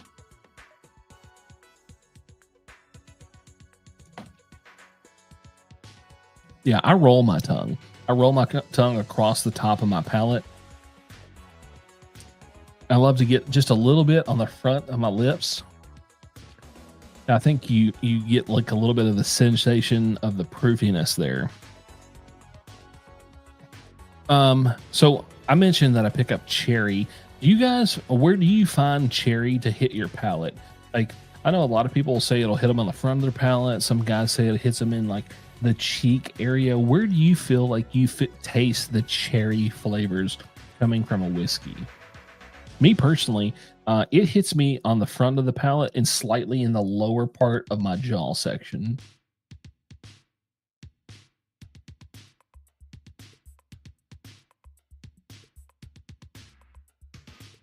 How do you know the difference between difference in mash bills? Buffalo Trace does not after that. So you just know mash bill 1, 2, and then the rye mash bill.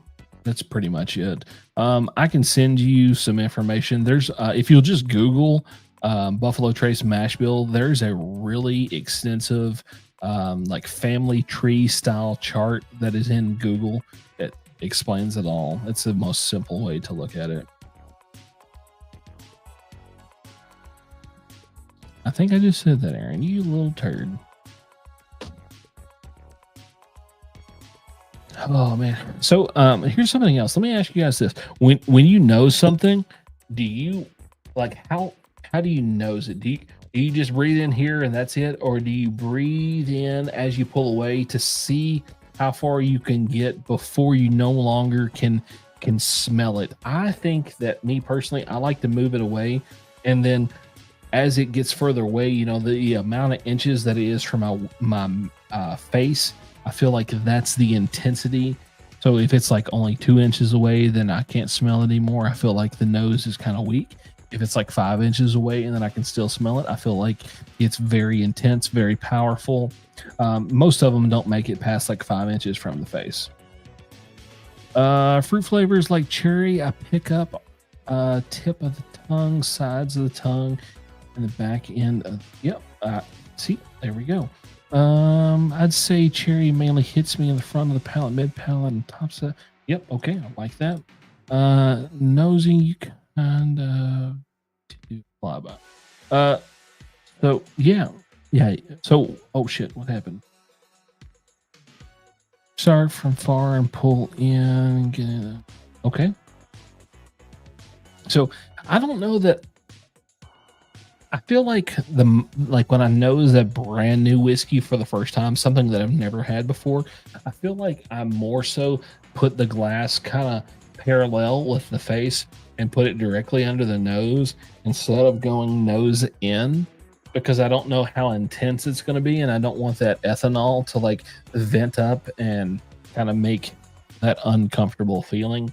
So I nose kind of lightly first, and then if it's not very intense, I tilt it up maybe at the 45, go full schnoz in, and then kind of pull back and test the intensity of it. That's kind of like my range, like a 1 inch to 5 inch, 5 being super intense nosing experience. It kind of envelops the total area, encompasses that area around the face very well.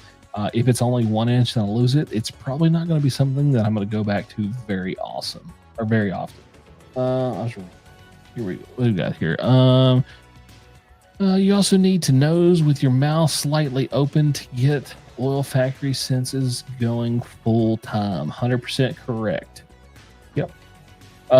So I'll do both. I'll do mouth closed, and then I'll do mouth open. I prefer. So a lot of people say they just like relax the lower jaw and just let the jaw hang. And then some people say that they kind of want to like forcefully open their gullet, open it up a little bit so they can feel more. I just usually relax the jaw just a little bit. Yeah, that's kind of how I do it. Did you know the only side of your nose works at a one side works at a time? Let me real quick, which side do you guys pick up oak on? Is it left or right? Because I pick it up on the right side.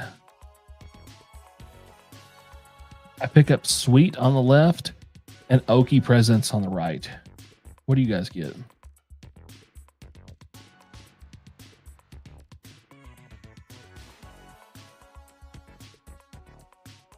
Aaron, are you hearing all that at your house?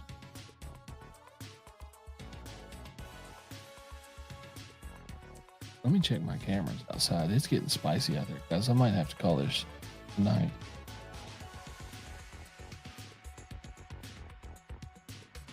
It's like, I know you guys probably didn't hear it, but it just rattled my entire fucking house.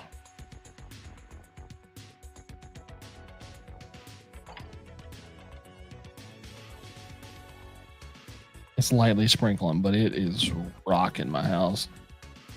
Yeah, a lot of lightning, a lot of thunder. My whole house was shaking like I mean, like earthquake level shaking. Not much rain. Yeah, totally agree. Where did that go? Missed it. Son of a bitch. Is he really? I did not know that Dave was a Star Wars fan.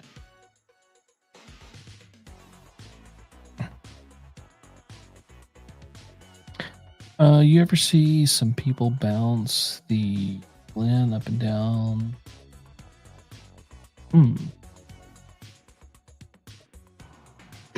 So I am not opposed to swirling my Glens or whatever glass, because I think that it coats the glass, and then as it dries, then you're going to get more of the scent. After I swirl it once or twice and get everything kind of covered, and it completely does like the drying phase and I can smell it better, I don't typically swirl it. Yeah, that's pretty much it. Disney merged. Yeah, they went woke.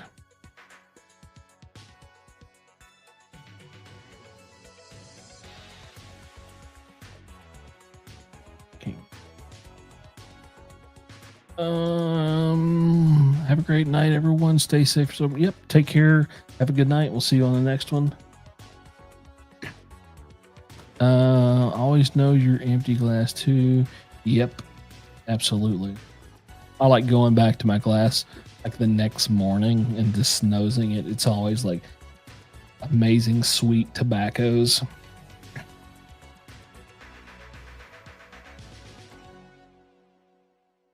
Jesus Christ. Big win. Well, stay safe, Ken. Oh shit, massive tornado in Arkansas. Damn. What part of Arkansas was it? Was it near Little Rock?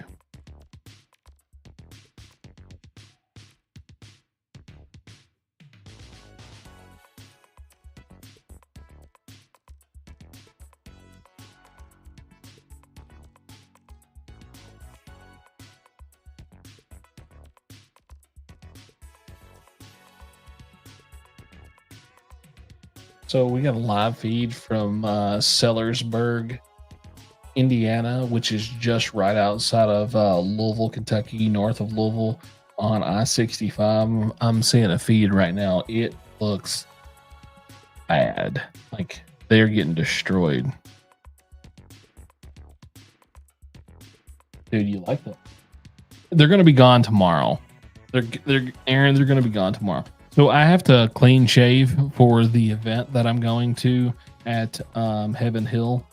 I want to look presentable. I'll be very nicely dressed up, sports coat, blazer, that kind of looking good. Thinking about maybe a bow tie, probably not. I don't know. 100%. Leave the mouth open. If you're only going to do one technique, leave the mouth open. If you're going to practice multiple techniques, try mouth closed, then mouth open. Yeah. Be the real you. I mean, I could. Yeah. Do y'all like this? Y'all like it? I mean, I think I went just a touch, maybe too far on the gap. Maybe not enough. I don't know. What do y'all think? Do y'all think that looks good? I want it to look presentable. I don't want to look like a bum.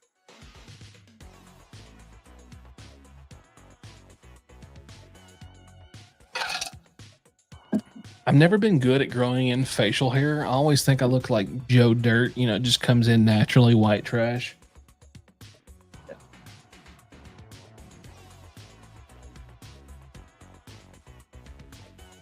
Yeah, I can't do this.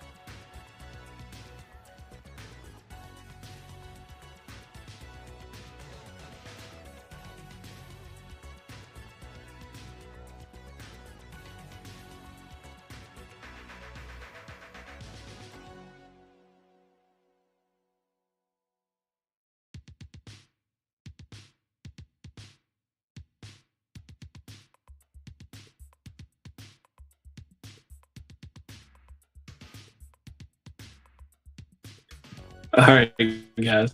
Can you hear me? I'm still here. We lost power, so I'm still kicking. Let me know if you guys are still in here. Let me see if I can get a different mic. Hold on just a second, guys.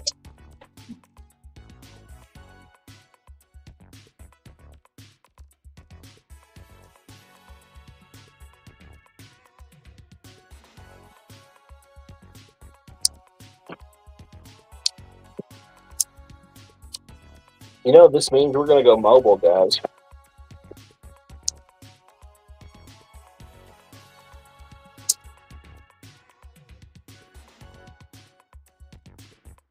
All right, how we sound, guys? Can you hear me okay?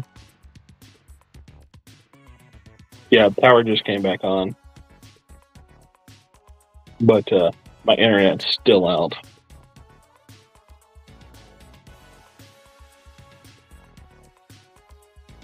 Let's see here. Get this thing fucking fixed, guys. Hold on a second.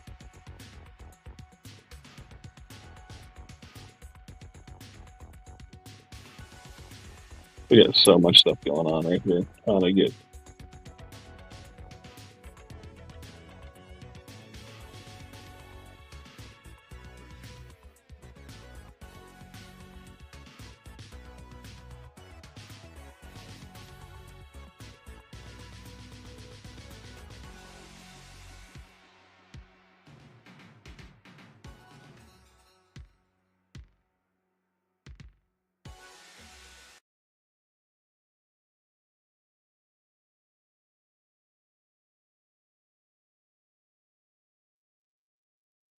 Boom, we're here.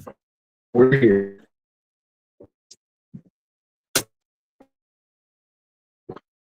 Hang on.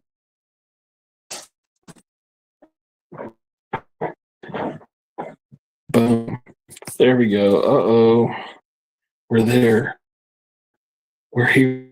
Let's see if I can get this camera on for y'all.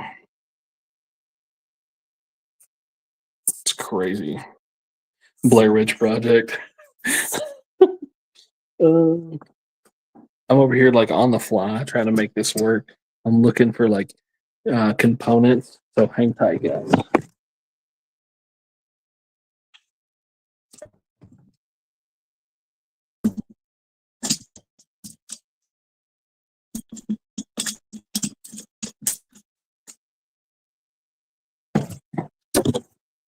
We're doing this on the fly here. I'm like rigging up a mobile unit so I don't want you guys to.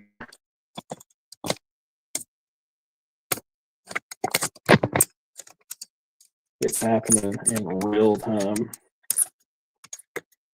Can y'all still hear me okay?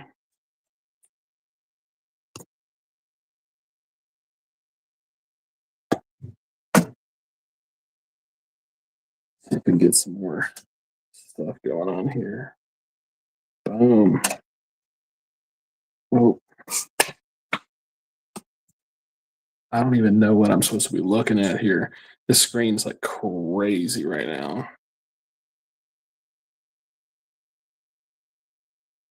It's insane. I don't know what's happening here. Let's see if I can get you guys connected back to the internet.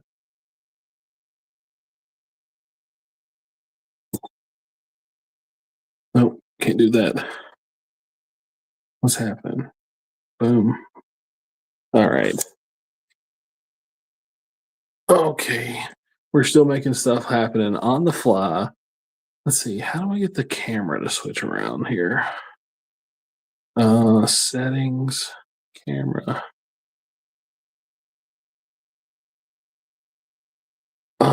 Front.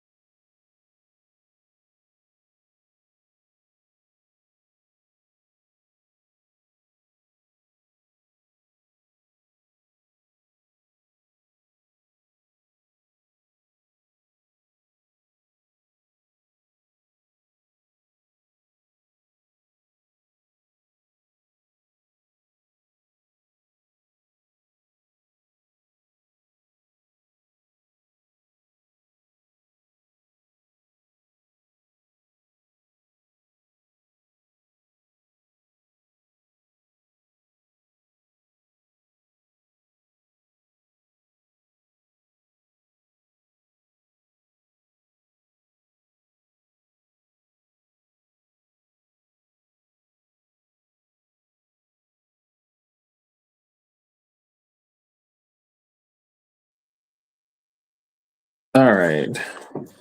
Let me know if y'all guys can hear me.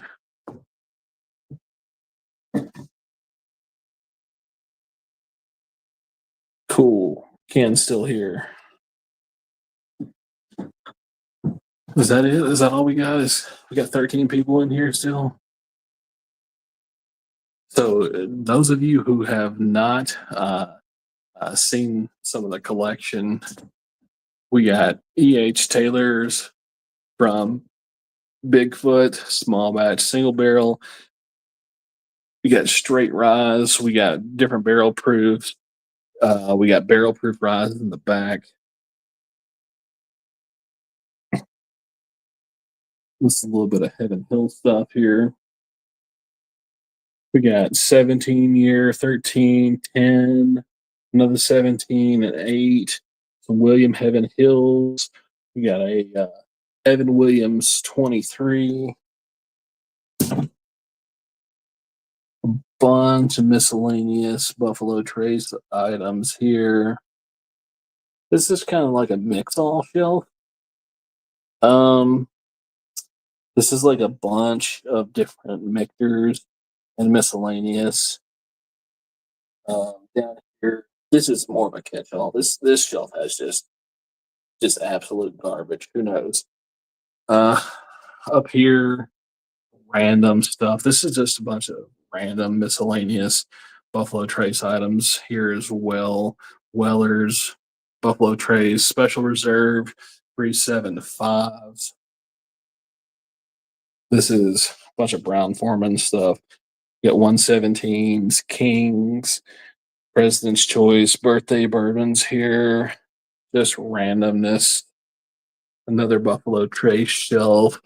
We got like A. Smith's Bowman's, GTS's, Barrel Proofs, Sam Houston's. We've got Handy's, Stags, bunch more GTS's in the back. Massive amounts of different Jack Daniels, tins, random Old Forester birthday bourbon in there. More Evan Williams stuff hiding down at the bottom.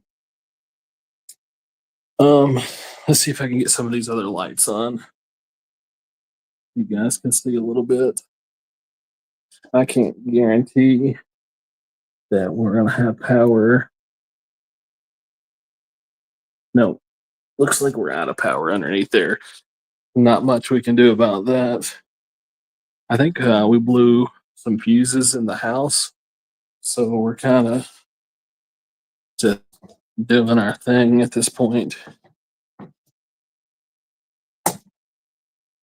I know you guys can't see up here, but this is like a bunch of just random Green River and miscellaneous stuff there. There's some wild turkey. This Rick House was probably like the least favorite thing that I've picked up. If you guys are Green River OG fans, you know about the Wathins brands and the Barrel Proof and stuff. Yeah.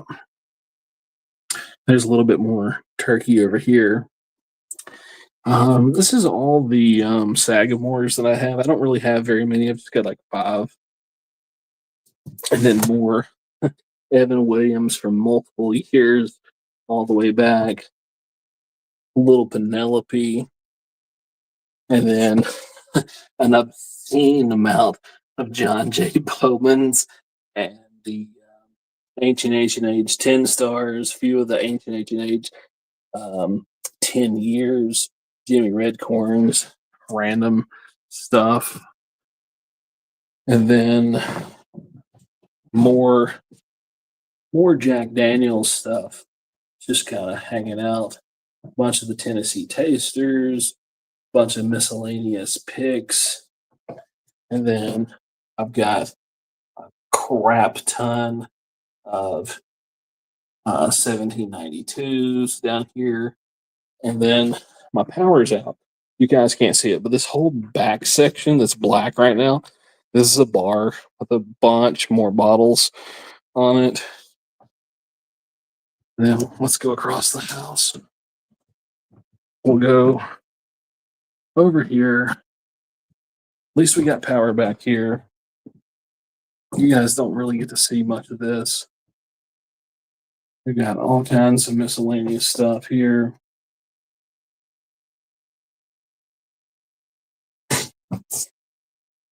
This used to be my floor bourbon. All this stuff used to be on a floor bourbon shelf, or floor bourbon, and then I put it on a shelf. All kinds of stuff in there. A spot that you guys don't really ever get to see is down in here. I have let's see if I can get some lighting in here. Hold on, guys. Not much lighting. Can't help you. There's a ton of samples back here. More Jack 12s, more Jack 10s, Willet Purple Tops, more GTSs. We got a couple cases of Eagle Rare, case of Blanton straight from the barrel. We've got a case of Stags. Got a case of Stags down in here. This is empty. These two are empty. We do have a full case of E.H. Taylor here. We got another bundle pack from Michter's with the barrel strength. Weller CYPB is not full of CYPB. There's actually only 2 CYPBs in there, 2 full proofs, a special reserve, and a 107. There's a case of 1792 foolproof picks. Below that is a full case of Buffalo Trace picks. And then I do have another case of Elijah Craig barrel proof C923s down in there. So there's kind of that. Oh, yeah. And then I've got E.H. Taylor barrel proof Rise in there. And then you guys are already seeing the safe, so you know what that is.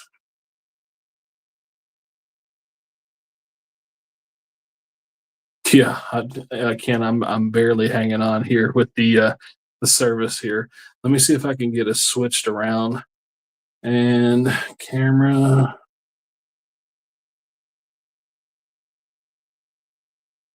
Maybe we'll have just enough service.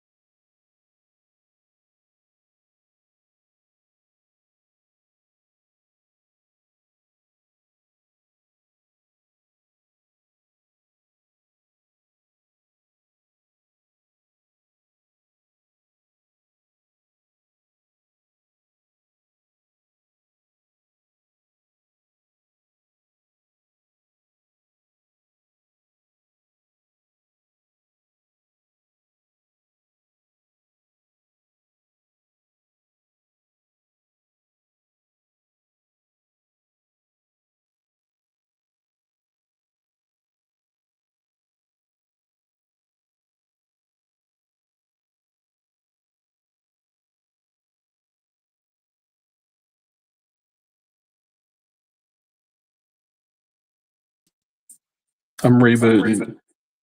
Hang on, guys. Full system restart.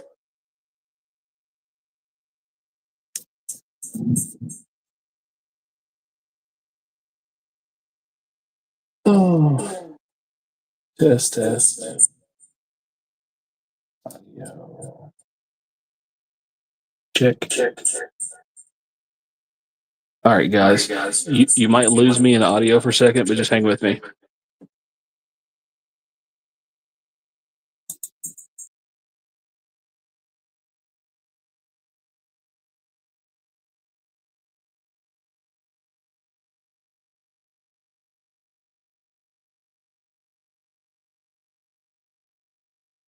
Check.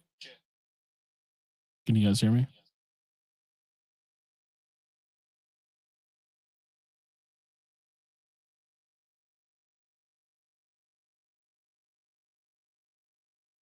All right, tell me if you can hear me, guys. All right. Wasn't that cool? I just went straight fucking mobile on the fly. Wasn't that cool? Heck yeah. That was awesome. Didn't see that happening. Aaron, did you lose power on your side of town?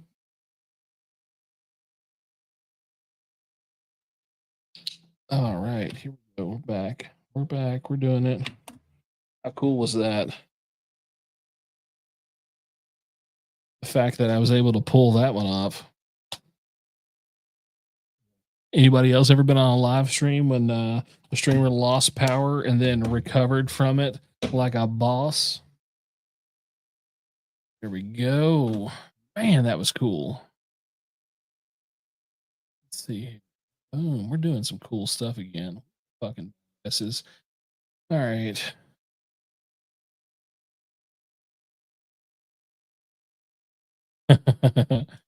Boom, just like that. Killing it. Yeah. I did what I could to save the stream.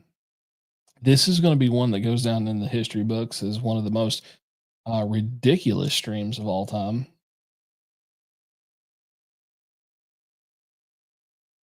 Oh man. Dude, checking in. Always checking in. Oh man. That's crazy. Man, I can't believe 17 of y'all stayed with me through that crazy mess. That's unbelievable. Dude, thank you to all of y'all that stayed with me. Do a roll call. Who's here? I want to know who stayed with me through all the craziness that just unfolded just a minute ago. That was unfreaking believable. I cannot believe that happened. I can't believe I was able to maintain the stream as quickly, jumping onto my phone and going mobile. Roll call. What state y'all from?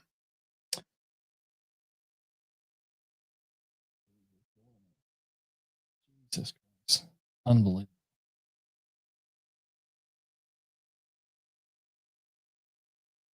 Ride or die. Gilbert Sanchez, what's up, my guy? How you doing, man? Thanks for hanging out. South Carolina, gonna raise up. Take your shirt off. Idaho. I got that good ass vodka. Christ.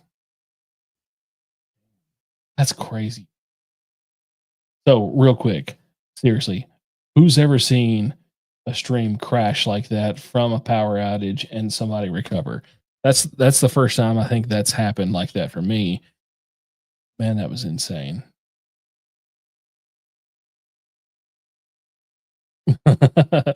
Yeah, dude, I said your name. I always give my peeps some shout out. Yeah, dude, thanks for hanging out with us. We still got 15 of y'all in here. Hails to the yeah, rains a coming.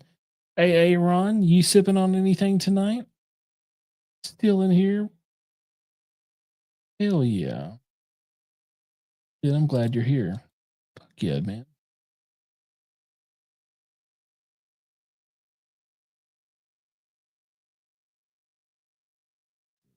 I don't know how I pulled that one off. I'm just pulling shit out of my ass at this point. Eagle Rare. Never seen a live power lock. Dude, that was insane. It just all shut down. Everything had to come back up. And I pulled that shit off. Sipping on some Ben Holiday. Holy moly. Hold on, I got.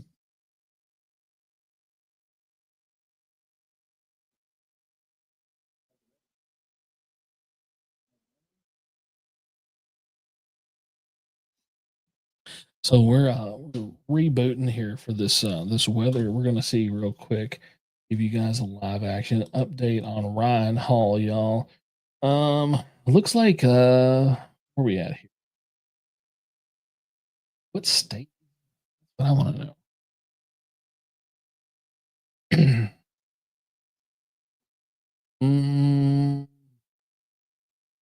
He's messing with me now. Like I don't know what's going on. Oh my gosh. I'm seeing my live stream in replay. Holy crap. That's crazy. Gee whiz.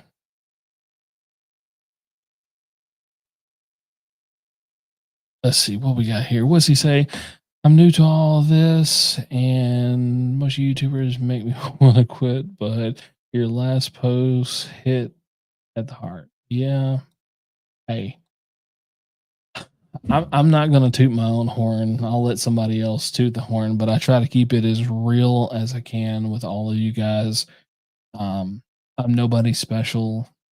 Just because I'm on someone's screen doesn't make me any more important than anybody else. I'm just a regular person talking smack and connecting people from across the country and around the world, making sure that we have a way to talk to each other and just absolutely just be connected as a community.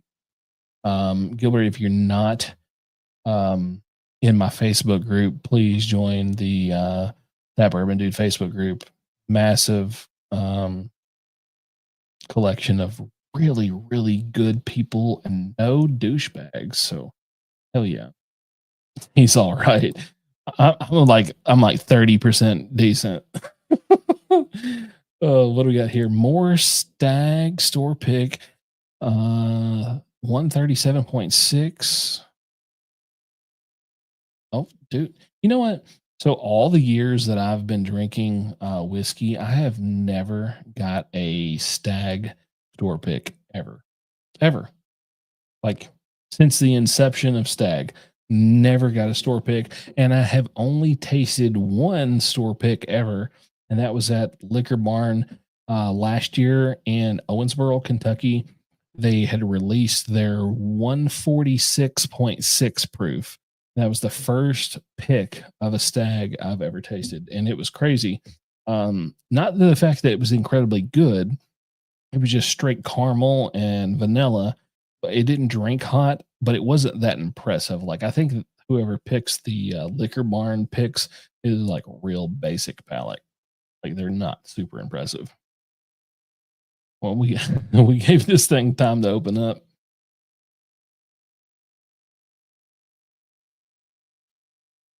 Yeah, that stream looks straight ass like some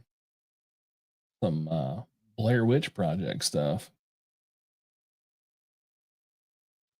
Did you guys enjoy going around the house and checking out the different shelves and stuff on the other side of the house? I know none of you really get to see that on video normally.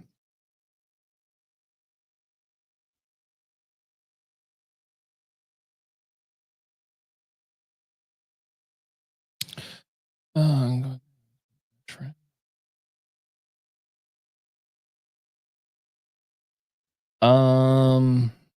So is this person not a bourbon drinker at all? Is this like a fresh introduction into the whole thing? If it's someone that's completely new, um, I would not go over 100 proof. I would just bring out some lower proof stuff and not just absolutely scorch their palate. Um, let's see, a bottle like do you just have like a basic Buffalo Trace bottle? That's a really good starter product. If you don't have a Buffalo Trace, then really anything under 100 proof, don't go below 90. Stay that 90 to 100 proof. Don't go craft. Try to stay a mainstream brand. A really good option would be like a Woodford Double Oak. That's a lower proof. That's a little bit sweeter. It's kind of like a desserty. Um, yeah, kind of like a desserty pour.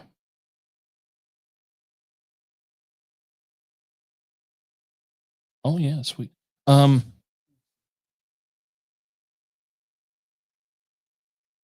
any of the Green River stuff is pretty solid at a lower proof. That's very good, and it's fairly inexpensive.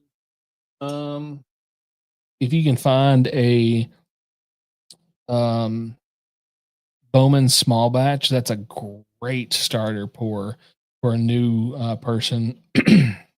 Gives you that cherryness from the Buffalo Trace profile, even though that it was like redistilled at the A. Smith Bowman Distillery. Still really good. Yeah, absolutely. Penelope Weeded is a great pour. I guess I don't have that in here. I guess it's in the other room. Super good. Oh man, 4 hours and 40 minutes in. This might be a little hot. Yeah, Aaron, that's a little spicy. Well, folks, as soon as I finish this last little bit of this pour, I'm going to call it a night. I've got to be prepared if a storm does hit. And I've been awake for 2 full days straight at this point. So I'm a little tired. But I'll be at it tomorrow. Don't forget, guys, I'll be live tomorrow afternoon with Bourbon Forage Fishing. We're going to be talking bourbon, forage, and fishing, and a little bit of anything in between. We might try to make some kind of random announcement. There are some announcements that I need to make that I may or may not be able to make tomorrow if I don't get the information. I'm hoping I do. I hope I get the email. They haven't sent it to me yet. They know that I need the email, but we'll see. Yeah.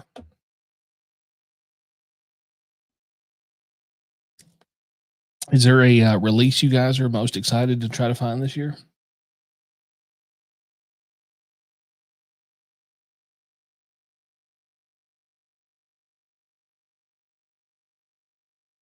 I'll let you know, buddy.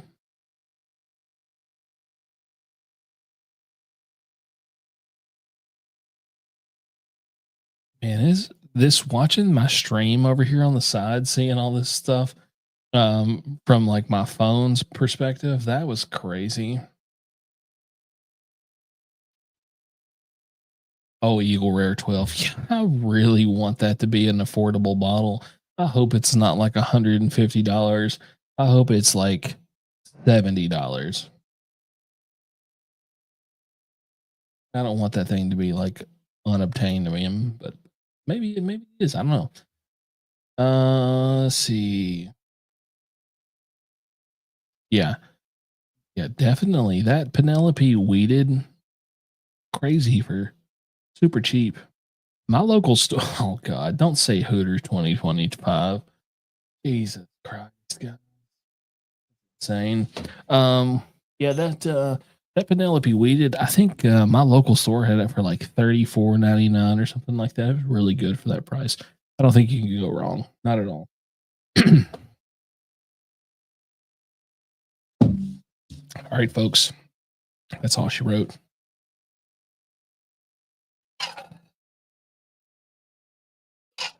All right. I'm calling it a night. Thank you all for hanging out tonight.